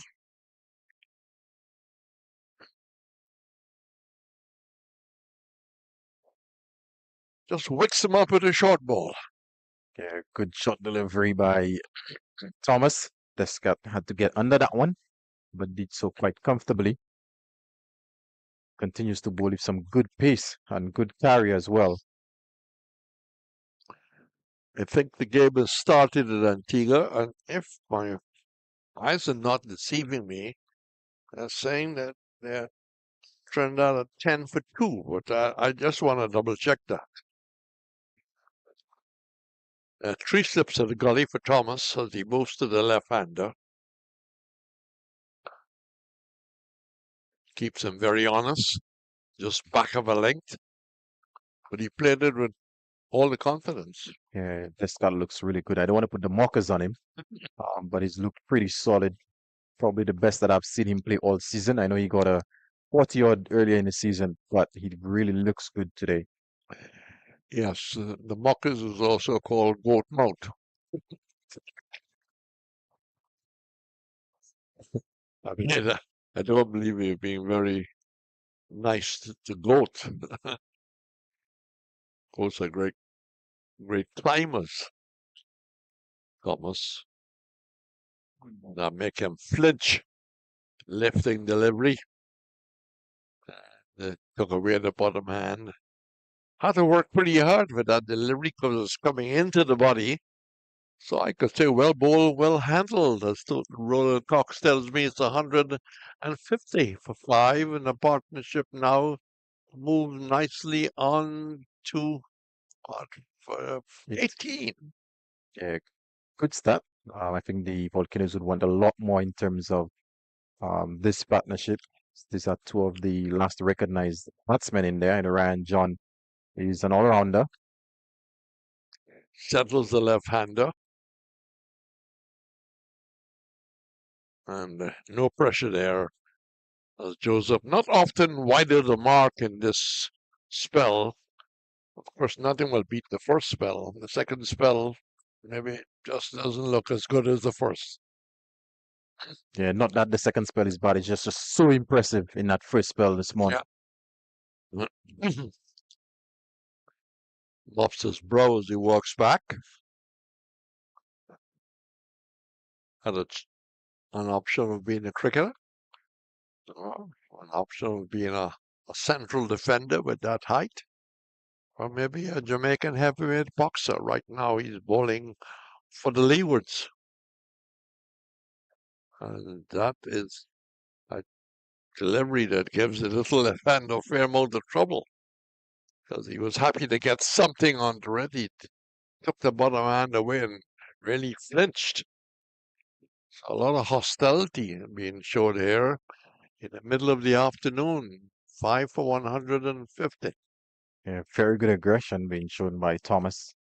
Again, Benjamin isn't the tallest of batters, so it's not going to take much to get it up to his chest area. But again, good pace, good line, good length by O'Shane Thomas. He's been testing Benjamin ever since he came in from the first delivery. He did test him out with that short ball. Now see how he'll handle this effort. He handles it well. He picks up the takeoff. He knows it isn't going to challenge the woodwork as it goes through to the keeper. Now let's see if we can find some information on the Trinidad game, if that is in fact available. But signs of spin coming into the attack. Yes, we mentioned that in the previous over. And big Rakim Cornwall, the captain, has decided he's going to come into the attack for the first sign of spin for the day. Pretty sure he's going to extract some bounce from his height and the bounce that we've seen so far on this wicket. Might create a different challenge, but a challenge nonetheless for Descarte. So the Happy Eagles, as I said, have moved to 80 for 1 as we continue to update you. Combined campuses 159 for 3. And Yes, the TNT Red Force, they have lost 2 wickets, 24 for 2, playing, of course, against the West Indies Academy. I did have a report earlier from Ali Richards said there was a lot of rain, but I'm happy to know that it's gone. So spin is into the attack. The spin of Cornwall, as you were suggesting a while ago. And he's going to bowl around the wicket. Well, he did bowl around the wicket to the left-hander. So Descarte. He's got a slip on a forward short leg, a backward point, a cover mid-off, mid-on, short mid-wicket, short fine leg. Okay, to maybe thinking of on driving and then playing it back towards the big burly Cornwall. Comes off that very short run. So after a diet fast bowling, the batsman has got to adjust a little bit of flight and a little bit of spin.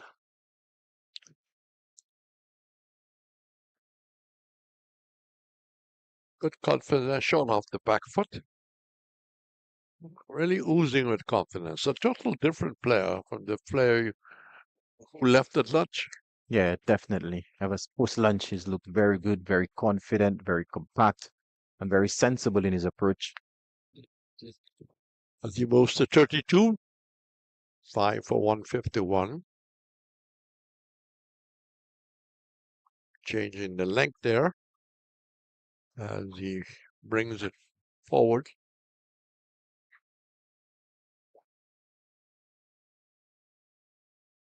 Now the forward short leg has come to a silly point, his own mind games. Thank you very much. Some agua being brought. So the end of the first over spin. Difficult to assess a 1 over straight away. But I think it's a welcome ingredient into the battle out there. Yeah, definitely. And the one thing the introduction of Rakim Cornwall will do is improve the over rate that we've spoken about, because he's literally coming off maybe 1 or 2 steps, but pretty tidy over to start. Not much turn on offer so far, but definitely he did put the ball in the right areas and did ask some questions of the batsman. So Ambris, leg before Thomas for 35. And Athanaze, Greaves for 13. So Zana was the first to go, caught Joseph Paul Thomas for 6. Pascal, who started well for a very brief 25 before he was leg before the Thomas for 25. And Sunday Ambris the last to go for 35. And that would be in the loss after the luncheon interval. Wide delivery outside the line of the Alexum. As we see change, Cameron Perifera coming into the attack. And first time I'm having a look at Perifera. I don't know if you've seen it before. Nope, this is the first time that I'm seeing him as well. But big Rakim Cornwall did say earlier there's a 4-man pace attack. So he's the 4th pacer in that bowling lineup. Lifted with good height. He's outside the off stump at Descarte players. What maybe Henry Blofeld will say, that's a naughty shot. Yeah, that's pretty loose. That's pretty loose outside the off stump there. My dear old thing, how can you play that? Well, he looks at toes, he must be having words to himself. There's 3 slips in the gully waiting for any flirtation outside the line of the off stump. Benny Fedder once more. And outside the off stump or not, he swats that. It's not exactly the scoring book shot. The coaches wouldn't teach that, but he stood and delivered. Not the prettiest shot we've seen today. Maybe not his best shot, but I'm still thinking he would feel like he missed out on that occasion. That was wide outside the off stump. Had the opportunity to just throw his hands at it, but did not time it as well as he would have wanted. A wayward delivery by Penny Feather. I know there was a young lady who played brilliant netball from St. Kitts. I can't remember her first name, but definitely she played the wing defense. She played for the OECS, and that was Penny Feather. Can't remember her first name. It could be a relative.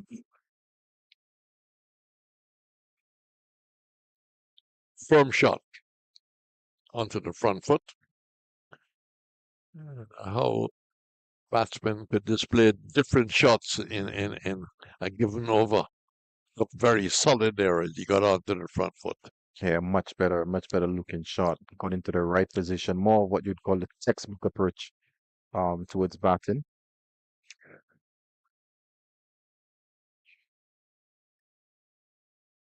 Well, that's one he wouldn't want to write home about. And maybe his non-striker could walk down and say, "Hi, we need to stay here until tea." Yeah, prior to the over, we were talking about how good he's looked, how sensible his approach with the change of bowler. He's played and missed 2 or 3 occasions and been a bit loose in that over. Maybe it's the fact that it's a new bowler and he's looking to assert himself. But he hasn't really produced any easy scoring shots. Again, he is just outside the line of the off stump, forcing the drive down towards mid-off. It's the end of the over by Penny Feather.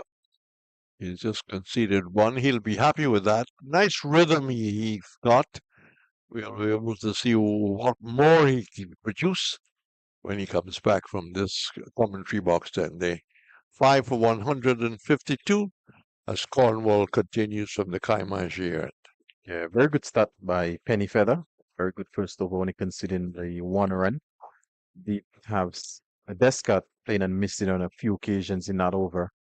So definitely something to build his confidence for the remainder of his spell. So Benjamin was remarking his guard. And Cornwall waiting patiently on the little left-hander as he moves in up and turns it out to a very short fine leg. Descarte is out of the block. He must have been a sprinter at school. He was in a position to judge it, and he virtually got a single out of nothing. Yeah, pretty good call by Descarte, and Benjamin responded kindly. Descarte is back to a ball that comes into the leg stump as he plays out in the onside to mid-wicket. Descarte 32, Benjamin 13, fighting for the Windwards. That's short, more runs for the Windwards. That's his hit down towards mid-wicket. Square leg comes around. Weather continues to be beautiful. Really a day to be alive, a day to be at cricket. Not too many at cricket, which is almost painful to watch. There must be, I would say, we can see maybe a dozen people, a dozen and a half, as that delivery brings the left-hander forward. Partnership of 22.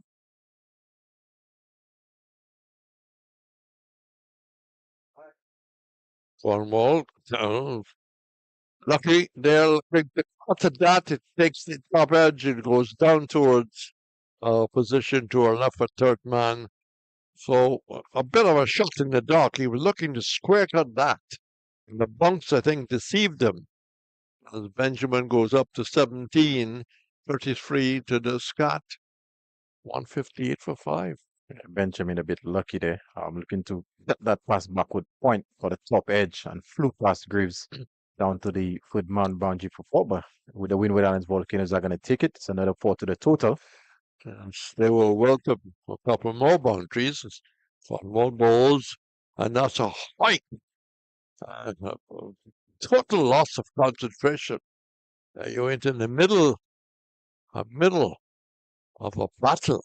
And it's pitched outside leg stump, and he just has a wild hog, make no contact, and they benefit from 4 byes. So it runs to the board, so to speak, 162 for 5. But that shot came out of the blue. Yeah, again, not the best shot considering the position that the Volcanoes have found themselves in. Benjamin got away with that one. That one just drifted past his leg stump. Maybe looking to deposit that somewhere over the Johnson Charles stand. Well, it didn't go anywhere near there. 162 for 5. So New Zealand will meet India. Not in Pakistan, unfortunately. I think the ICC were a little weak to give away to India, so they're not going to play in Pakistan. I can't see FIFA tolerating that. That's quite away from the line of the off stump, but he leans into it, but he cannot beat the mid off. Yeah, Penny Feather has his ball in from over the wicket and he's just pushing the ball across Descarte towards the slip and the gully. And so far in the 1.1 over his ball, Descarte has been very aggressive in terms of just throwing his hands with those deliveries wide outside the off stump. So he's flirting with a bit of danger. He slipped gully, just about crouching. And that moves away and beats the probing bat who's really caught in the crease. In 2 minds, shall I come forward? Shall I play back? He did nothing of the sort. And now talks to himself, and he pulls on the helmet and literally having a little discussion with himself, Descarte.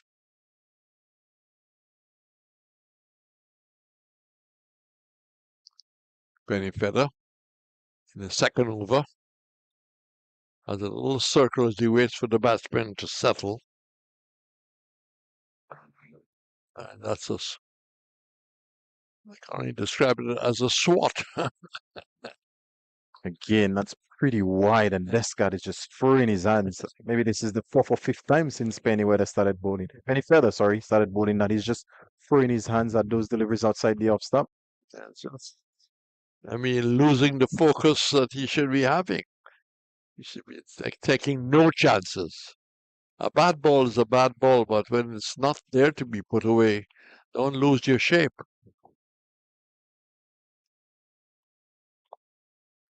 Right to target, and he plays a corresponding shot back towards the bowler.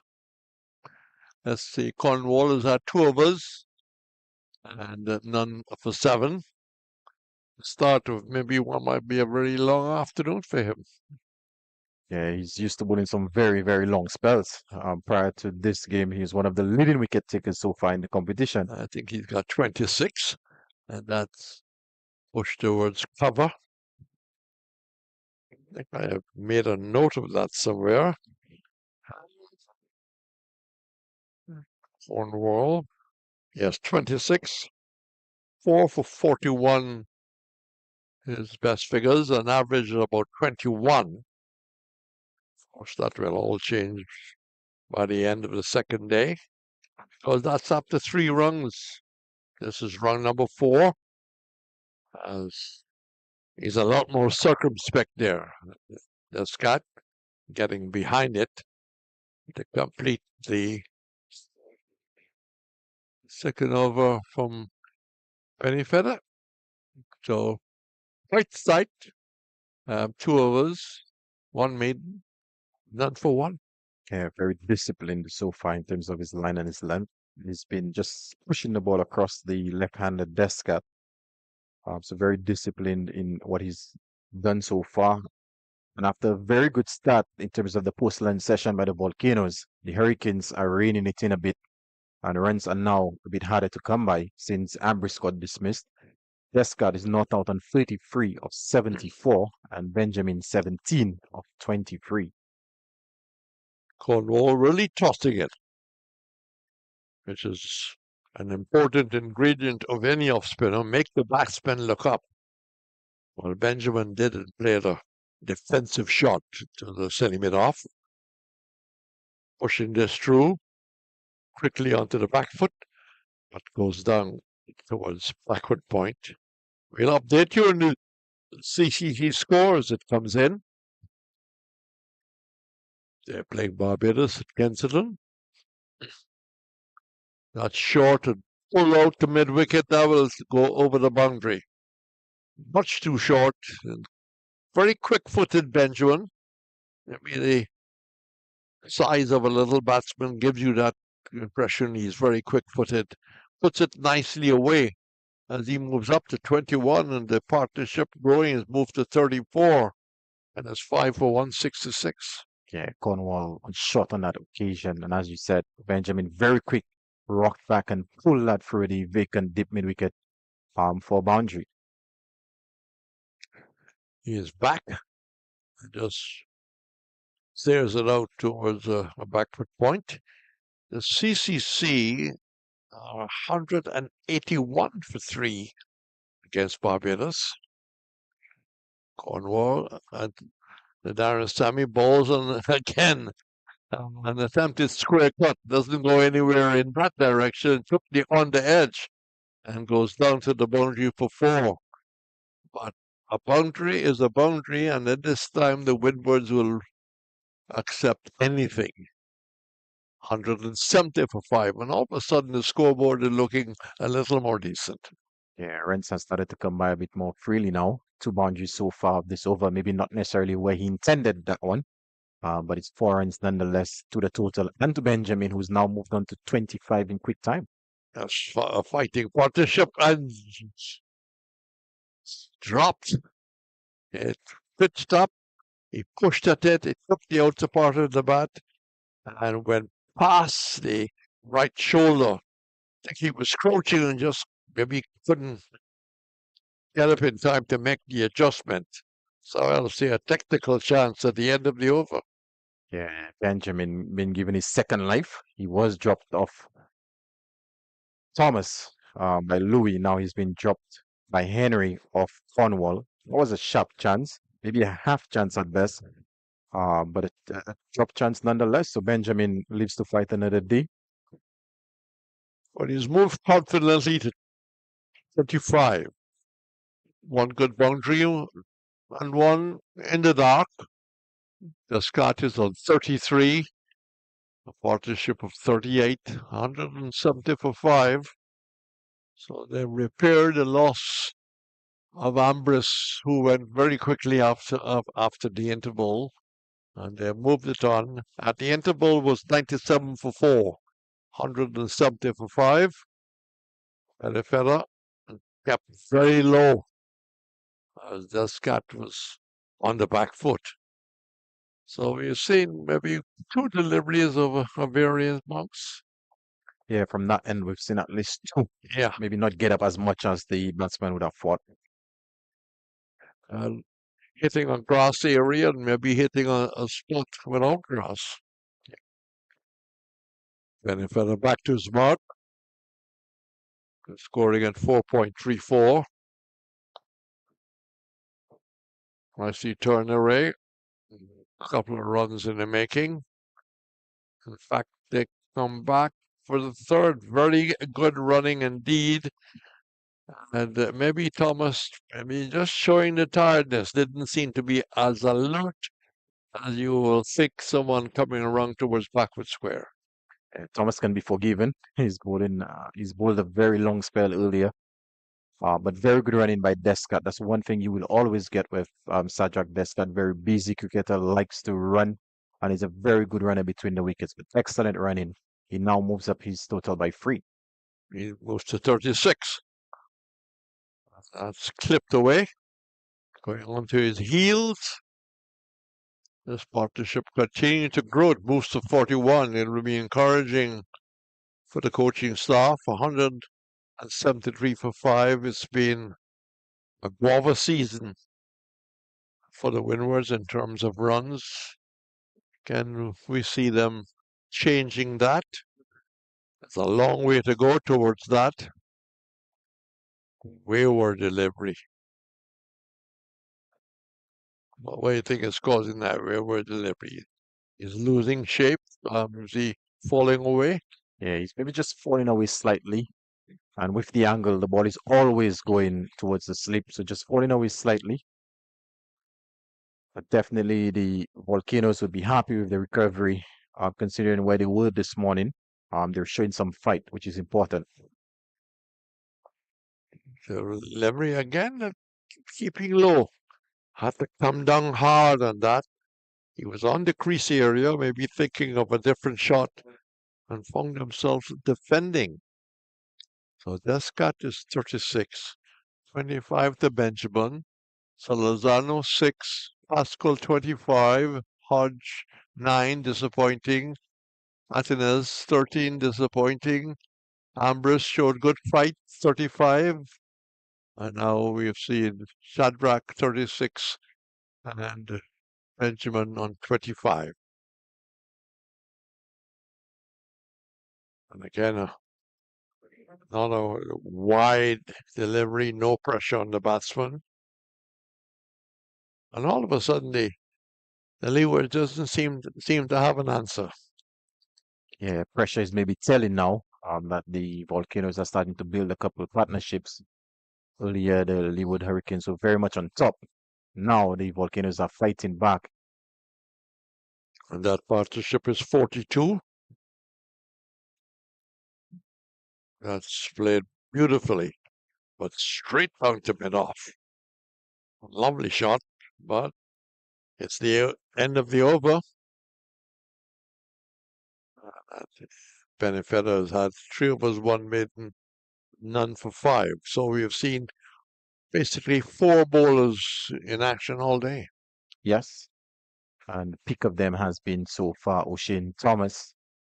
Captain Cornwall is about to start his 4th over. Small sample size in terms of what we have to offer for the spinners. There's not been much turn on offer. If anything, it's been more drift than anything else. But he's been very tidy in terms of his line and his length. On a little amount of bounce for Cornwall. Faster delivery. And that's pull out towards mid-wicket. Again, actually getting into position as Cornwall is again short and down the wrong line. And Benjamin hammers that. In fact, Descarte hammers that to the boundaries I described and moves to 40, taking advantage of a bad delivery. Yeah, poor delivery and well put away by Descarte. Quickly pulled away. He's brought forward, beaten outside the line of the off stump. He is playing there to the off spinner.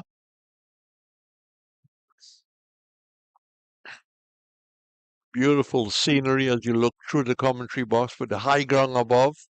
That's short, keeping a little low. You have to work a little harder to get bat on the ball. But this ground is like in an ambience. It's a theatre. High ground around. That's turned away for a quick single. Rotation, the strike, very important. The total edges up to 179 and he moves to 41. Yeah, Descarte looking very good. 9 away from his would be his first half century of the season. Well, the singles keep coming as Benjamin is back and turns it away with the tide. 180 for 5. There were 97 for 4 at lunch, just to give you an indication how they have recovered. Not totally. They've got to put runs on the board. They must be hoping at least they can manage a 300. That again is played in the same direction. This time a different shot. He most unfortunately swept that, hit that nicely through mid-wicket. So an expensive over there for Cornwall, and all of a sudden his figures have moved from 4 overs, none for 25. Yeah, very expensive over. That one was a bit fuller, and Descarte, what we would regard as slog swept that one through mid-wicket for 4. He now moves on to 45, And the Volcanoes, they're starting to push the scoring rate along nicely. His highest is 47. He would know. So he can't celebrate his highest score yet. He's an unstriker. Benefit to Benjamin. And that's gone down to the backward point boundary. A nice square drive, giving away a lot of width, and he can use his hands, the left-hander. And all of a sudden, the Windwards are getting on top. Yeah, that one was wide, and Benjamin just threw his hands at that and caught that over a backward point for 4. And like you said, the boundaries are starting to flow for the Volcanoes. Yes. They're not defending yet. They're still operating with 3 slips in the gully. No one is going to cover. There's one man out. But the 3 slips in the gully still being maintained. Penny feather around the wicket. And no pressure on Benjamin. So Ryan John, who's quite useful with the bat. Keith December, known for his bowling, so is Cyrus. And Gillian Tyson to come.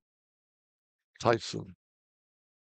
Great Frank Tyson, the English fast bowler, who was the fastest in the world at one time.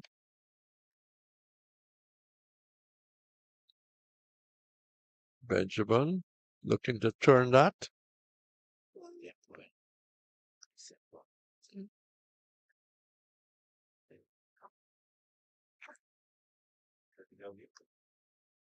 I said December and Denver. Beg your pardon. I would want to rename him when in conversation.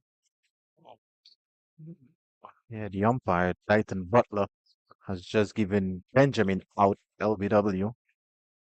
That one, Penny feather coming from wide, angling into Benjamin, who looked to work that one through the onside, doesn't make contact, and Butler sends him on his way for a well-played 30. Yes, it takes a total of 188 for 6, and maybe he'd have been better advised if he had played a little straighter down towards the mid-on. Yes, I'm guilty of playing across the line there on that occasion. Would have been better off maybe looking to push it down to mid-on. So this brings Brian John. Brian John, of course, picked for his fast bowling. Well built, right-hander. So we have the combination of a righty and a lefty, as they say. And Penny feather figure looks better all of a sudden. 1 for 9. Wall. Done for 25 off 4. Greaves 1 for 37 off 9. And Ocean Thomas 4 for 32. So you really might see him back before tea if necessary. And that's flicked away and a big appeal. John is not interested, neither is the umpire. So we're down among the low order now. Yep. Ryan John would consider himself a very good all-rounder at this level. I've seen him score runs, so definitely he has potential if the bat not having the best of seasons so far. But definitely he has the ability, and the Volcanoes will be hoping that today is actually the day he gets some runs. So the win was sent in a 6 for 188. Plays competently forward, tight defensive shot.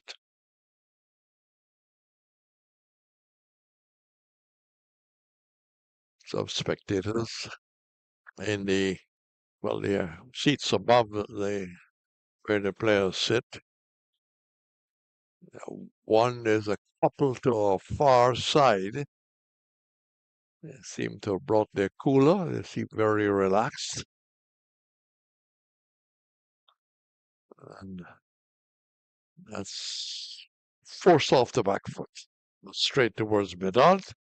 So he will remain on the dreaded north, as they will say. And it's now the job of John and Scott to put an innings together.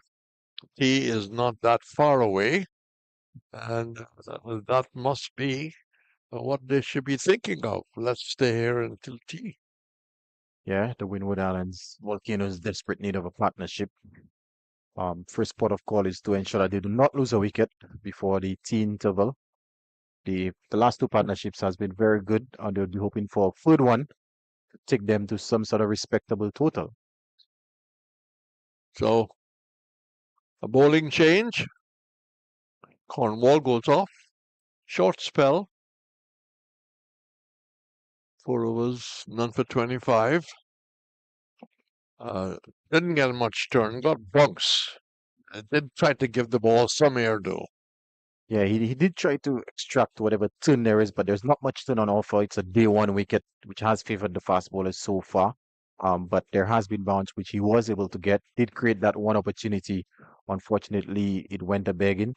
But it was very expensive in the 4 overs that he bowled, conceding 25 runs. So he's brought back Justin Greaves from the Players Pavilion, and who bowled pretty well earlier. So far, has taken 1 for 37.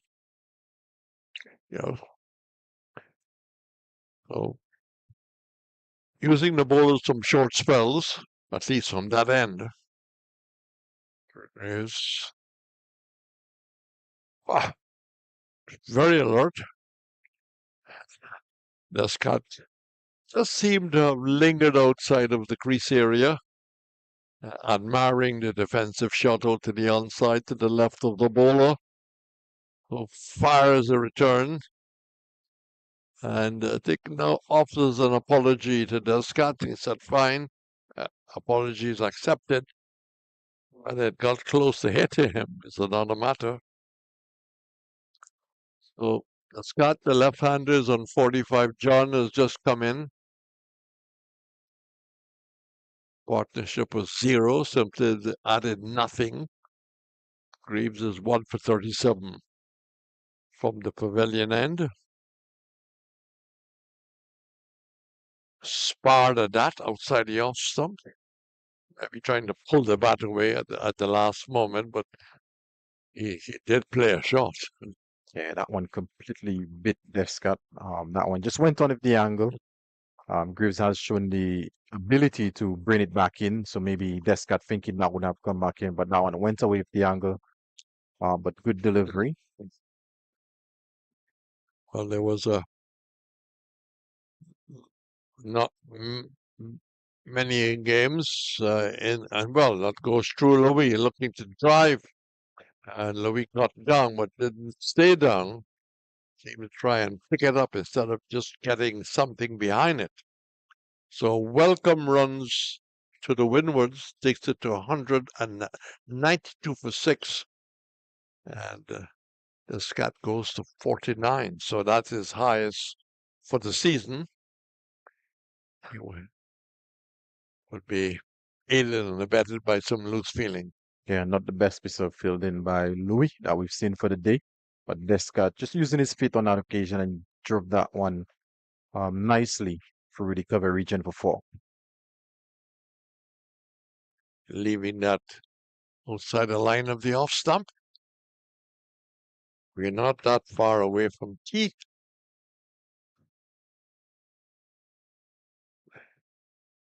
But at tea time, you tend to welcome a cup of tea.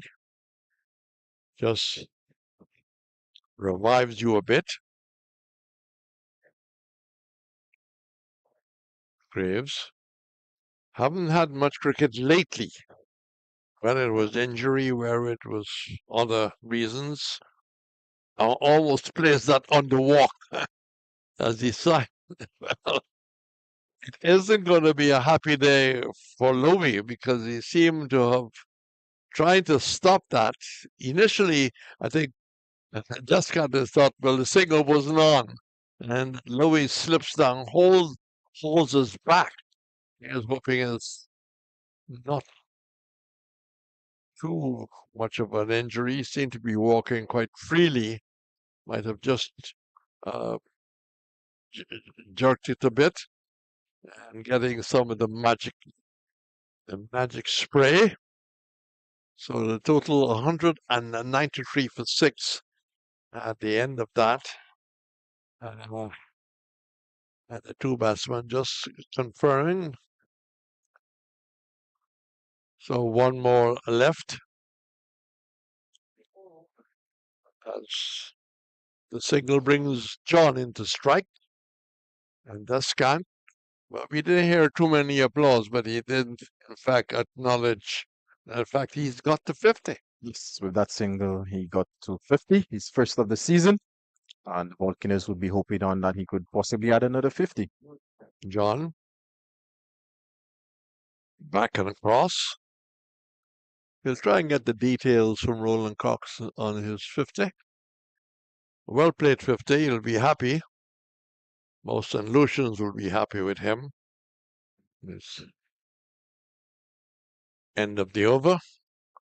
And the two batsmen confer 193 for 6. And as we head towards tea on the opening day. Cricket in Jamaica, Guyana versus Jamaica. The CCC versus Barbados in Barbados. And the Academy playing against Trinidad at the Antigua Recreation Ground. Can we get a score coming in from that game? We'll certainly try to work for it. In the meantime, there's no concession by the Leeward, still maintaining 3 slips in the gully. Yeah, still very much attacking. Despite the situation of the game, I think there is still a team on top at the minute. Bennett just got on the walk because he comes forward to delivery pitched up to him.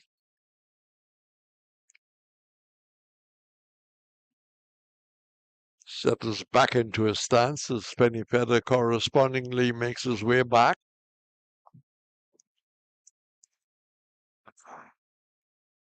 And from an organized player in the previous shot, goes for a very loose dab at the ball outside the off stump. Yeah, that's pretty loose. That ball is very wide outside the off stump. He's better off letting that one to go by to be taken by the keeper, but instead he's just throwing his hands at it again.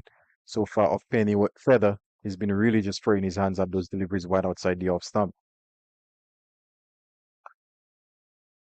There's a lot more balance playing that shot off the back foot.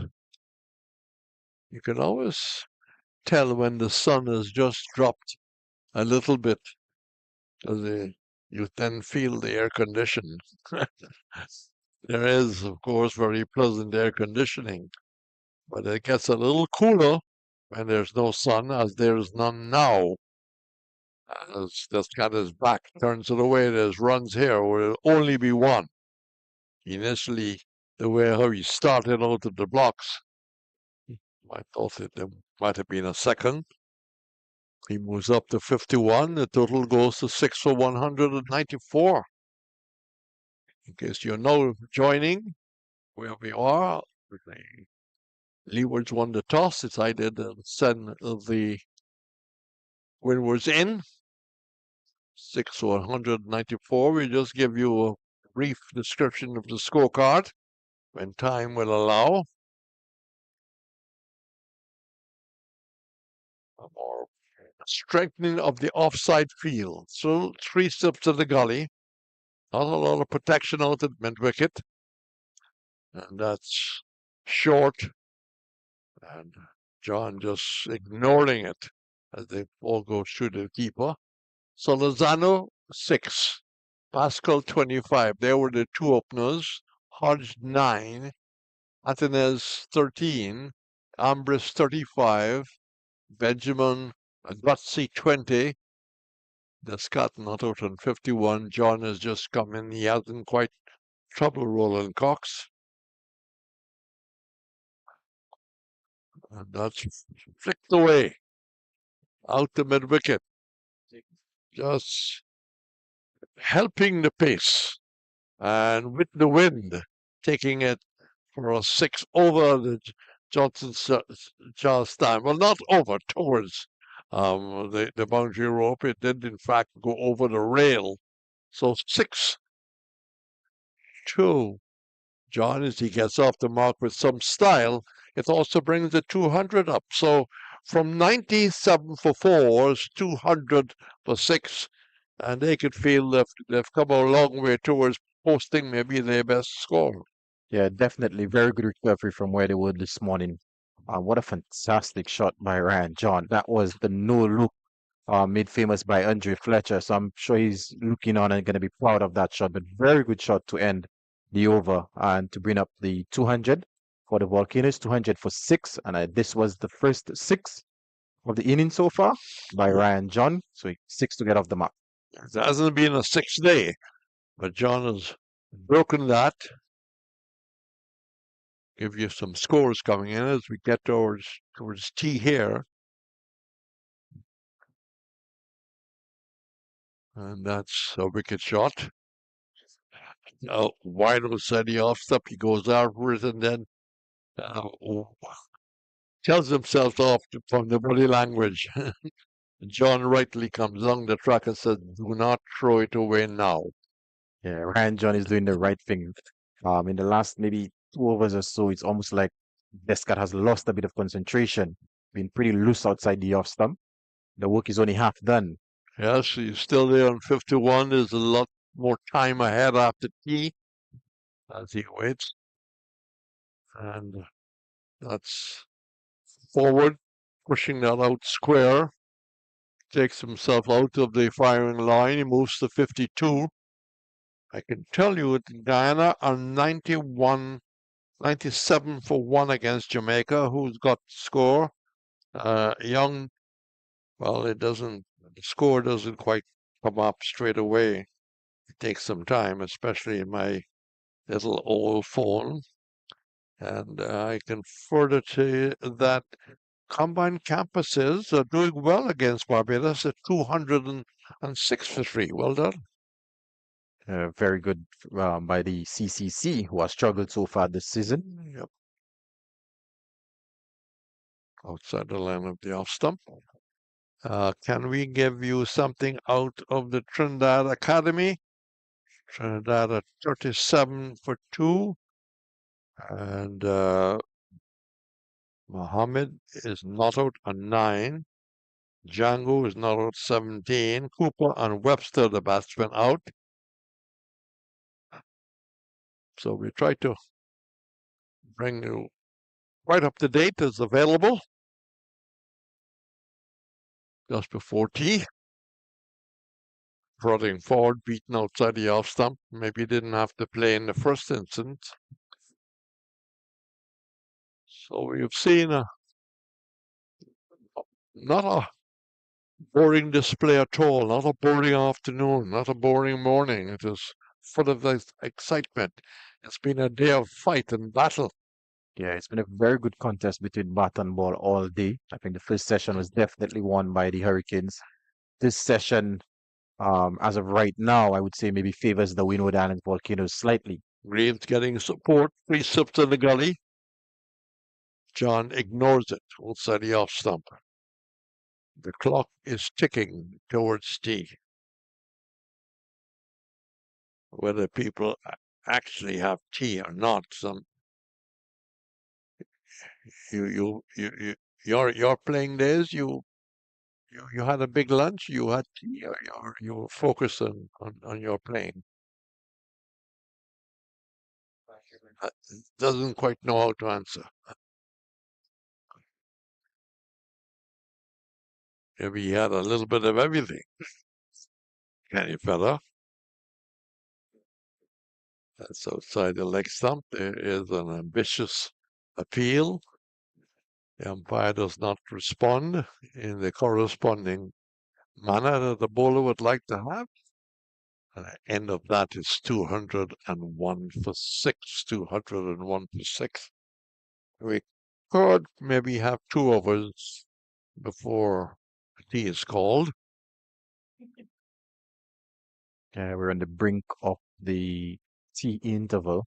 And look like, again, it's going to be a bowling change from the media center end. It's going to be Alzari Joseph, who's already bowled 14 wicketless overs so far, conceding 66. He's bowled well, without any luck so far. Yes, and the challenging time for Zari is when things are not going his way. Just gotta keep the focus that is necessary. Big number 8 in his back, as he'll be running away from us.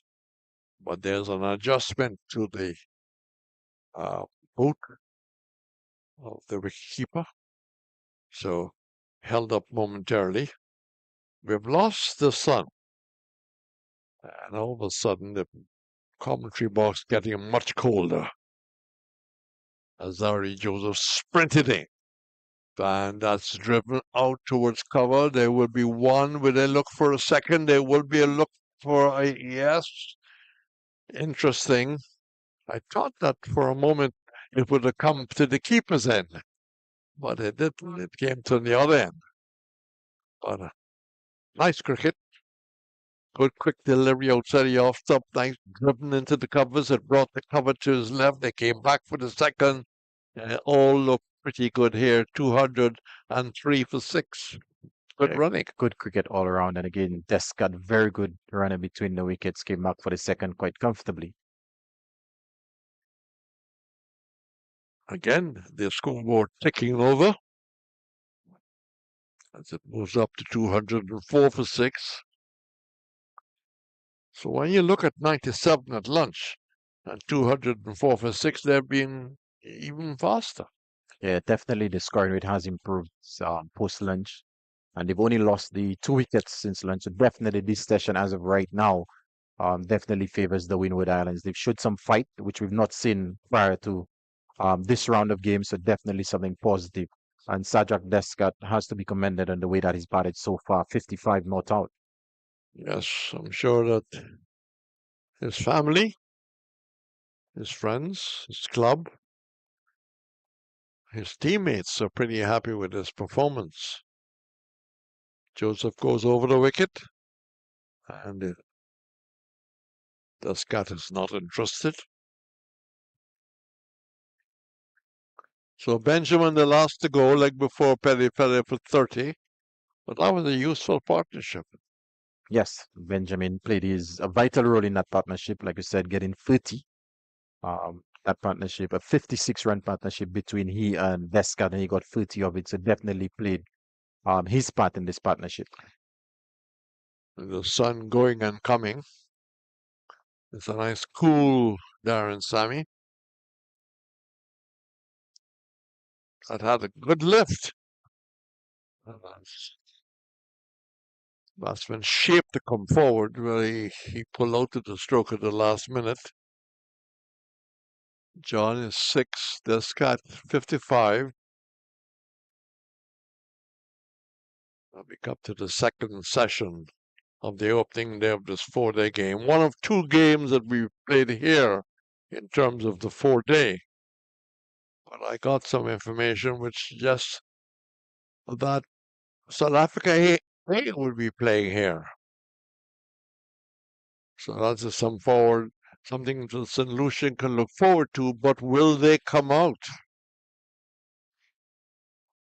We just had the Caribbean Boxing Championships at the indoor auditorium close by. We didn't have a big crowd. That's turned away. Runs here, could come back for the second. They will, they do. And almost thinking of coming back for the third. Well, 206 to 6 and runs still flowing. Yeah, the scoreboard continues to tick over. Descarte and Ryan John, they've now put on 18 so far in this partnership. So steady partnership. This may very well be the last over of the session, or maybe one more. And the rate continues to be good. They're scoring at 4.49. Yeah, they've maintained that rate right throughout the entire game so far. It's just the fact that they keep losing wickets every time a partnership is built. Still the attacking field of 3 steps and a wide gully. That's outside the off stump. John is not interested. He's interested in walking off a tee. And that is what they are doing now, walking off a tee. So from 97 for 4, they have lost 2 wickets. Ambris, leg before Thomas for 35 in the session. Jovin Benjamin, leg before Pennyfeather for 30. Brian John is not out on 8. And Descarte, who's been really outstanding, 55, 94 deliveries, hit 7 fours for his innings of 55. And very well played by the left-hander. Yeah, very good batting by Sajak Descarte, his first half century of the season. I know the people down in Monipo, local boy here, St. Lucian, the people down in Monipo will be very proud of what he's been able to do today. But this session definitely belonged to the Windward Island Volcanoes. They've put on 109 for the loss of only 2 wickets in that session. As I just recently met a relative, cousin Bernie Descarte. She was the president of the St. Lucia Athletic Association, but she's gone off to work at the Central Bank in St. Kitts. And she was saying that she was his cousin and she was very happy with his progress. Well, the Windwards are very happy with their progress between lunch and tea. It's 206 for 6 with the outstanding bowling performance coming from O'Shea Thomas in the 2 sessions, 11 overs, 4 maidens, 4 for 32. And that's just where we would leave you. Enjoy your tea, enjoy whatever you're doing, wherever you are, and please continue to enjoy the information that we are providing from the Darren Sami. It's goodbye.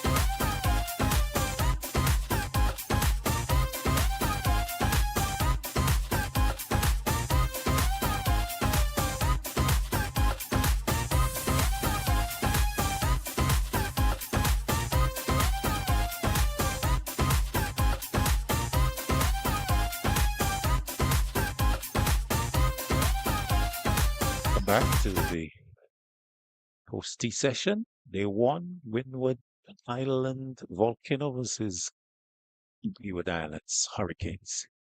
206 for 6. The position of the home team, Windward Islands Volcanoes. Descarte 55. 55 from 94.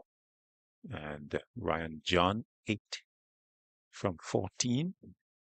Players coming back onto the field. And 206 for 6. Dwight Thomas is with me, and I want to quiz him. 206 for 6. Even Stevens, Windwards in front, Leeward's in front. What's he? I think as of right now, Leeward's maybe slightly ahead. I know Windward Islands Volcanoes did fight back in the last session, putting on 109 runs for the loss of 2 wickets. But I think given the conditions out there, maybe the Leeward Islands are slightly ahead of the Volcanoes. Okay. It's still good batting conditions. As we have been saying, this wicket is one that offers conditions in favor of both bat and ball. So if you are good with the bat, you can prosper, you can get movement off the seam, you can get good bounce, good carry, and of course bounce engenders itself to good stroke play. So sort of an even type of wicket, and it makes for good cricket here at the Darren Sammy Cricket Ground. So we're going to continue with, was that Penny Feather? Or is that No, Greaves. Greaves? Greaves with the strapping on the left arm. So he will continue. 11 overs, 1 maiden, 1 for 43. Greaves with the wicket of Alec Athanaze. And he will have 2 slips and a gully. So Rakeem Cornwall, throughout the day, he has supported the seamers. There were times when we saw 3, even 4 slips and a gully. But Windwards Volcanoes prospering a little bit, especially with Descarte. Shadrach Descarte, 55. Greaves will move into him now. First delivery after tea.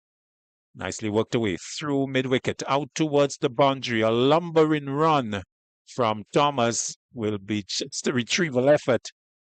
And the left-handed Descarte gets another boundary. Goes to 59. And it's 210 for 6. A good start to the session for Descarte. Yeah, a bit of a loosener there by Greaves, and Descarte taking full advantage of that, just working that through the vacant mid-wicket area for another boundary. He's 8th so far in this inning, and he continues to look really good. Yes, very solid. 55, 59 that is. Greaves to Descarte. Descarte is driving, but into the offside, straight to the fielder. But a nice flourish on the drive there from Descarte, who's really grown in confidence, because when he started, we were saying, and quite rightly so, that he was very mobile, a little scratchy, but he's really buckled down and looked the part since then, especially after lunch. Greaves to Descarte. Opening the face of the bat will get a single, as Andrew is not able to haul it in successfully or cleanly. 60 now to Descarte, 211 for 6. Ryan John comes into strike. Yeah, a very good start post tea for the Volcanoes. They put on 5 so far of the free deliveries, and they would be hoping for a lot more of that so far. Descarte and Ryan John, they put on 23 for the 7th wicket. And from the Volcanoes' point of view, they would be hoping they get a lot more than that. Greaves to John. John might not quite ready. Let's look at the bowling. Azari Joseph, 15 overs, 3 maidens, not for 71. Thomas, 11 overs, 4 maidens, 4 for 32. Cornwall, 4 overs, no maidens, not for 25. Penny Feather, Cameron Penny Feather, 5 overs, 1 maiden, 1 for 16. And of course, Greaves in his 12th, 1 for 48. Greaves to John. Wide of off stump, moving further away, allowed to go into the gloves. So the keeper.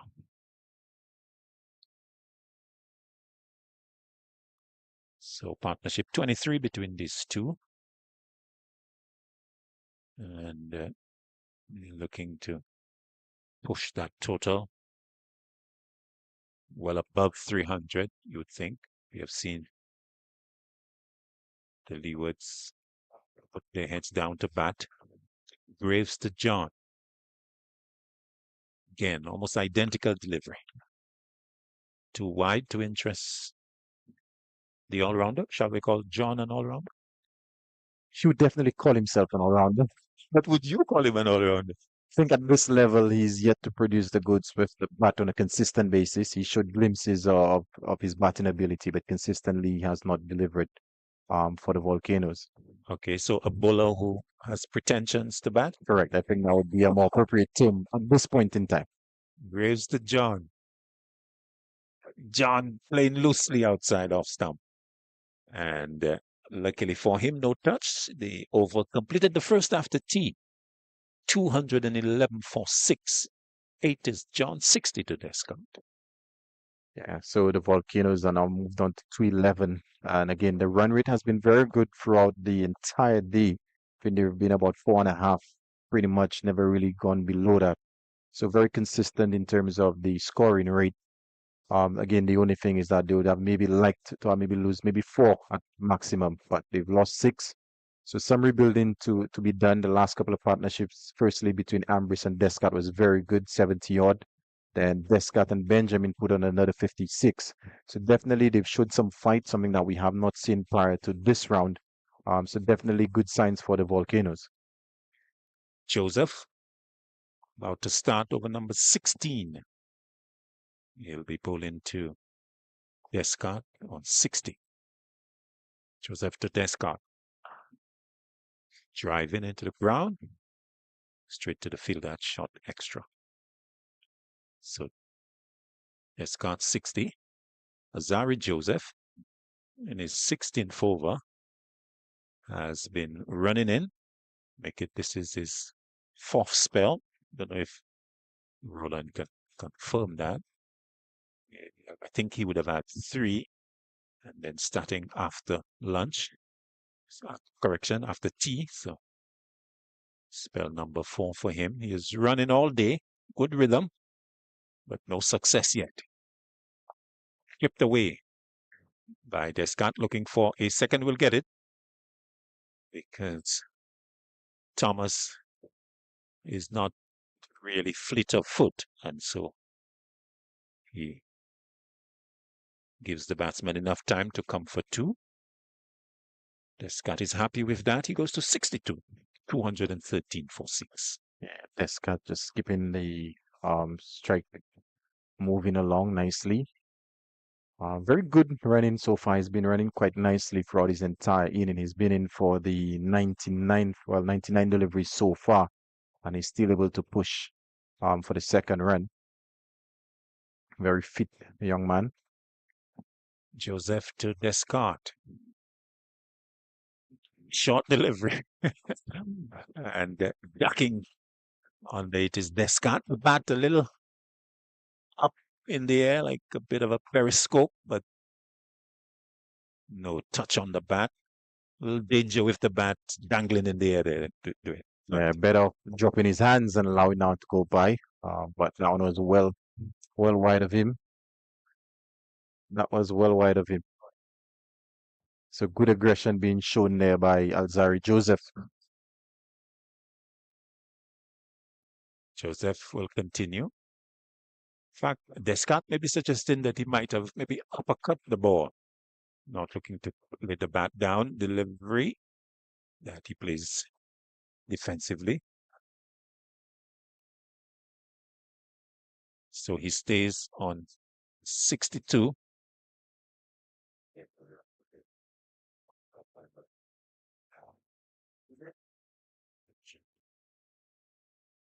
$213 for 6. This is the 48th over. Volcanoes scoring just under 4.5. Joseph, you have to commend his attitude, continuing to work away diligently to Descarte. Descarte is defending, and he will stay on 62. So it's been frustrating for Joseph, but to be fair, he has been running in, good body language, and he would think that success is not far away from him. Yeah, that's the one thing you can't fault Joseph is his attitude and his effort. He always give 100%, and that's something that I really like to see. Again, things may not have gone his way so far today, but he's in his 16th over and he's still running in hard with aggression, trying to make things happen for his team. With the support of 2 slips and a gully. Joseph to Descarte. Descarte hits it over the head of the slip cordon and down to the boundary for 4. So another boundary to the left-hander. He goes to 66 as he plays that down into the vacant third man region. 217 for 6. Yeah, maybe not the most controlled shot he's played for the day, but definitely that was always safe. There's no man at third man, so the entire third man region is vacant, well over the slip, causing no opportunity of a catch there. So he moves on to 66, which would be, I think you could honestly say this has been his best inning so far at this level and his best score. But again, the job is not done. There's still a lot of work to be done for the Volcanoes. Indeed, he's got his sights here on definitely getting to 3 figures. So he's 34 away, and he would want to get the support of John, who's in defense, as Greaves starts a new over. So from here on in, the support of the lower order would be critical. Around John to come Denver, Cyrus, and Tyson, they need to bat around Descarte to push that total well beyond 300 from the Windwards Volcanoes point of view. Yeah, and they all have batting ability. If you remember in the Super 50, Tyson put on against Guyana, put on a very good partnership for the last wicket to win them a game. So they all have batting ability. John in defense. Back of a length delivery. And I think that will give Descarte a lot of confidence. The manner in which John has gone about his support so far. He's 8. He's faced 19 deliveries. And every delivery that he successfully negotiates would boost the confidence of Descarte. It's wanting to perform individually, but you need the support of your teammates. And the lower order support here would be critical for Descarte to notch up that maiden 100. Delivery that is wide of off stump and not really carrying all the way to Hamilton. 217 for 6. This is the best effort by the Volcanoes so far this season. Just looking to confirm that.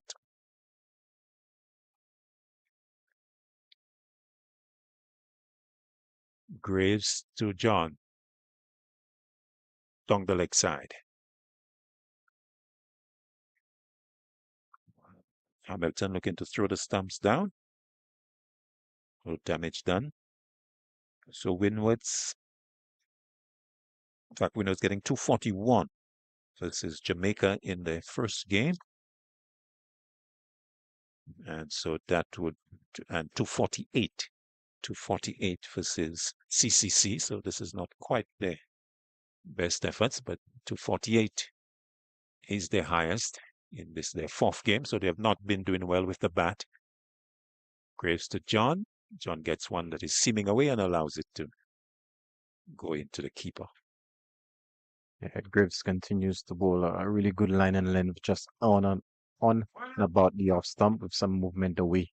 But John very disciplined, like you said. His primary role right now is just to support Descarte.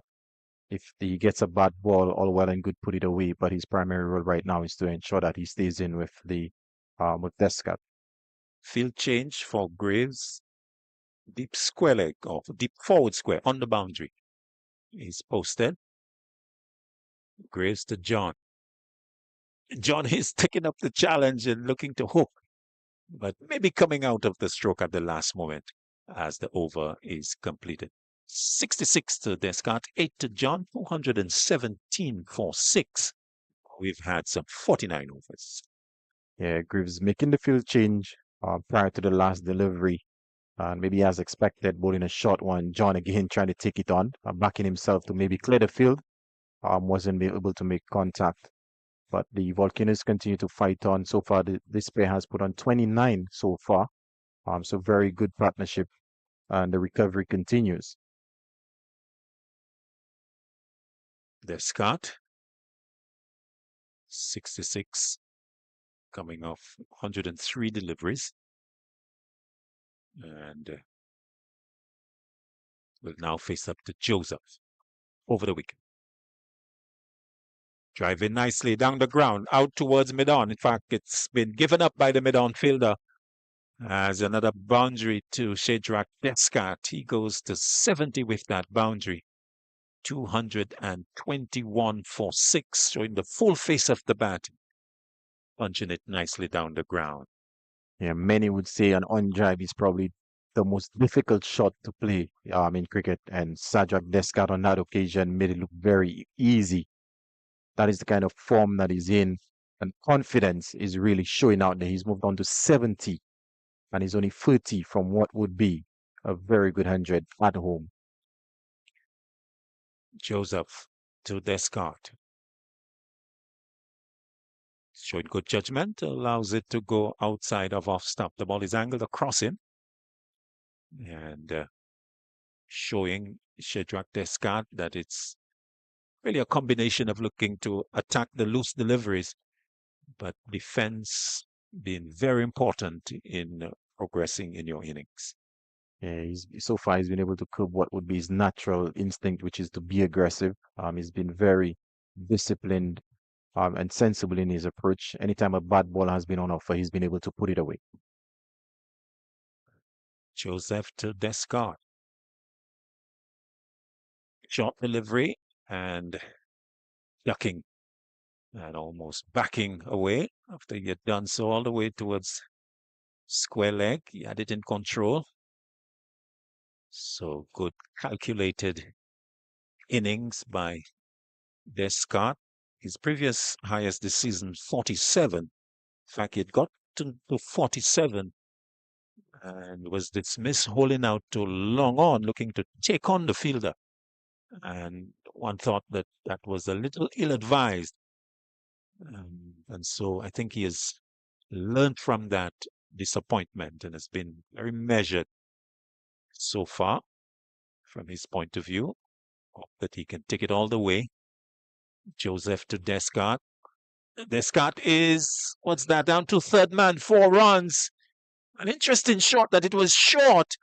And Descarte was backing away and put his eyes on it and hit it deliberately over the slip cordon, over the man there and down into the vacant third man boundary for 4. He goes to 74, 225 for 6. Yeah, at one point he was maybe looking to back away, but that was really well played over the Joel Andrew at the gully, and he gets another boundary. So Alzari Joseph licking runs in this over. He's into his 17th over and he's already conceded 85 runs, well over 5 runs and over. Joseph to Descarte. Descarte flinching down the leg side. No damage done though. Good take by Hamilton. Joseph short, looking to go into the body, but a little wayward, and so Descarte was able to play inside of it, although he was still looking to get back towards it, whereas perhaps he ought to have maybe let it go because it was away from him. Good lift in delivery from Joseph. 74, Descarte remains. Big opportunity for him to weather this period and stay all the way to the 3-figure. Delivery that is outside off stump.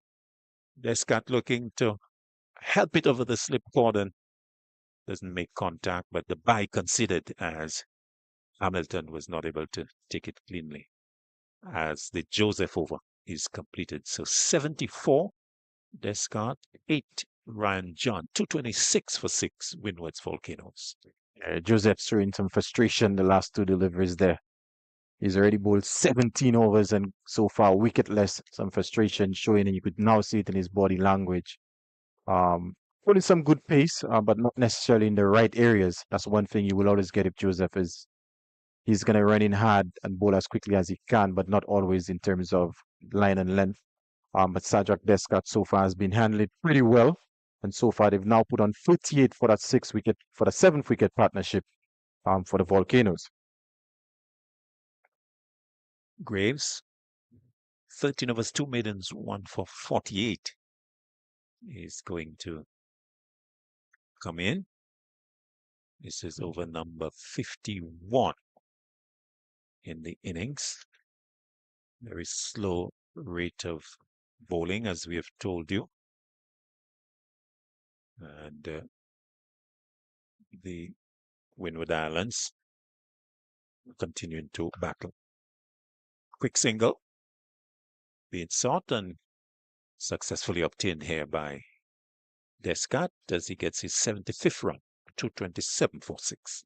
Yeah, very good by Descarte there, just pushing that one into the offside and set out straight away for a single, a comfortable single in the end. And speaking about slow over rates, there's 41 overs remaining in the day. The chances of us getting anywhere near 41 quite slim. I think we'd need the artificial lights to get through that. Greaves will now bowl to Ryan John. Big drive and a miss. Outside off stump. And immediately Greaves puts the man back on the square leg boundary. So he is offered a juicy delivery that John thought might have been a half volley, a big booming drive attempted at it. But he's posted the man at square leg. What will he do now? Greaves to John. Hit off the back foot, out towards the boundary. They have slipping situation there for Ryan John. He will complete the second without his bat. But he's got his footing and his balance, but maybe could have gotten 3 there, except for that slip at the non-strikers end. So 10 he goes to 229 for 6. Unfortunate there for John, robbing himself maybe of a single. Yeah, John continues to look good, with the exception of maybe the previous delivery, but there seems to be a bit of cat and mouse between Greaves and John. He's now have the backward square, maybe looking to bowl short. Greaves to John. Good tempting delivery outside off stop. No big drive from John on this occasion. As the ball goes to the keeper. 2 slips and a gully. And the backward point, they're all waiting for that edge coming off the big drive from John, who continues to give good support to Descarte. Descarte 25 away from his maiden first-class 100. Greaves to John. Straightish delivery. John will get a single. As he goes to the non-strikers end. A bit of byplay between John and Greaves. John maybe deliberately bumping into Greaves, but we have seen them go at each other in the previous encounters. Maybe all good-natured, but still with the competitive aspect very much there. Greaves looking to dislodge the right-hander. He's giving good support to Descarte. Descarte comes in to strike. He's 75. 2 slips and a gully. Delivery that cuts back at him and will get an opportunity for more runs as Hamilton throws at the stumps, misses. And in fact, it's gone all the way to the straight boundary for 4 by. Oh, that's given us runs. looked like that was an inside edge. And Hamilton is. Oh, okay. Umpire Crawford now changing the signal and saying it is actually vice. But the delivery that back at Descarte almost cut him in half. The ball not being taken by Hamilton, who saw an opportunity to break the stumps with Descarte maybe not being in his crease. The ball eluding the stumps and going all the way to the boundary for 4. Umpire Crawford initially saying 4 runs, but then with the protest from Hamilton saying, Chief, you're saying that I jumped the catch, which I didn't. It wasn't a catch. And he's changed it to vice. So Descarte stays on 75, 234 for 6.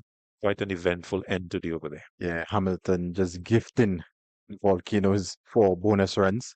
But that was a very good delivery by Greaves to end the over. Cut Descarte in half. Had him in all sorts of trouble. Just the bounce took it over the stump. Joseph continues. Over number 18 for him to John. Quick delivery. John is quickly on it. And good carry to Hamilton. By Butler indicating to Joseph. It's 1 above the shoulder for the over to the batsman. And Joseph may be saying, Tom's only 1. Some signs of frustration from Joseph. Or maybe even saying, that wasn't above the shoulder, but it was well above head height. 234 for 6. Joseph with a field change is sending the square leg out towards the boundary. Carty backpedaling. Joseph to John, the right-hander. Short delivery comes off the high up on the bat, maybe the glove. It's over the keeper's head and into the boundary for 4. So the frustration continuing here for Azari Joseph as John gets a boundary on certainly goes to 15, 238 for 6. John taking his eyes off this one. Very good bumper by Azari Joseph, and you could see the frustration, signs of frustration building. But lucky for John, that one well over Hamilton, the wicket keeper. And it's a boundary, moves on to 15, and another 4 added to the total to 258 for 6. Partnership now. As a matter of fact, that boundary, they brought up 50. 50 and 59 balls. Good going. Joseph to John. A short delivery over John's head, over Hamilton's head, and into the boundary for 4 byes. So frustration for Azari Joseph. 242 now for 6. So the bounce is still there, but you need the appropriate length. Otherwise, it's problems for the keeper and runs for the opposition. Yeah, way too short from Joseph. And again, he's really gotten frustrated. I think the Hurricanes are maybe guilty of allowing the game to slip right now. Indeed, this partnership for the 7th wicket, it's gone down to 54. And Joseph continuing to John. John pulls top edge. That's gone a long way. 6 runs over fine leg. So John taking on the challenge. Another short delivery from Joseph.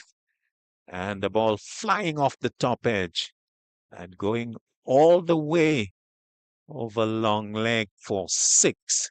So he goes to 21. 248 for 6. Talk about frustration for Joseph. He now concedes a maximum and takes him to within 5 of conceding 100 runs. Yeah. Brian John fighting fire with fire there, hitting his second 6 of the inning. Now Azari Joseph is getting more and more frustrated by the ball. Joseph to John. John is solidly in defense, plays into the offside. And there is No run. So 21 to John. And it's quite remarkable how the fortunes of an innings can change, because at the fall of the sixth wicket, the Leeward's Volcanoes would have thought that, well, the door was ajar to really push through. But these two have done a great job, as John has given good support to Descarte. John is allowing a delivery to go by at the end of the over. The 18th from Azari Joseph, the 52nd of the innings. The Windwards Volcanoes, 248 for 6, 75 Descarte, 21, John. A very expensive over by Joseph, and we may well see change of bowler at that end. Joseph has now conceded 95 runs in only 18 overs, which means he's going well over 5.2. But he's going at 5.28 runs and over. And in this format, that's expensive. That's really expensive. And considering the situation of the game, Leeward Islands Hurricanes had the Volcanoes on the ropes. They've actually let the Volcanoes get back into this game. And as a matter of fact, I think that's the highest score that the Volcanoes have achieved so far for the season. Yes, in fact, 248 all out was what they got against the CCC in their first innings. And they've now gotten to 248 for 6. Bowling change. Cornwall brings himself back on. 4 overs, no maidens. Not for 25. And the Hurricanes captain here looking to introduce some measure of control to stem, maybe first of all, stem the scoring, but of course to get a dismissal as well. Descarte goes back to one that keeps a little low and forces it away from himself as Cornwall comes back with off spin. Cornwall to Descarte. Flat delivery, playing up to mid-on. Dot delivery. Descarte back again with the ball angled in from the off spin around the wicket. No run. Slip and silly point. Turned away through square leg for a single. Descarte getting his 76th run. Total going 249 for 6. And not much tune on offer for Rakeem Cornwall, but he's definitely putting the ball in the right areas. If anything, the ball seems to be going on with the arm to the left-hander. Ryan John comes in to strike. Cornwall goes over the wicket.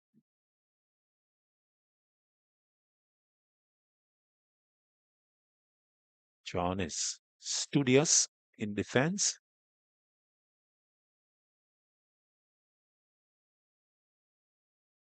Cornwall again.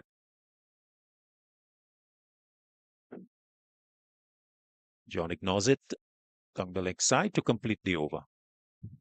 249 for 6 at the end of it. Pretty tidy over there from Cornwall. Maybe he's just coming to stem the flow of runs, because prior to that, the Volcanoes were really building ahead of steam. But pretty tidy over again, not causing too many problems to the batsmen. But you consider his first spell, he was very expensive. So I'm sure he's going to be looking to pull things back. Cornwall has been one of the leading wicket takers for the Hurricanes for a very long time, and has consistently been a very top performer at this level. O'Shane Thomas coming back for another spell. 11 overs, 4 maidens, 4 for 32 to the big Jamaican. And so Cornwall, with a change of strategy. Azari Joseph going off.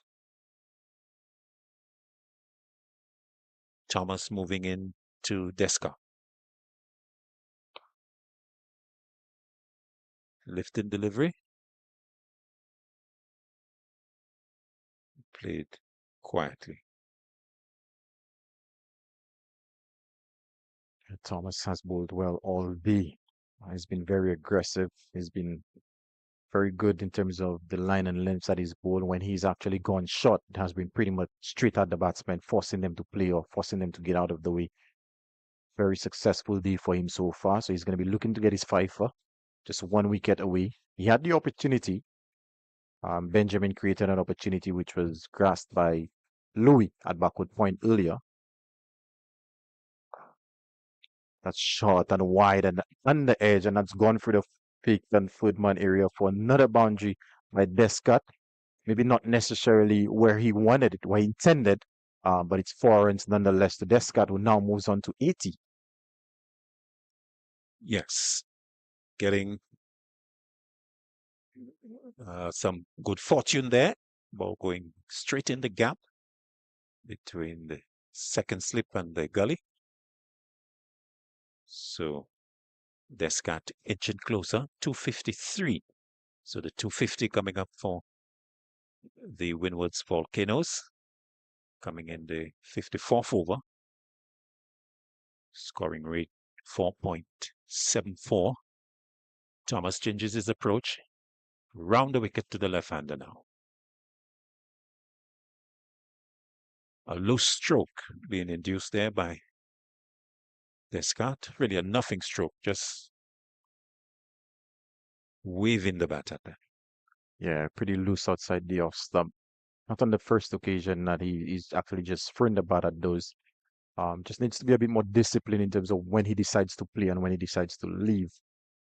That could have easily taken the edge, and I'm sure he would have been disappointed. He's been in for a long time. He's on 80. He has the opportunity to get a century at his home venue. So concentration key here. As Thomas to Descarte. Descarte plays a lot better on this occasion, allowing it to go into the clubs of the keeper. Yeah, much better. That's just allowed that one to go by. Decided that he was not going to play at that, way too wide.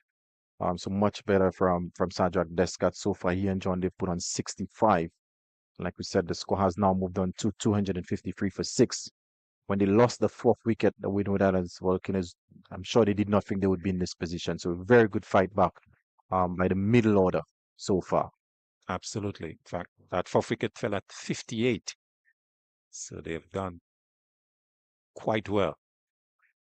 Outside off stump, and Descarte comes across and allows it to go into the gloves of the keeper. So the last 2 wickets have put on well over 200. Yeah, great fight from the 205.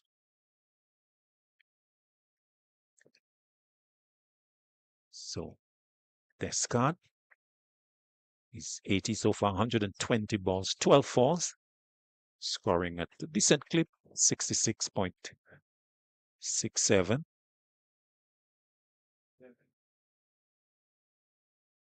Thomas to Descarte, driving, square into the offside, sweeper posted though.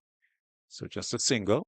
Mikhail Louis will pick it up and throw in. One more to Descarte, 81 at the end of the over.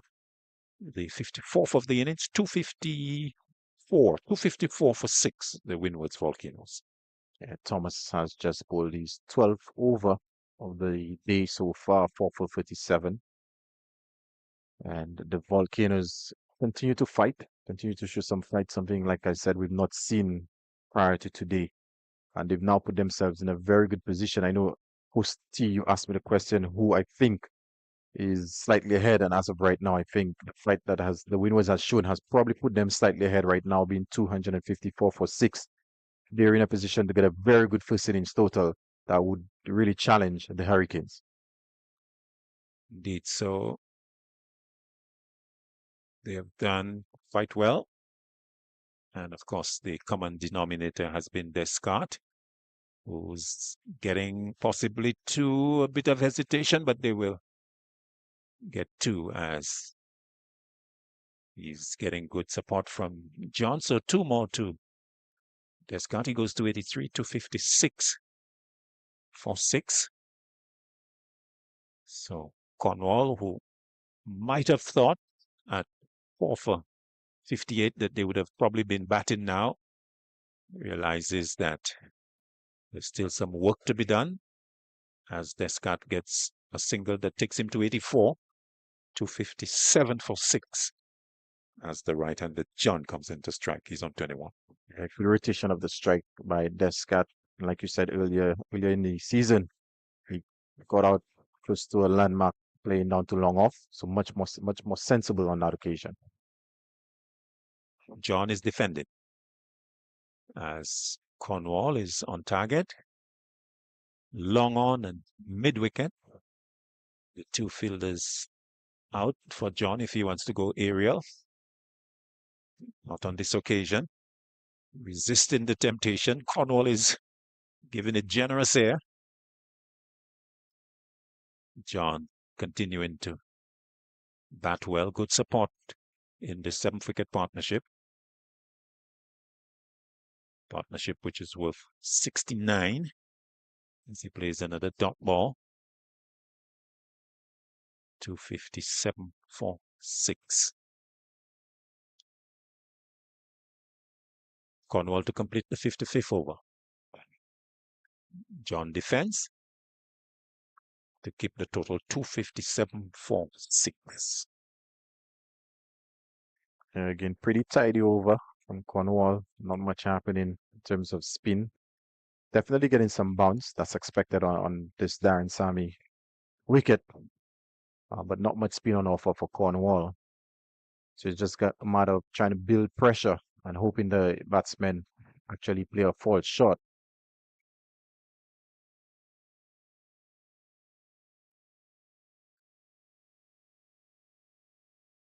Thomas to continue. In my word, he has been poised on that 5-wicket haul for a while now.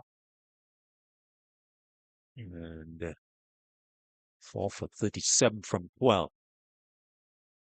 It's going to move into Descarte on 84. Descarte back and plays in front of him. And there is no run. So Solozano 6, Pascal 25, Hodge 9, Athanaze 13, Ambris 35, Benjamin 30. The batsman being dismissed. 2 slips in play. Thomas continuing to persevere for that 5th wicket. Round the wicket. Wide of off stump. And Descarte has it well covered. So he remains on 84. And well, you wonder what must be going through his mind. He has batted well. Would no doubt be talking to himself. Just continue to be patient. 16 runs away. It's a huge landmark, particularly for one who has not crossed that boundary in his career at this level. Thomas to Descarte. Drive in. Thomas knocks it down. Descarte can't score. So far so good. He needs to keep that momentum going to ensure that he gets across the line. Yeah, definitely. Like you said, he's never been there before, so maybe some nerves might kick in shortly. But it's important what he's done. He's got an 84, so getting 16 should not be that difficult. When he's going to focus on the bigger picture. The bigger picture is Windward Island's Volcano needs him to spend at least the rest of the day to get a decent enough total. Thomas to Descarte. Drive in nicely, but straight to the sweeper. So you just get one. Goes to 85 to 58 for 6. He hasn't scored hundreds at this level, but he has scored hundreds already. So it's a case of sort of leveraging that experience into this level. And although it's at a higher level, but the basic principles are the same. Definitely. For the last couple of seasons, he has actually scored hundreds for St. Lucia in the Windward Islands competition. So it's not unfamiliar territory for him in terms of getting 100, maybe at this level. But definitely he could have learned from the experiences previously and apply this in this situation. Absolutely. Correction. John in strike. As Thomas sends him back.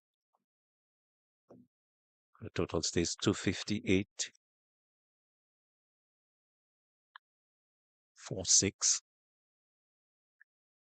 So the Windwards Volcanoes would be looking at that effort and suggesting, well, we have not done too badly. Of course, it's maybe a question of what the end of play position would be for them. But so far, I think they would be very happy, particularly from the score of 4 for 58 in the first session. Playing or not playing Ryan John to complete the over. Another one from O'Shane Thomas, his 13th. The 56 of the innings. 258 for 6, the Windward Islands Volcanoes. At one point today, 300 would have been unlikely, would have looked unlikely for the Volcanoes, but right now they would be very disappointed if they don't get past 300. So definitely very good partnerships. The last 3 partnerships has been very good. This partnership, the pair have now put on 70 between Descarte and John. And again, from the Volcanoes' point of view, long may it continue, but the Hurricanes may have different ideas. Cornwall to Descarte. Was looking to turn it, but not making contact. Maybe coming off the pad. The total remains to 58 for 6. Drive in, airborne a little, but in the gap. They'll come back for 2. Descarte maybe even thinking of a third, but it'd be dangerous. Flighted delivery as he goes to 87. Cornwall looking to entice the big drive. The challenge taken up by Descarte. Airborne for some part of its journey towards the offside, maybe just beyond the edge of the circle in the one-day game. But luckily for him, finding the gap. Cornwall to Descarte, drive in. Cornwall, for some strange reason, doesn't feel it. And the single taken by Descarte. We know that Cornwall is not very mobile, but that didn't seem to be too far from him. Maybe a case of the big man not wanting to bend too low down. 88, Descarte. 261 for 6. Right-handed John coming in to strike. Cornwall going over the wicket to the right-hander. Solitary slip and short leg. John will get a single. They're thinking of the second, and they take it because Thomas is not all that swift in terms of his movement, pickup and release of the ball. The batsman capitalizing on that and almost stealing a second run from Thomas. 263.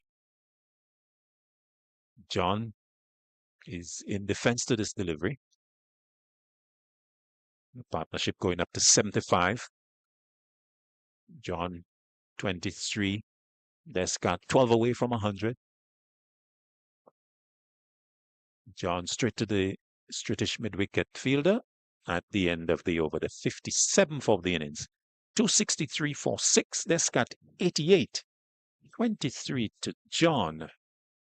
And that's the latest from the Darren Sammy Cricket Ground. Yeah, so very good partnership between John and Descarte. It's now at 75, which now means this is the highest partnership so far of this inning. The score is now 263 for 6. So excellent recovery from being 4 down pretty early this morning. They've done really well. Descarte has now moved on to 88 of 130 deliveries. Batting really well, and like we've said, he's 12 away from what would be a maiden century at home. And I know everyone is in Monaco is tuned in as I welcome back Reds, the commentator's chair. Only Monrepo? Throughout St. Lucia, I would think. It's Thomas. and quickly into the body, but nice bit of footwork by Descarte, turns it away down to his back foot square. Thomas continuing a more measured body of work now. I think the pressure has been slightly off. 13 overs, 4 for 39. Descarte 89. And you won't want to put the mockers on board mouth on him, but it's a long time that maybe the St. Lucians can celebrate a first-class 100. Yeah, it's definitely been one. I remember Julian Charles getting 100 against Guyana, almost over the wicket, and John shaping nicely. On the occasions, he just maybe forgotten that he is in fact an all-rounder. Played one or two rash shots, but he's really played a very important hand in this partnership of 7-6. 89 to Descarte. John is 23. And the big Burley Thomas, number 42 in his back. That's a famous NBA number for certain players. There's 2 slips now in the gully. As Thomas races in. And that's pulled away nicely. Getting back. And a quality shot, a big man shot, as they say in some destinations. Goes down towards a wide mid-on position. Handsome shot. 27 John. Descarte 89. And that is going to just rub some salt into the wounds of the Leewards. Yeah, John was very quick on that pulling that well in front of square. That's how early he picked up the length on that occasion. So definitely the Volcanoes are putting the pressure back on the Leeward Islands Hurricanes. Thomas now 4 for 43. Sam is off the back foot and dropped at, well, no ball call. I suppose the Fiesman will suggest I knew it was a no ball. It doesn't really matter. Held that to the ball. But overstepping. Would that be his 3rd or 4th no ball, Roland? 3rd no ball, yeah. Got it right. So they maintained 3 steps in the gully. But as the day who rolled on and the partnership got better and better, a partnership of 81, they got slightly more defensive, a little more cover on the offside, a little more cover on the onside. Mid-on, mid-wicket, deep backward square, mid-off, cover, backward point. Thomas in bright sunshine goes in and quick little defensive shot, tucks it, taking away the bottom hand, leading with the top hand. Turns it to square leg. Well, if they need to celebrate something in this home patch, they've got something upcoming. Yep, Monaco cricketing community, very rich in terms of what they've achieved so far in terms of local cricket, and I know they're tuned in, supporting him, hoping that he gets over the line. It's amazing how names are similar. There's a Monrepo in Guyana up the east coast. It's the major area for a very important agriculture station, an agriculture college, correct? Many Caribbean people go to. That's just tucked in the onside. They're looking to pick up the single a little more towards the umpire. Ended up almost at the non-striker's end. But there's a lot of similarities. There's a Rose Hall in Jamaica. There's a Rose Hall in Guyana. In fact, there are 2 Rose Halls. Once did a Combined Islands versus Guyana at Rose Hall. Jim Allen and Sir Vivian Richards, no, he wasn't then, had a pretty good partnership that almost took them to victory.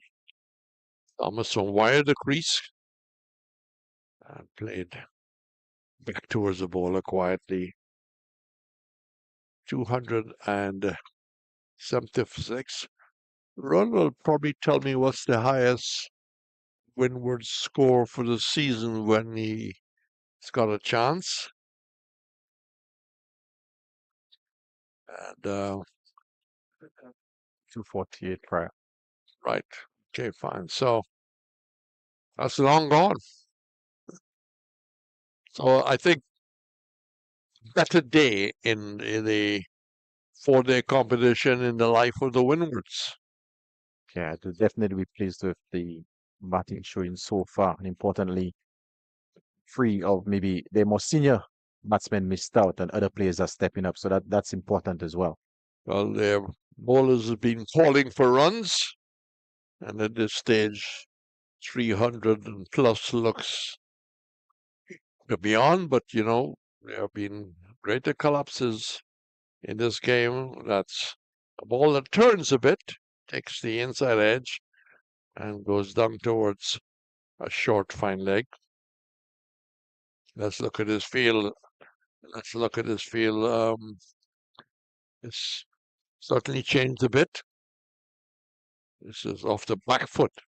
There's a slip, forward short leg, a slip, forward short leg, a backward point cover mid off, mid wicket, almost a double mid wicket, long on, and a man out by the square leg boundary. Cornwall looking for ways to get a little bit of bounce, a little bit of turn. He's been flighting the ball wherever possible. That's driven easily down. They can walk the single. A little jog by John towards the end that spoils my story. Descarte calling for some water. So the field changes to the left-hander as Cornwall comes around the wicket. And he's well forward playing defensively.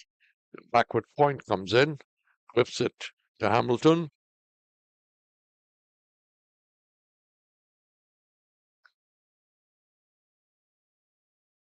Eight and 9 Descarte. 2 up to 1 for 6. As the sun gets a little sharper as it drops away. It tends to do that in the afternoon. And the over is completed. 271. Dwight Thomas, we haven't talked about your cricket career. This is an opportunity. A cricket career that took you to St. Lucia junior level and then right on to the senior level. Yeah, definitely. I've represented St. Lucia at every youth level, 15 under 15 and 19 to championships. Also was part of the Windward Islands youth teams under 15 and 17. Was part of the Windward Islands under 19 team that won the first ever. Well, we won the first Windward Islands under 19 team to win the West Indies under 19 championship right here in St. Lucia. Yeah, I was just about to make that point. Now you traveled a bit. You spent a couple of seasons away.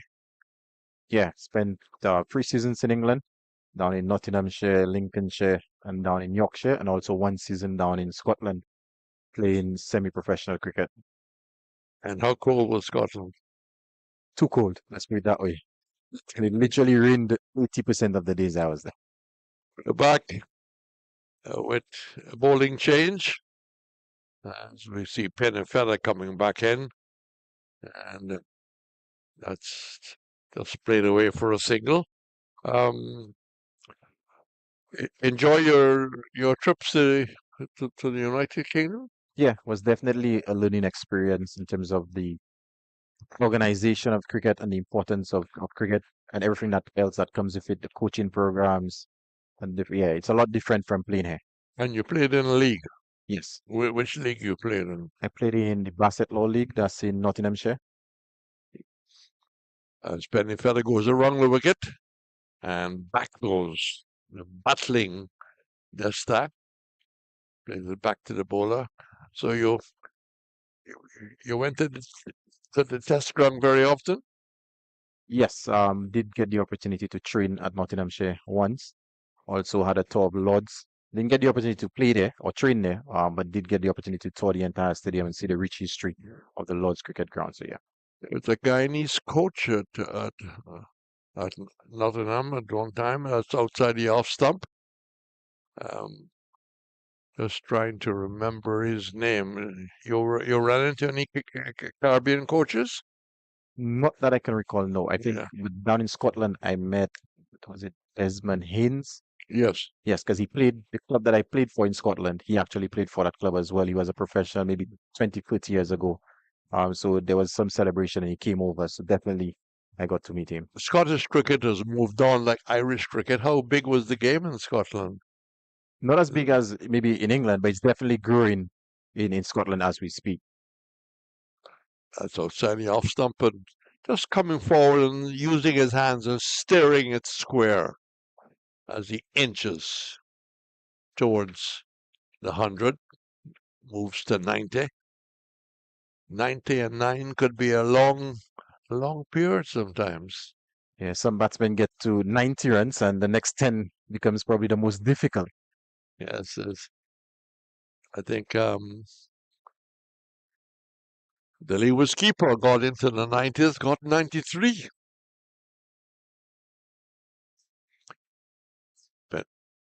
Penny Feather to John. John beaten outside the off stump as he essays a drive. Got some scores coming in somewhere. What we've got. Trinidad 89-4. And I can say Mohammed has had his first failure for the year. He was out for 32 after just picking up centuries and centuries. Young Anderson is doing well for Guyana, and not Naidu. Naidu is 50, Anderson's 82. Darren Samik. John covers up. Textbook cover up, which is out in the offside. Lost the sunshine. It's become very cool as the sun makes its way further down to our right. And a total of 273 for 6. So a better day for the Leewards, a better day for the Windwards, correction, after having a dearth of runs in the first 3 matches. Yeah, the sort of day that they needed to build some confidence back into the batting group. Very good partnership so far. John and Descarte, they put on 85. John has been a vital role in that. I know Descarte is on 90, but John has moved on to 30. And the role that he's playing is a very important one. Maybe a little bit of cramp creeping in. Who's that on the ground? Is that the wicketkeeper? Penny Feather? No. I thought it was. Okay, so a major turnaround at lunch, 97 for 4, and the Windwards had lost that first session. Yep, they lost the first session. They won the second session, and so far they're winning the final session. Yes, you could lose the first and win 2, which is very important. People can be at key 280 for 4 and be all out for 330. Yep. So it's 273 for 6. Just had boxing in St. Lucia, the Caribbean Championships. Now we have cricket. Close by, the indoor auditorium just away. Guyana took it with 9 medals. Trinidad and Tobago was second. St. Lucia got third. That's delivery which challenged the middle and leg stump. He quickly went back and stopped the intruding delivery. Did it off the back foot. Very cool, pleasant. They say the nicest part of the day is late evening, late afternoon. That's driven. And they could have walked a single maybe, but they ambled it because it was going a little too quickly down the turtle back. Field changing over, the left-hander, right-hander. How much runs you got? How much runs you got at these trips generally in a given season? think best season would have been the one spent in Nottinghamshire where I got 950 odd or so runs for the season. The less I talk about the Scotland trip, the better. I, Didn't get that many. I think you made a few pongs also. Not enough, but yes. Conrad Bowles forward, he comes covering it up. There used to be a collection for the overseas player. Was there a collection for you? No, not at that time, no. Okay. And how were the crowds? Down in Yorkshire, cricket was big. Like on a Saturday, Yeah. the entire club, everyone would come down, and there used to be good enough crowds. A lot more than what we have here today. I think you can hardly say a crowd. We have a gathering. There are some suited gentlemen, as if they've come for a net rally or something. A few players around, few spectators around. If we have 50 people, we have a lot, which is sad, really. When it comes back to promotion, I mean, these two teams have come in, yet nobody's been on the air. And I'm sure that any radio station, television station would have welcomed an interview that's playing from far away from the body, but he does make contact. It was not a classical stroke at all by Descarte. He's trying to concentrate. It's like a boxer in the last part of the fight, and you want to battle on. He's 9-1, he's 9 away. Windwards are 274 for 6. I did a report this morning talking about Windwards Leewards, and I recall that I read where Dominica was once in Leeward Islands. It was one part of the Leewards chain. I don't know when that changed and how that changed, but it's all part of the Patro family. Delivery driven nicely, but straight to the short cover. You have the Martinique, Guadeloupe, St. Lucia, Dominica, all part of that chain. Guadeloupe was here, boxing. They didn't have a bad team at all. So did the Antiguans. And a little conversation come between what could it, maybe not dinner tonight, but let's bat the close of play. Benny Feather goes in, and that almost eked inside edge onto the off stump. That would have been a horror story for Destan, who walks away, looks at the willow, said, how dare you almost let me down? But they did not. 91 years, 30 to John, 274 for 6. Benny Feather making his way back. CC competing fairly well against Barbados. We'll give you a score if it's possible. And that's off the back foot. And playing square out in the offside. And again, they rotate the strike. Goes to 92. 30 to John. Partnership 87. 87 is a number that Australians fare. People in the Caribbean, in terms of cricket, fare what? Fare 13? 13, yeah. You ever got out at 13? A few times. I'm sure that has anything to do with the number or the mola. The fella, 13 are wrong right now. And John is formally forward and covers up. This game starting on a Wednesday. I was sort of wondering why the West Indies board starting on a Wednesday. If you start on a Thursday, Friday, you'll get the Saturday, Sunday. But maybe there's good reasons. So without suggesting anything, I will say, if you don't know, don't overcome Well, Benny Feather, that's down the wrong line and easily turned away. They look for the second. It's on now. The return comes into Hamilton. It doesn't stay in the gloves, but in any case, Descarte had already braced to the tape, and he's gone over the line, and he was safe. He was safe as John goes up to 32. He is 92, and the end of that over is 277 for 6. Very risky second run there. Had Hamilton collected cleanly and broken the stumps. Would have given the umpire a decision to make, but all's well ends well. And John continues to do very well in this partnership. Like you said, he's moved on to 32 out of the 89 they've put on together. This game, Windwards Leewards, will be followed by Windwards against Barbados, I think, in early April. And here's hoping that the powers that be really promote. I'm told that Hope may play in that game for Barbados. And that's off the back foot and almost a little return catch. It didn't hurry. In the air for a while, but dropped quite short of the big Deegan, who turns almost near to the umpire. Just going back and almost playing like inside out. Plays it at a short mid-off. Interesting, the short mid-off. When you have a chance, you can comment.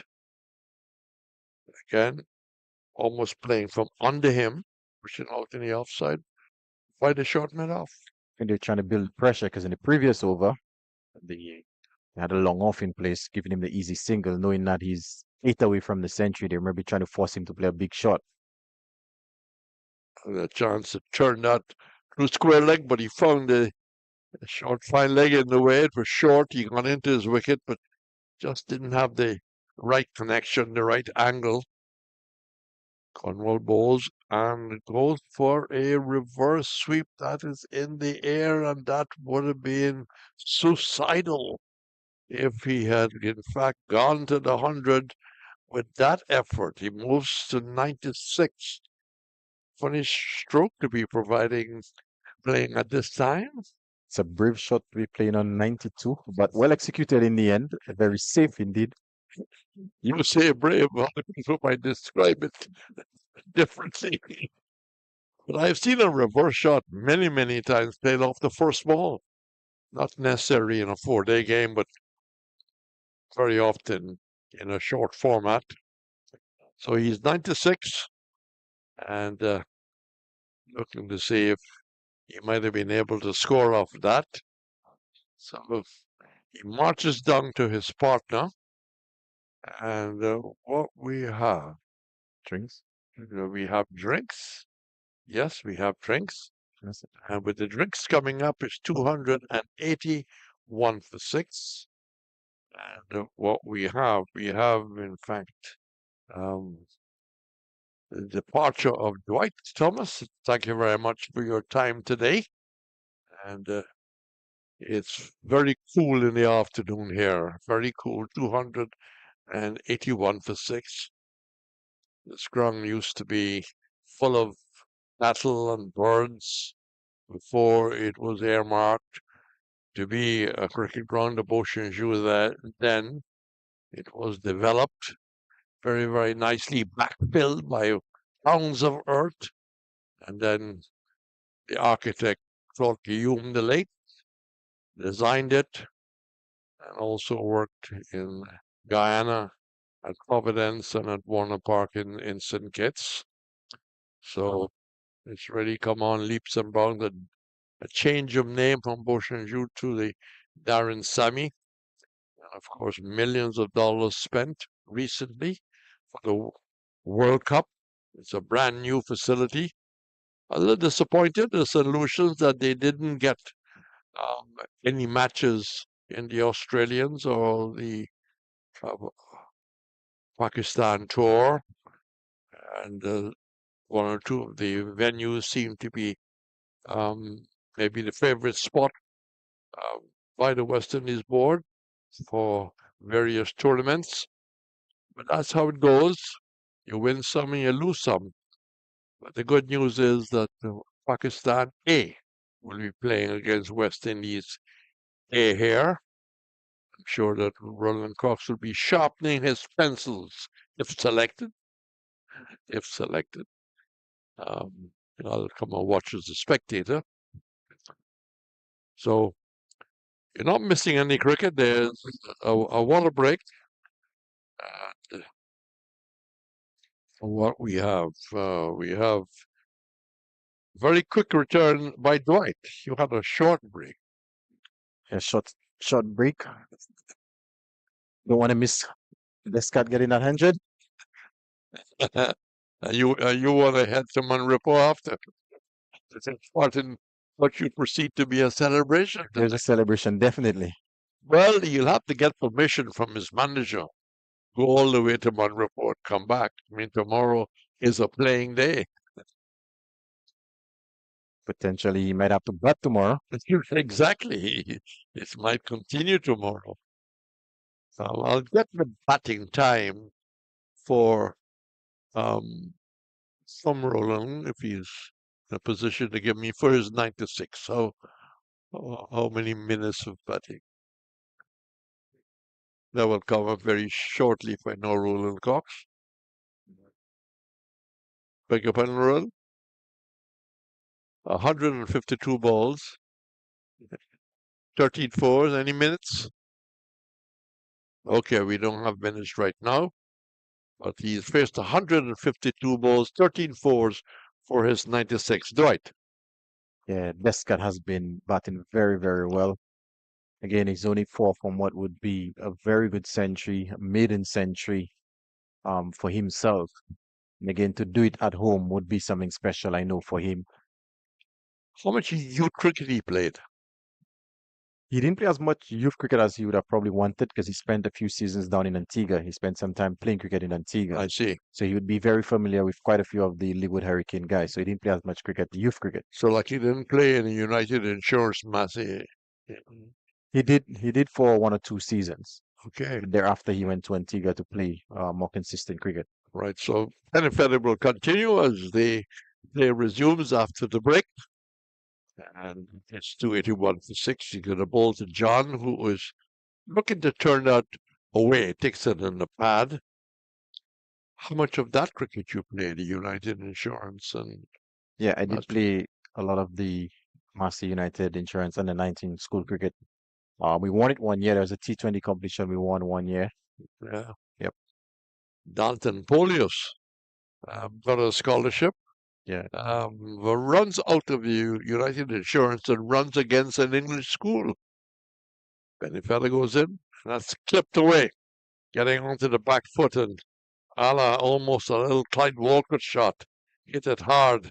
When you're hitting it, hit it hard. And it peeled off down to backward point. It's not 4 to Descarte that will give him the 100. Of course, if the game had different rules, you could say, okay, my partner will take that 4. But he moves up to 36, and Descarte is 96 with even numbers. It's 285, not for 5. That would have been an easy number. 285 for 6, as Windwards having their best day in the 4-day competition. Again, playing off the back foot.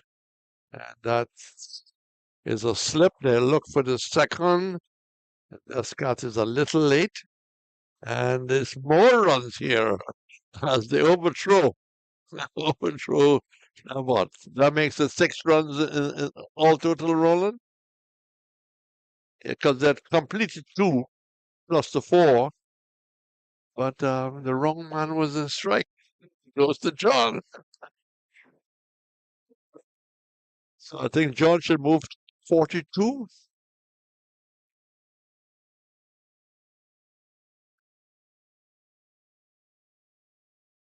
So total moves 291. John is 42. My math wasn't great in schools, but I got that right. Pennyfeather comes in. And again, cracking shot off the back foot. More runs here. They will not look for the second as it goes out towards a deep cover. So the strike goes to Descarte. And what we got Pennyfeather, who's got 2 overs, two deliveries. Do we have a little drizzle here? Yes, we have.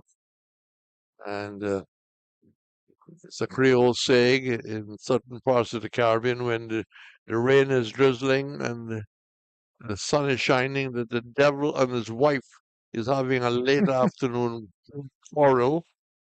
Well, I don't know. where that came from. And if ever, despite the drizzle, goes in and he's turning it away. Will this have enough runs to go into the boundary? It does not, and they come back. The two drama continues as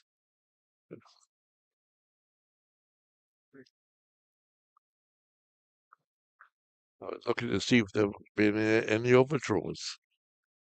They picked up three, yeah, moving the 99. Robert Julian Christiani was leg before for 99 in Barbados against England. He was the first West Indian in Test cricket to then be out for 99. I wouldn't want to put the mockers on Descarte. He's a non-striker, as John gets very solid behind that.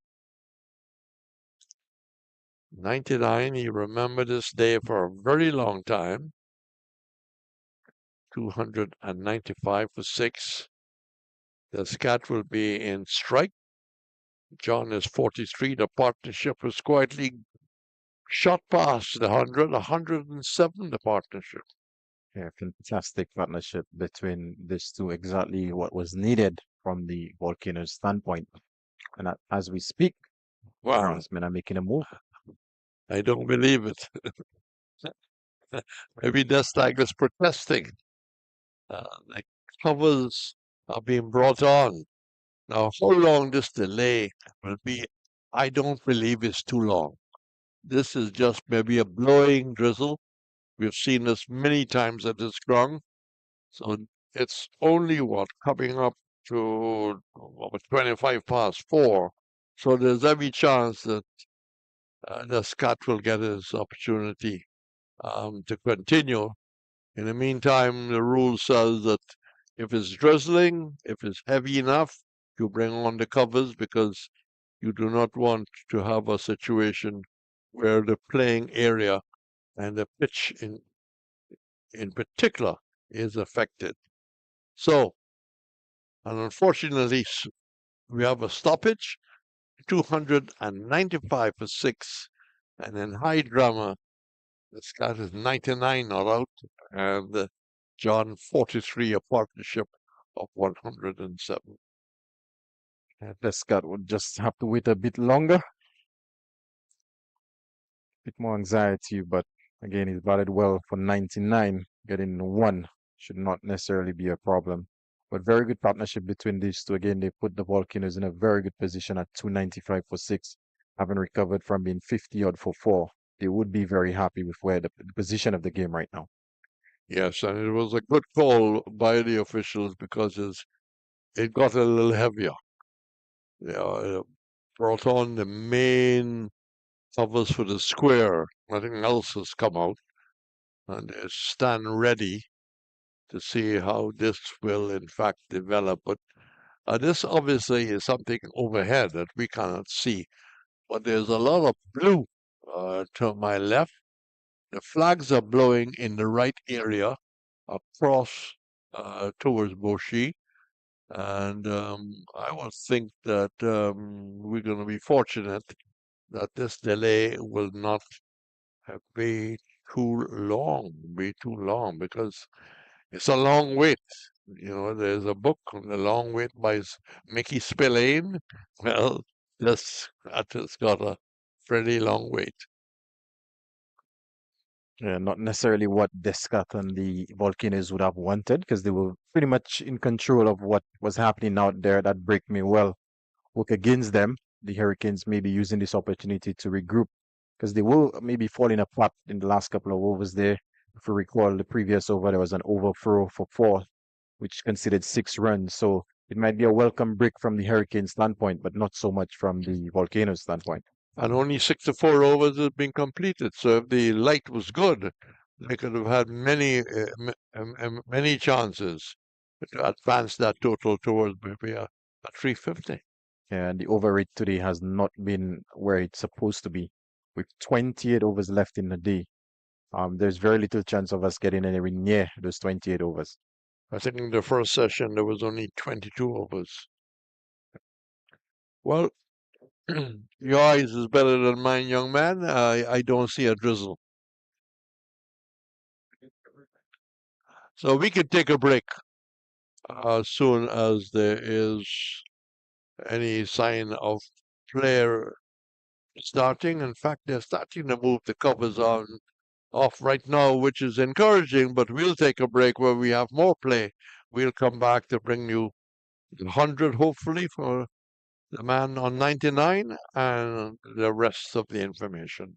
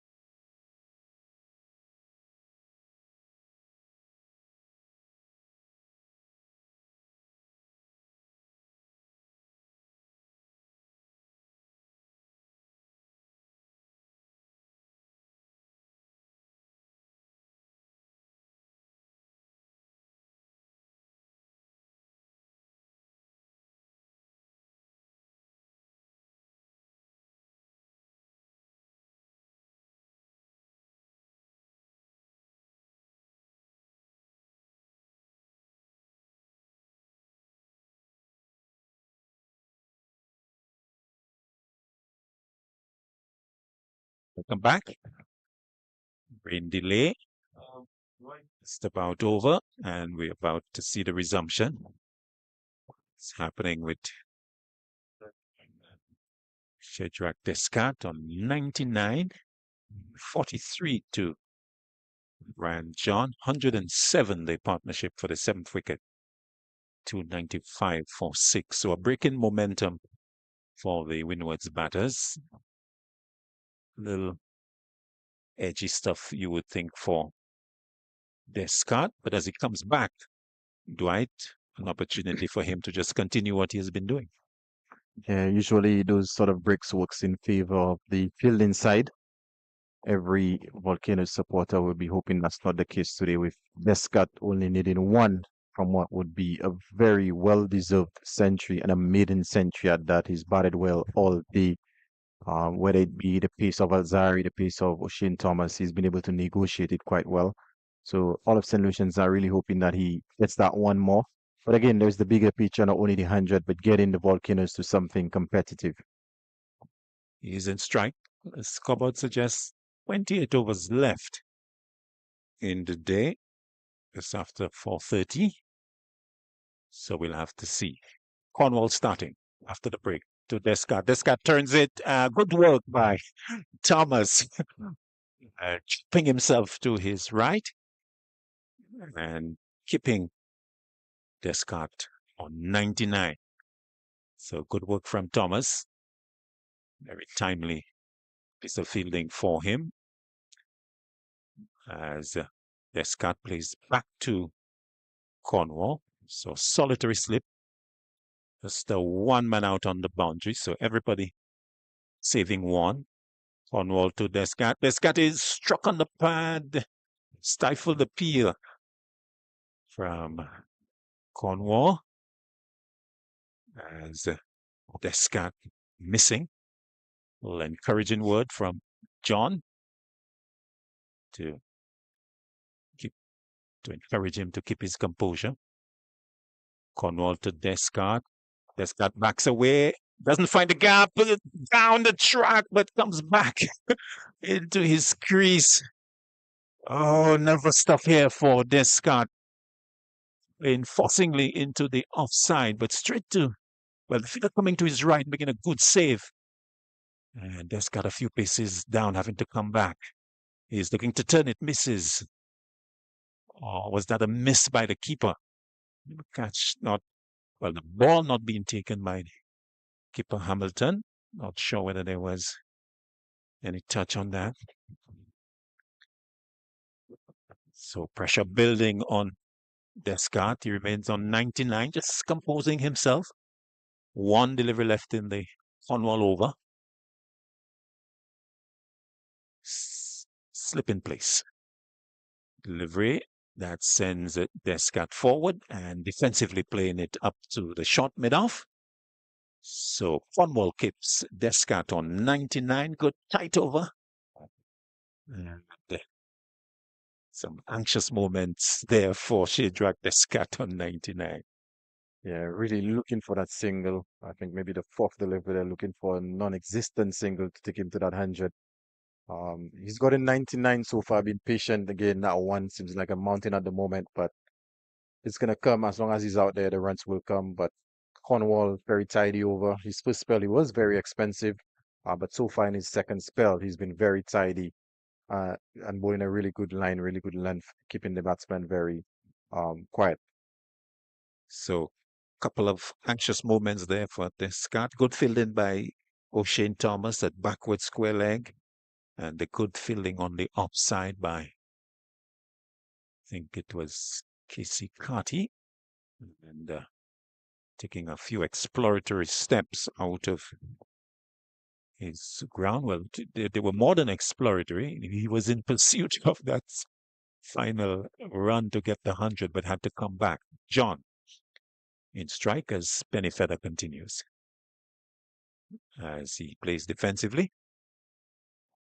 And the total remains 295 for 6. 2 slips. And the gully. So Cameron Pennyfeather continuing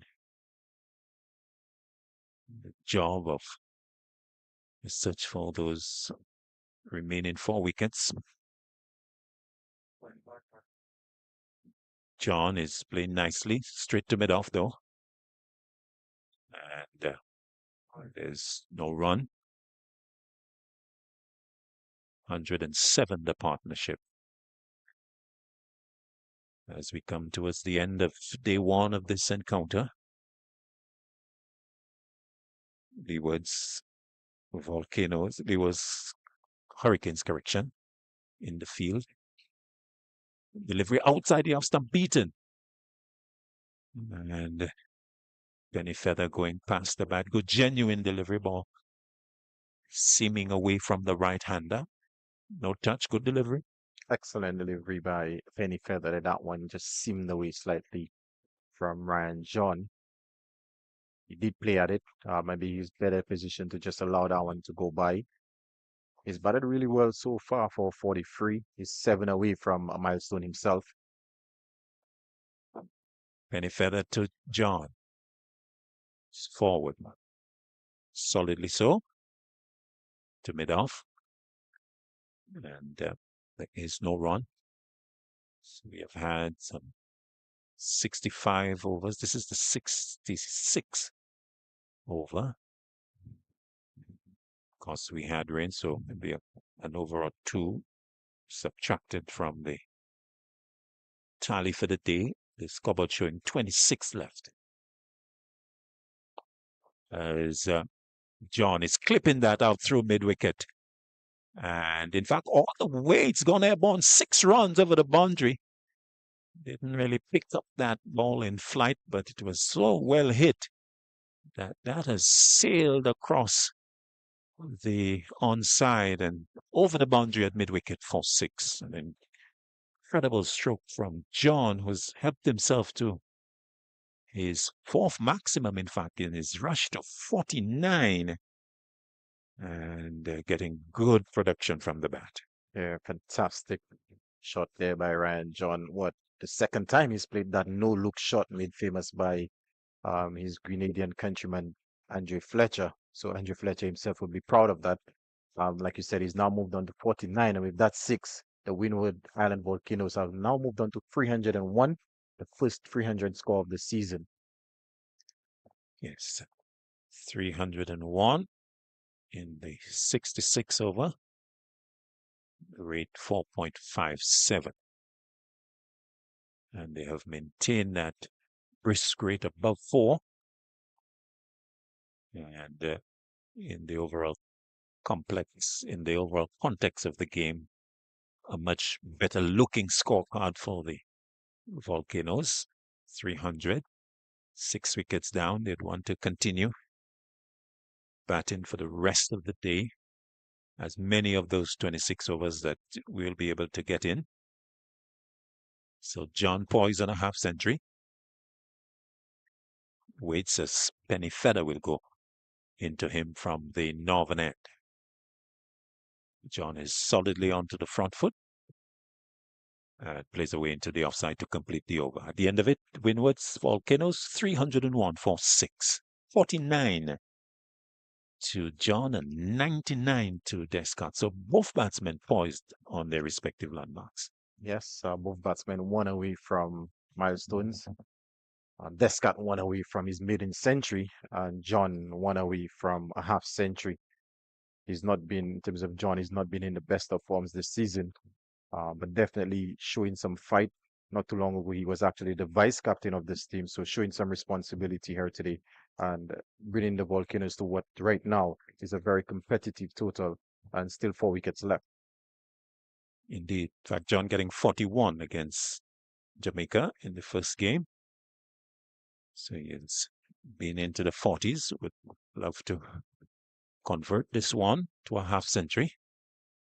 But all attention on Shadrach Descarte, who's on 99. Slip. Backward square leg. Mid-wicket. Mid-on. Mid-off. Shot mid-off. As he comes forward. And again can't score. Interesting to see how many balls he has faced on 99. I'm not sure if Coxie can tell us that. His face for sure the previous over. Cornwall to Descarte. Descarte drive in, beats the mid on, and gets the 100. Punches the air. Shadrach Descarte, the man from Monrepo, the local guy, celebrating a very well compiled 100.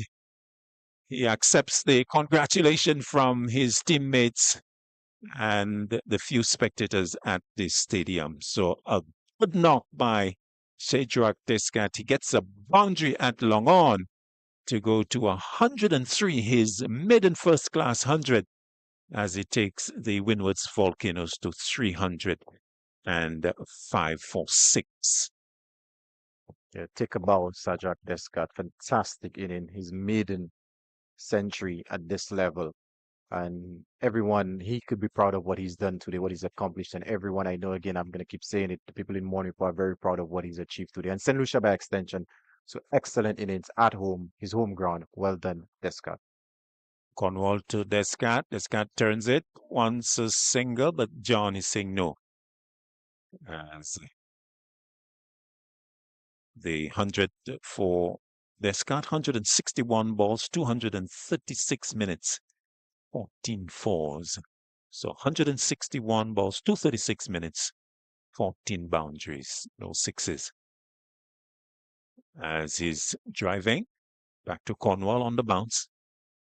And the total remaining at 305 for 6. What an important knock for the young man. See, he goes back and we'll get a single out towards the deep mid-on as he just ambles up to the non-striker's end. An innings of quality, you'd have to say, from Shadrach Descarte as he goes to the non-striker's end. Ran John in strike. Cornwall to continue. John wants a single. Well, it's Descarte who wants a single, but it's not on as the over is completed. So at the end of it, the 67th of the innings, the Windward Islands Volcanoes, they're 306 for 6 with Shadrach Descarte 104 and John on 49. Partnership of 118. Yeah, very good recovery by Descarte and John. The last three partnerships, Ambris and Descarte, they put on 70 odd. Descarte and Benjamin put on 50 odd. And now we have Descarte and John, 118. So fantastic recovery by the Volcanoes from where they were this morning at 50 odd for 4. They've now put themselves in a very, very good position. And again, it has a lot to do with the way Shadrach Descarte has actually batted and the responsibility that he's taken on. Penny Feather to continue. 9 overs, 1 made and 1 for 41. But the question is it a change in the nature of the wicket, greater application by the Volcanoes? Shadrach Descarte will get a single out to the sweeper at the point boundary. 105 now for him, 307 for 6. Well, definitely, I think it's a bit of both. The wicket has definitely gotten easier. I think the first session there was a bit more bounce, a bit more movement. And usually there's a little preparation moisture you would get in the first couple of hours. So as the sun has baked that wicket, it has gone a lot easier. And also Shadrach, like we said, Descarte earlier in his innings, he was moving a lot, but he has settled down and he has shown what he can do. So definitely a bit of both. Ryan John, poised on his landmark as well, 49. Waits for Penny Feather. It's off the back foot, but straight to the fielder at extra cover. And there's no run, so he remains on 49. 2 slips and a gully waiting. Cases maybe of the Leewards. Well, we saw them really applying the pressure. We saw attacking fields. They both generally in good areas. And maybe a little bit of luck early on to the Windwards. Benefited to John. The defense. Back to the bowler. The score remaining 307 for 6. Penny Feather has been very disciplined in his bowling. He's maybe not bowled as many wicket-taking deliveries as he would have wanted, but he's been very disciplined. and at least trying to control it from one end. And he's been able to do that. He's in his 10th over and only considered the 42, and he did take that wicket. Yes, the wicket of Benjamin. We had LBW for 30. John off the back full will get that single to bring him to his half century as he gets through at the non-strikers end. So 54 Ryan John, 50 coming up quite quickly, 74 balls and 116 minutes, 3 fours and 4 sixes. So much more aggressive than Shadrach Descarte, but a very important contribution to the overall partnership. Now 120 for the 7th wicket between these two. Yeah, very good contribution and very well played by Ryan John. His first half century of the season. And earlier you asked me if I would class him as an all-rounder. Maybe this inning will go a long way in changing my mind. Descarte gets a wide delivery and swishes at it. In fact, it's so wide, umpire Butler is signaling wide. 309 for 6. So we have a redefinition of Ryan John today. He's always shown the ability to be an all-rounder, just not on a consistent basis. But today, definitely, he's taken on the responsibility for his team, and he's gotten himself a half century. Yes, and it's been a good innings. He has mixed defense with timely aggression, and he has produced the goods. Descarte doesn't play as it's outside off stump. The total 100, 309 for 6. So it's been a toil for the Leeward's Volcanoes, Leeward's Hurricanes, correction, as they were at one point having visions of pulling out the Windwards today. Delivery that is whipped away by Descarte, and he will get himself a single shot and to sort of parry it off of himself, getting a single down to long leg. 106 as the over comes to an end. He goes to 310 for 6, also losing his footing at the non-strikes. Not sure how to describe the last shot by Descarte, but did land safely. The only fielder anywhere near was a man at deep fine leg, so nowhere near any fielder. And he did get another single. So they continue to fight partnership now, 122. And we have 23 overs left in the day,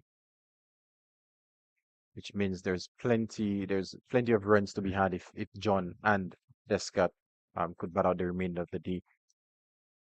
And in fact, it will be interesting to see their approach. So they have both gotten to the 2 landmarks, which would have reduced their tempo in terms of run scoring. With those now behind them, you would expect, in terms of looking at the strategy of the game, that they would be maybe a little bit more positive going forward as Cornwall starts the 69th over of the innings. And Descarte plays quietly. Cornwall to Descarte. Back. Hits it hard into the ground. Straight to the fielder.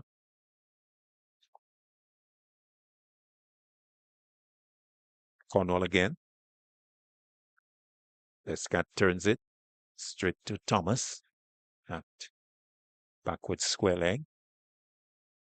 106 he remains. 310 for 6.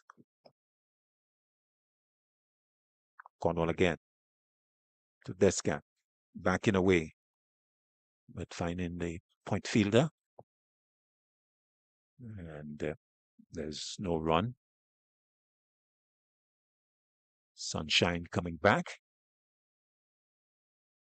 So light improving, increasing the prospects of us getting those 22 plus overs left. Descarte playing a dot ball into the offside. Cornwall again.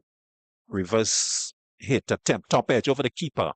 Out towards the boundary in front of us. It will beat the fielder. Yes, just ahead of him. Karima Gore not able to complete the fielding. So a boundary to Descarte. He goes to 110, 314 for 6 at the end of the over. Earlier, you asked what the approach might be. Maybe that shot might just give it away. And this is the second time he's played that reverse sweep. Not something that he's necessarily known for around the local circuit, but he executed the first one quite well on being on 92. But this one, not so much top edge, but again, very safe. Maybe this is the approach that he might take for the remainder of the day because he's naturally a very aggressive type of player. And with John having gotten to his 50, you'd think that he's got some sort of license now to be a bit more positive, especially with the partnership now 126. It's been a long day for the Leewards and a bit of frustration as well. Good opportunity for this partnership to capitalize as we come towards the end of the day. Yeah, definitely. A lot of the fast bowlers are maybe a bit tiring. So there's an opportunity over the next however long we go on for the Windward Islands to try and push on and try and push the game along. Looks like we're going to have a bowling change. Karima Gore being introduced for his first ball. And it's coming in the 70th over. So Cornwall introducing his second spin option. And Ryan John will be the man in strike. Cut away out towards backward point, and we'll go into the boundary now for 4. So short and wide, and John pouncing on that and hitting it away nicely into the boundary for 4. So he goes to 54, 318 for 6. Karima Gore being greeted with a boundary. Yeah, fantastic shot by John. Not the stat that Karima Gore would have wanted. So Gore will continue to John. Drive in nicely, but straight to, through the mid-outfielder. And will he pay for that dearly? Yes, he does, as the ball goes into the boundary behind him. So Kadeem Henry with some poor work, not getting the long barrier, well, not getting any barrier in place. And the ball trickling through him and going into the boundary for 4. 58 to John, 322 for 6. And we have had a number of lapses from the Hurricanes. Gore to John. Allows it to go this time. John helping himself here to some quick runs is 58. Gore to John. John gets a delivery that was quicker and inside edge, almost getting himself into a tangle. The ball ends up on the onside. John himself goes towards square leg. The momentum of looking to defend that, carrying him that far. He's more composed now. Good balance as he plays defensively. And the total remains 322 for 6. Gore to complete his first over to John. Hitting on the bounce back to the bowler. So the end of the first over from Karima Gore, the 70th of the innings. It's 322 for 6, 110 to Descarte at 58 to John. Yeah, not the best of stats by Karima Gore, Tim's conceding 2 boundaries in that over. But like you said, I think the Hurricanes have actually let themselves down in the field today. I could recall a number of occasions where the ball has actually maybe gone for a player and gone over the boundary. I could remember the overthrows not too long ago. So they've definitely let themselves down in the field from being in a very commanding position earlier. They've allowed the Volcanoes to get back, and they're under pressure right now.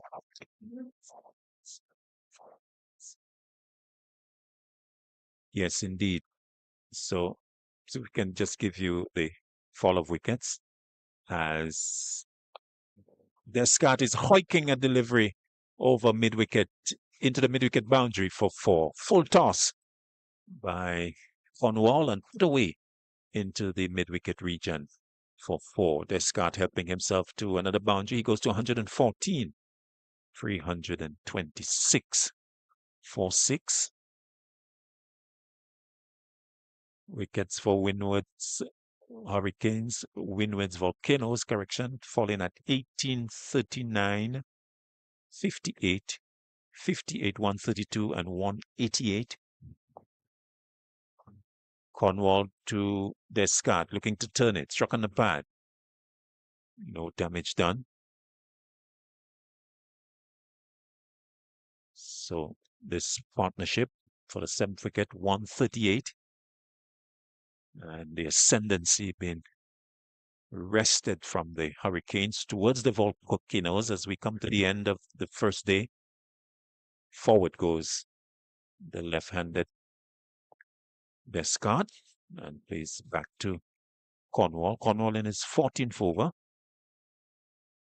Coming into Descarte, switch hit, looking to reverse sweep, struck on the pad and not getting any bat on that. Dot ball, 2 deliveries left in the 71st over. Cornwall to Descarte. This is coming down. The question being asked by Cornwall, but umpire Crawford is not seriously considering that request. The total remains 326 for 6. Cornwall again. Descarte turns it. Through square leg, they will take 1.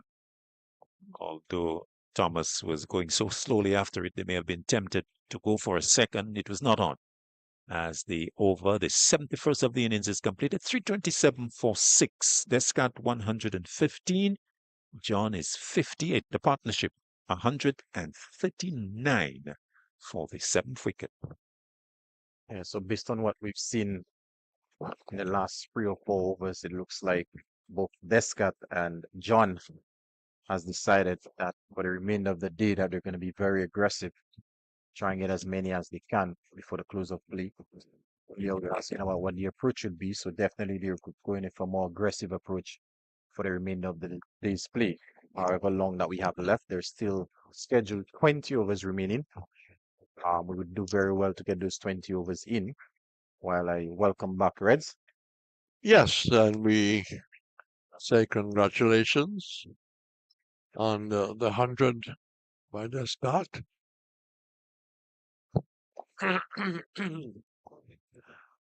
So these two must understand their role between now and the close of play. This is not a situation where they must just see the game today. They must see themselves being not out and batting on and getting 400 plus. Yeah, given the conditions out there. So another reverse sweep attempted there by Descarte. There's an appeal, but the umpire says not out. Descarte seems to be persistent in those reverse sweeps. Well, I said that in particular because of what I saw in the previous over, the reverse sweep. He should simply want to be there, not out overnight and 100 plus, along with John.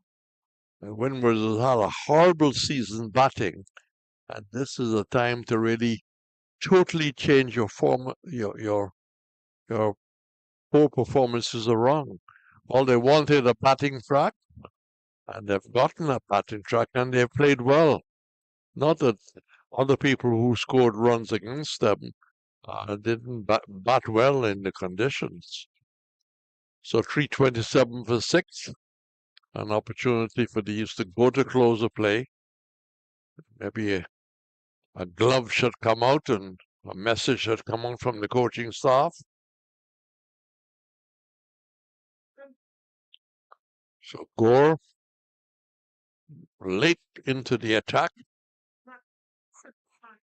showing a lot of enthusiasm as he moves in from the commentary box end. And, tumbling save by Louis. Larry Joseph, a correction.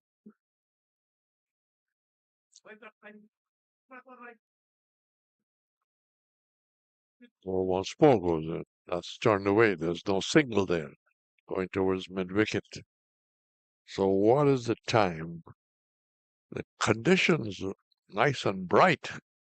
So they must see that, we can get the full allotment of overs. Number of overs left, 19. So, if you get two each off of every over, that's another heaping runs to the final score, close the play. Yeah, there's an opportunity for the Volcanoes to get quite a few runs this evening, Yeah. especially with what I would call Karima more of a part timer. And with the two spinners on, we may very well get the 19 overs with the two spinners on. Yes, and you already want it.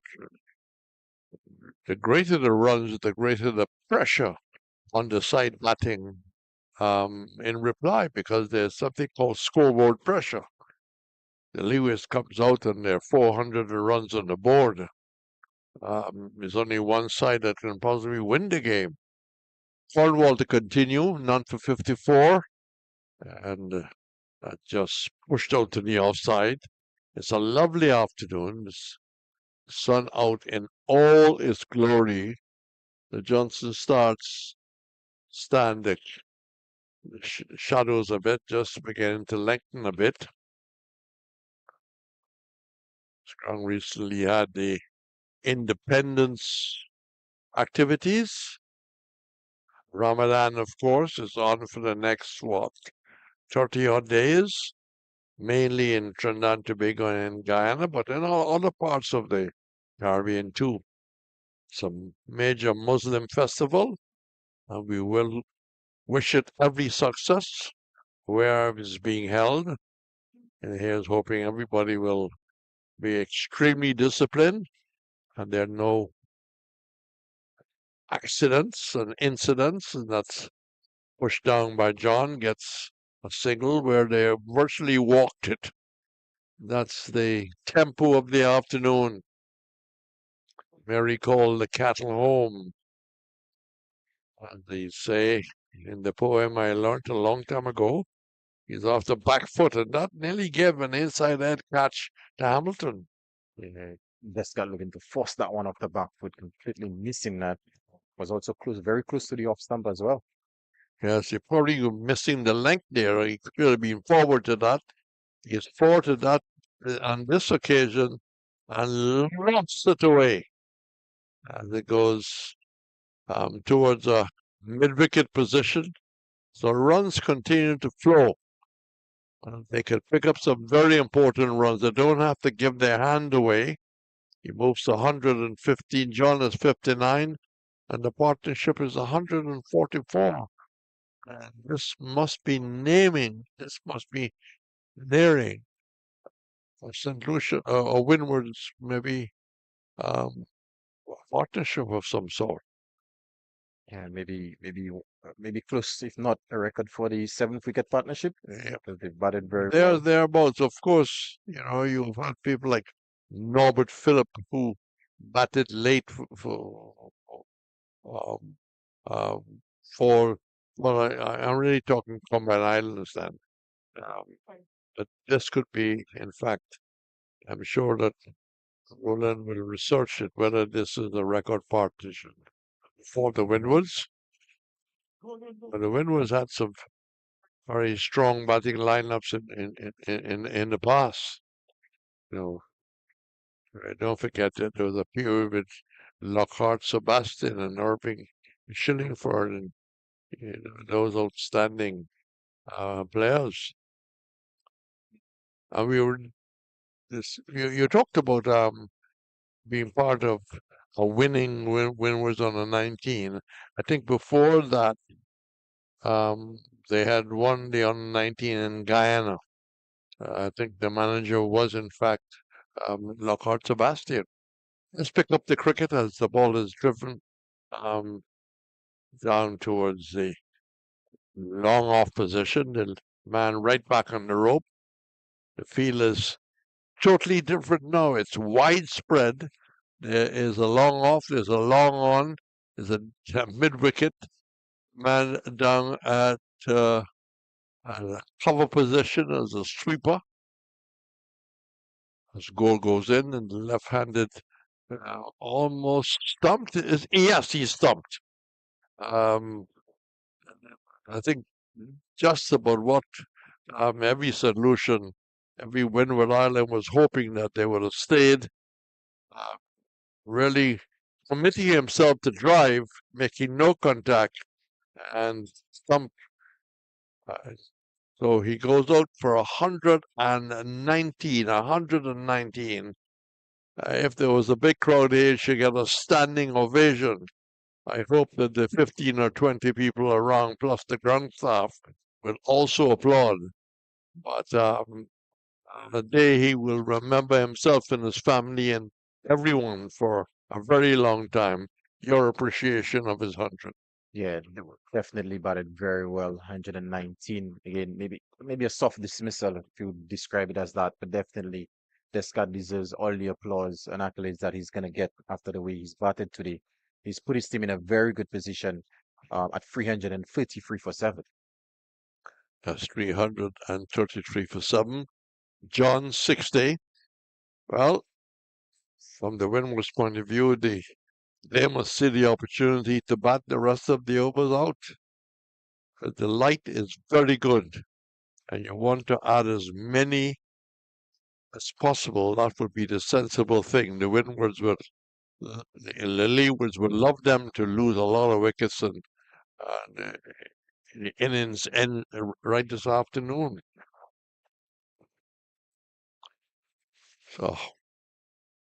So Demba comes to join John. Demba, I think, is really picked for his spin bowling, but he's got an opportunity to give support to John.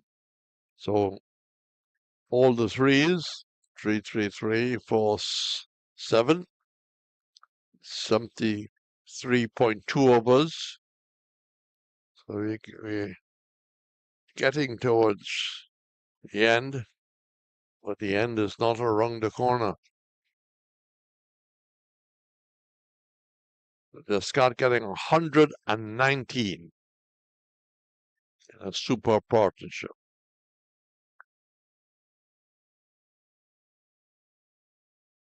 So Demba will be in strike. The ball goes in, and Demba goes for a wild slash outside the off stump. As if he's looking for runs immediately. His job is maybe simply take the signal, give the strike to John. Yeah, but that was short and wide. I think he would feel like he missed out there. Any bat on that could have easily gone to the boundary for 4. It might have taken edge to Cornwall too. Better looking shot. It's closer to the line of the off stump.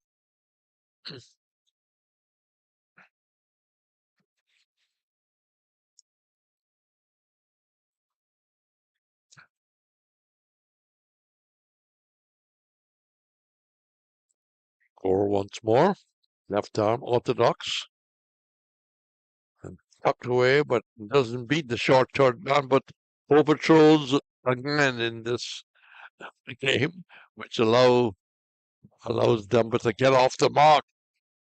So you'd be happy that off the dreaded knot, he's won. John is 60. It's 334 for 7. The sun is now on the high ground. Makes a beautiful picture to paint. Gore walking first, the little left-hander. And John, easy enough, taking away the bottom hand and using the top hand and stroking that to a deep, long off position. And will take the strike. So he's 6-1. Number 1, 336 for 7. 335 for 7, correction. As the sun starting to get lower and lower, and we'll have less of it here. Cornwall continue his long spell. 15 overs, 1 maiden, none for 59. 4, Roland Cox tell me 3 overs, and he's taking 1 for 11. So it's going to be Cornwall from the top end. Goes in, and John is well forward. It's called the pavilion end, the players' end, the Kai Manger end. For the non-Patois speaking Caribbean, house full of food. That's my understanding as a solution by paper. Kai Manger is a house full of food. Almost. Pretty much But in the okay, English term. I got 8 out of 10. Just short of a Langton. Just going back. The afternoon rolling out to be almost quiet. No excitement. No sixes and fours towards the end. That's turned away. I think John realizes that he's got to be there at the end. And he should be telling Denver, well, let's stay here. We don't have long more to go. The overs are coming out. The light is still very good, but that's not a problem. Cornwall bowling Denver with a slip. In fact, I thought they could have attacked Denver a bit more. Yeah, being the new batsman, Yeah. he's only been in for what, 3 deliveries? Yeah, sure. Definitely. You could have had a silly point. You could have a forward short leg. Off the back foot goes Denver, plays a confident shot, walks away, looks towards the flag, which are drooping right now as the wind drops at the facility. Denver pushes that up towards a wide mid-off, a chance of a run. The over is completed. At the end of that over, Denver 1, John 61, and the Windwards at 335 for 7. And, you know, when the Leeward supporters discussed this game, and they said, well, do you know we won the toss and we sent the Windwards in? Yeah, when they sent the Winwards in this morning, they would have they would have wanted this game to be different at this point in time. They started off really well. Yeah, sure. Kudos to the Winwards, they did fight back. That's what they 40 off 497 for 4 at lunch. It was Windwards by a country mile winning the first session. Goal will continue, which has been a very tidy spell. He hasn't been short and shorter. He's right on target. It forces the batsman to come forward and plays it towards a short mid-wicket. Much more an attacking feel now. Cornwall is not using an attacking feel. Goal goes in, and that's the outside edge, but it doesn't beat the third man as he pushed forward. Because every time you come to the Darren Sammy, you see a couple of new houses appearing in the high ground. Dunbar is back and just about half running, half walking the single as he pushed it down towards long on. 337 for 7. Shadows really beginning to lengthen now as the right-handed John comes in to strike. A Dunbar correction and plays it down towards the short third man, John, the non-striker, on 61, Dunbar on 1.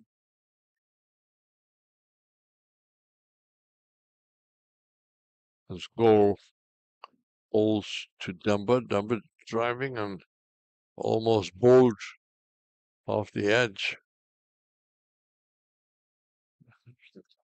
Cornwall bending over and picking it up and simply saying that we have not had luck today.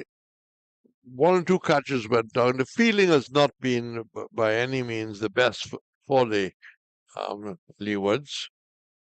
There were some overthrows, there were some misfields, there were a couple of catches going down, and that completes the over with 337 for 7. So the afternoon going quietly towards the end, and whether we'll Don't see any more drama, any more attacking shots. I think John will certainly try and put the bad ball away. I think his role is very clear. Zemba will have to maybe play the defensive role. So what we've had 76 overs completed. So not very far away from closer play. Yeah, Ryan John, from what we've seen, maybe the last 10 or so deliveries that he's faced, I think he's decided that his job is to come back tomorrow, which is the sensible approach. Yes. It's a pity the boy from Monroe didn't decide, well, I'm going to stay here until the end, because he got stumped.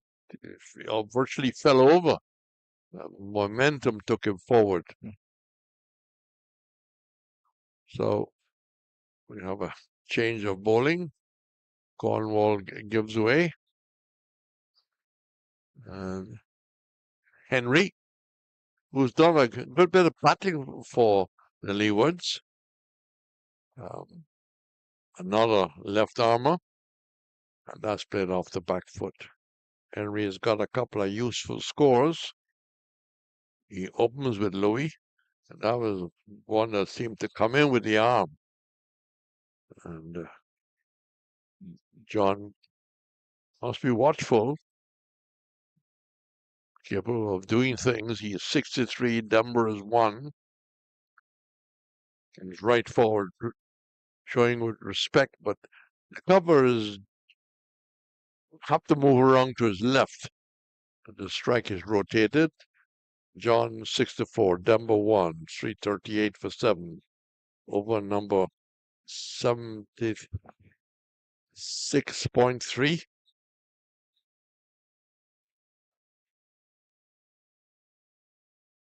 That's driven through extra cover. That'll be 4. Pitched up and well put away. Yeah, Henry over pitching on that occasion and giving some width for Denver. Just driving that all along the ground for the cover region for 4. Now moves on to 5 and the score 342 for 7. Yep. Betting up towards the 350 mark and maybe beyond. But right now it is closer play very much in the mind of the batsman. The Leewards wouldn't mind picking up a couple of scalps. That was heading down leg side. If they take the pad, we were blocked by the body of the batsman.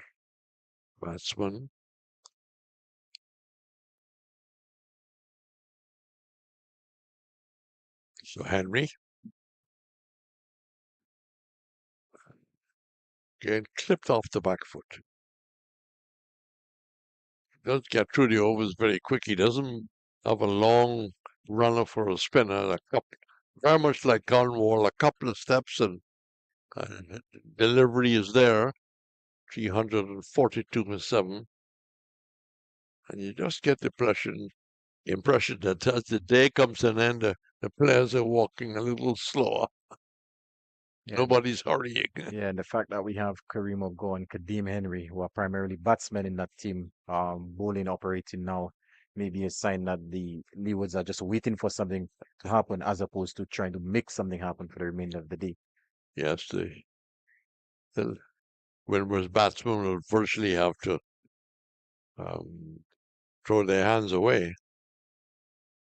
A score 1 for 12 off 4 overs. That's pushed back past the bowler, long on to our right. As the shadow of the Johnson Charles stand gets further and further towards the square. But we continue to say that the light playable by far. Moore now moves in to John. John 65 and runs that down towards a third man. Seher is hoping the weather will hold for all 4 days, and this game will have a result. Gore. And that's off the back foot by Dunbar. But not hitting it square enough. Not getting into the middle, more of the out to part in the bat. We see now Azari Joseph being called to a second slip because of the tendency for the ball to go down towards that third man area, indicating that Gore is getting a little bit of turn. We haven't seen a lot of turn today. We've seen some bunks on this pitch. That's driven. There were one. There will be a second as the cover have to move in towards a deep extra cover to pick it up. The total advances to 345 for 7 on a day where the Leewards won the toss. To try and just give you the short scorecard as time will allow. I know you have an audience which is turning off and turning on. Goalballs just turned away. There'll be one. There will be only one. Inches up towards 350. It's now 346 on the board. And this is almost the sub-8 over being completed by Gore, who is looking forward, no doubt, to batting what's a good batting pitch. Demba brought forward. A good little neat spell here by Gore. Gore has had 5 overs and has taken 1 for 16. And maybe should have come into the attack a little earlier, showing a bit of variation and variety. He's worked very well so far in his 5-over spell. He's kept things tight, and he has taken the big wicket of Sajak Descarte. So he's definitely doing a good job for his captain. Yes, he's bowled with good control. He hasn't given away runs, leaking runs. That's not. So a conversation between Cornwall and a few. It's going to be Henry to continue. Henry's first over cost 5 runs. 346 for 7.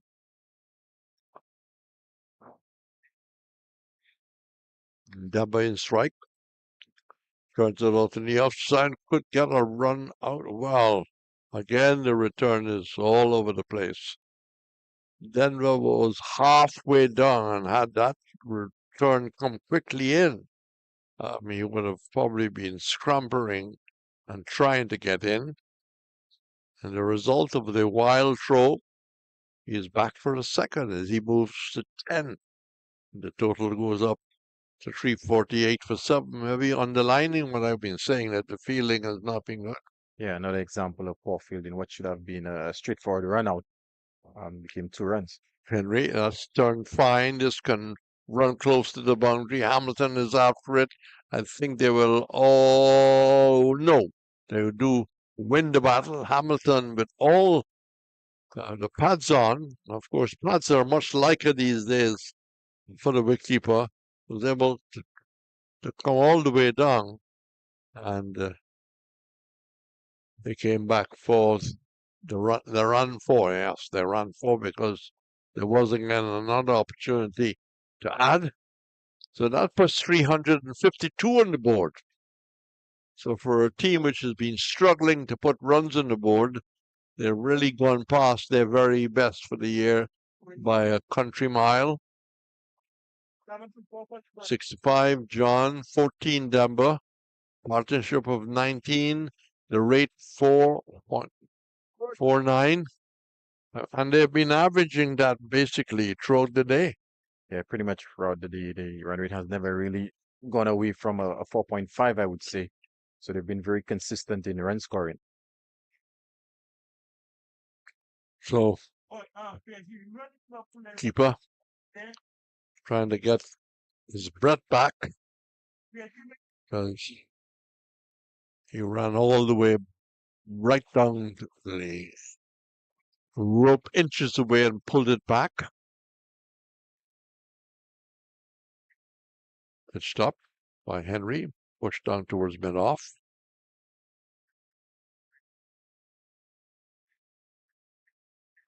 Henry probably enjoying the opportunity to get a ball.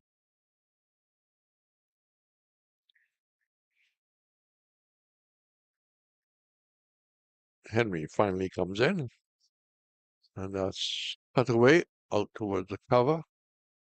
They will only take one. Ball going too quickly and not wide enough to look for the second. Denver is 15 as John is back in strike.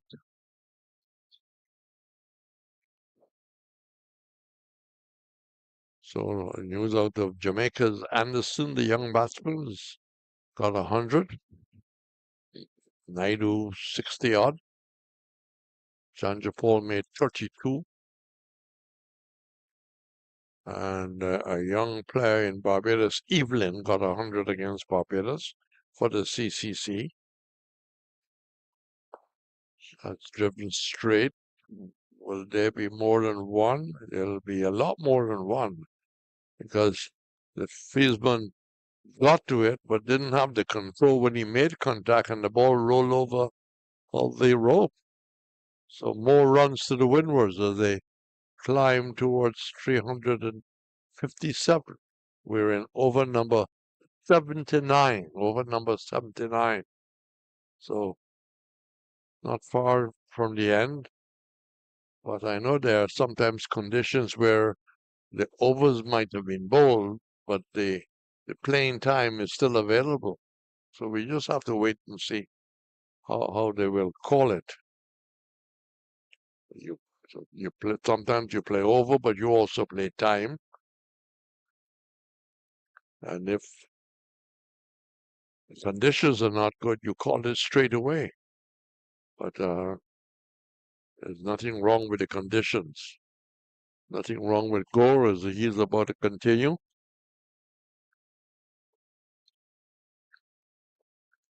So 357 for 7. Gore in the 6th over, about to start. There is 2 slips because Denver has been pushing in that direction.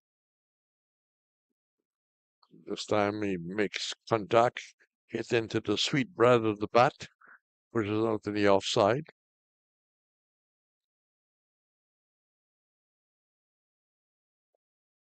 But turning it away, bottom hand almost off the bat as he rotates the strike and gives it back to John.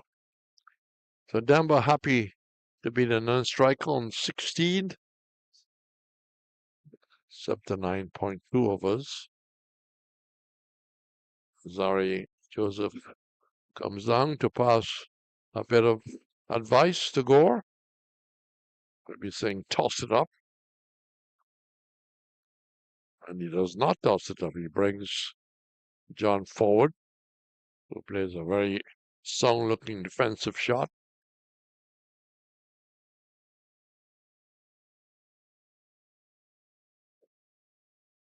Gore, well, all of a sudden there's a little bit of anger as he plays that shot, driving it down. You think of Gore for the Leeward, you have to remember Hugh Gore, a student of the game now, an elder statesman, or left arm, played county cricket, I think played for Somerset one season or two. Off the back foot there. So good afternoon to you, Hugh Gore, if you are listening. You made your contribution to the game in a big time. Helped many young people with advice or balls, and that's, well, the bowler was slightly affected, but not deliberately, as the ball was able to elude him, and that completes the 80th over. So umpires are moving to their respective positions. I think Hamilton is talking to the umpire. So is Cornwall. So 80 overs in a day have been bowled, but right now you really need to turn to the conditions because play appears to be going on. So a little hold up. Must be clear rules on this. I know I'm sure you have played in situations where the overs has been bowled, but the light is good enough to continue to play. I think there's long left because as the shadows approach the playing area, the umpires may have some concerns about that. But as we speak, there might be a bowling change. Yes, I mean there is no shadow on the actual pitch. No shadow in the actual pitch. Um, so new ball is due. So the new ball is taken. Now,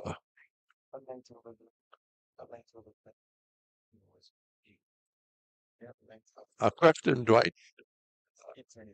Do you take the new ball now, or you wait until tomorrow to take the new ball? Given the situation of the game, I think I agree with Rakim Cornwall in taking it. Again, Alzari will be bowling to a number 9 batsman in Kenneth Demba. So there's every opportunity. Again, the game is a funny game where Alzari could easily clean up the tail. So like that's the thinking behind taking the new ball. Yeah. Okay. Point made. If it doesn't, you got to start all over tomorrow morning with a half shine ball. True. But if it does, they're going to come out back tomorrow. So It'll still be almost a new ball tomorrow. So Demba is 17, John 70, 360 for 7. The new ball is taken. How long this game will go on for, because the shadows are beginning to really lengthen, although it's bright sunny afternoon. So Joseph is back to the Kaimanji end, and bowls to Demba, and he has got what, 4 slips, keeper standing back. Goes in and bowls outside the line of the off stump, and Demba shadows it as he goes back across, goes through to the keeper. Zari Joseph has had a long day. You look towards his bowling figures in a minute, and Joseph walking back, the tall Western fast bowler, who bowled very well in the first spell from the far end. Joseph comes into Demba. Demba is edging that, and a brilliant bit of fielding from the gully position. Did he get back in time? Is that Louis with a brilliant return? And looking for a signal, it didn't go through the gully area or the 4 slip area. And quick thinking by Louis, it stops them. as we looked at the replay briefly, looked like a good decision by the umpire, but excellent fielding in the gully region by Mikhail Louis, who in the field has had a bit of an up and down day. He started off Yes. really well, and did drop Benjamin, and he's been guilty of maybe letting a few past him as well. So he's had a up and down day in the field. Yes, and one time had a bit of a slip in the outfield, and I think it was a short mid wicket, and seemed to have done his back, but there's been no sign of that. Now the 4 slips is being supported by a backward point. Demba 17.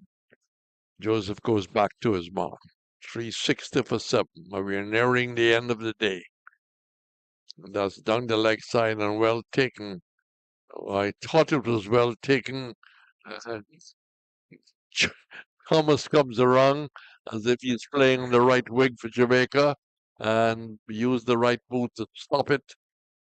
That would have been more extras. So Demba 17 and stays in strike. John 70. They say the night watchman must protect the genuine batsman. Well, Demba is very much protecting his own patch. Joseph is back to his mark. He's had a pretty long day without success. And the 2 batsmen are going to have a little discussion.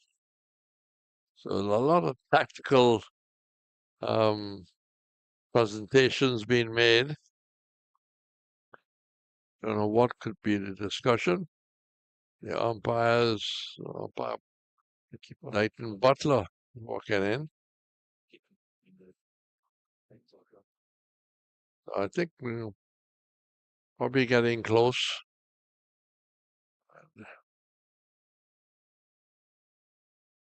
Andrew. Well, I think we have a change of keeper coming up too. See, the pads are coming off, and that's one change. The pads are coming off. Young Andrews will take the gloves.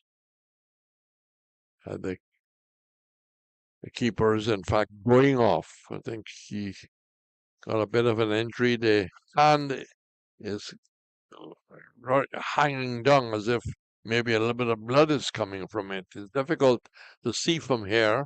Here's hoping is not too serious. So after the discussion with the batsmen, they're now going back to their respective areas. And the substitute comes out to replace the injured. So Andrew standing way back, and that's eventually turned away for a single. 80.4 overs.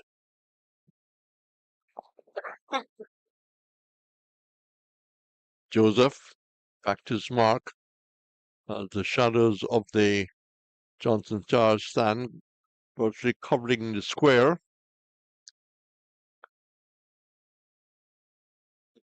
The game almost coming to a slow end. But Joseph is very aggressive as he goes in. And a good solid defensive shot by John. Gets a single out on the offside. It was pitched up. Sorry, Joseph. Looking to end it, as you heard Dwight suggest. The new ball is taken. Let's try and clean up the tail. It hasn't quite happened that way yet. That's not so far. Both John and Demba looking really accomplished out there. John has been in for a while on 71. Even Demba was the number 9. He's coming in. He's looked very good so far, 18 of 27. So it's not going to be as easy as that. Joseph once more moves in to Demba. And Windward steady off stump. He goes across and pulls the bat inside the line. And one gets the impression that's the end of play. Umpires flick the bails off. So the Leeward sent into bat at the close of play after 81 overs were completed. 364 for 7. 71 not out to John. 18 undefeated to Demba. And the bowling figures that's available right now. Cornwall, 16 overs, 1 maiden, none for 60. Pennyfeather, 10 overs, 1 maiden, 1 for 45. Perham Gold, 6 overs, 1 maiden, 1 for 19. And then we come to Henry, 2 overs, no maidens, 1 for 16. And finally, the figures of Azari Joseph. It's been a long, frustrating day for him. 19 overs, 3 maidens, none for 97. None for 97. And of course, the quick figures. Salazano caught Joseph, bowled Thomas for 6. Stephen Pascal, leg before Thomas for 25.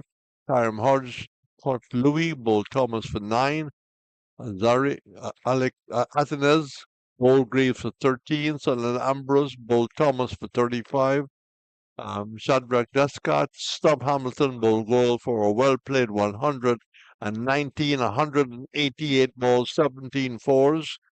Benjamin, leg before Pennyfeather for 30. John Noddard on 71 from 103 deliveries, 6 fours and 4 sixes. 6 fours and 4 sixes. And we have Demba, who came out and played well in the circumstances, not out on 18. And at the close of play, it'll be Windwards 364 for 7 Will there be a summary of the display? No, we will just wrap it up and hand it back to our respective stations.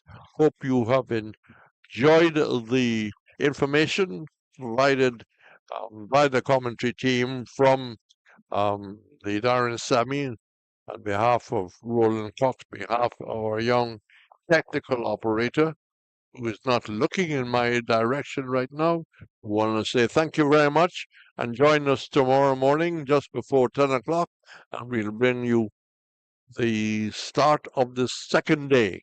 Good evening. Please have a safe night.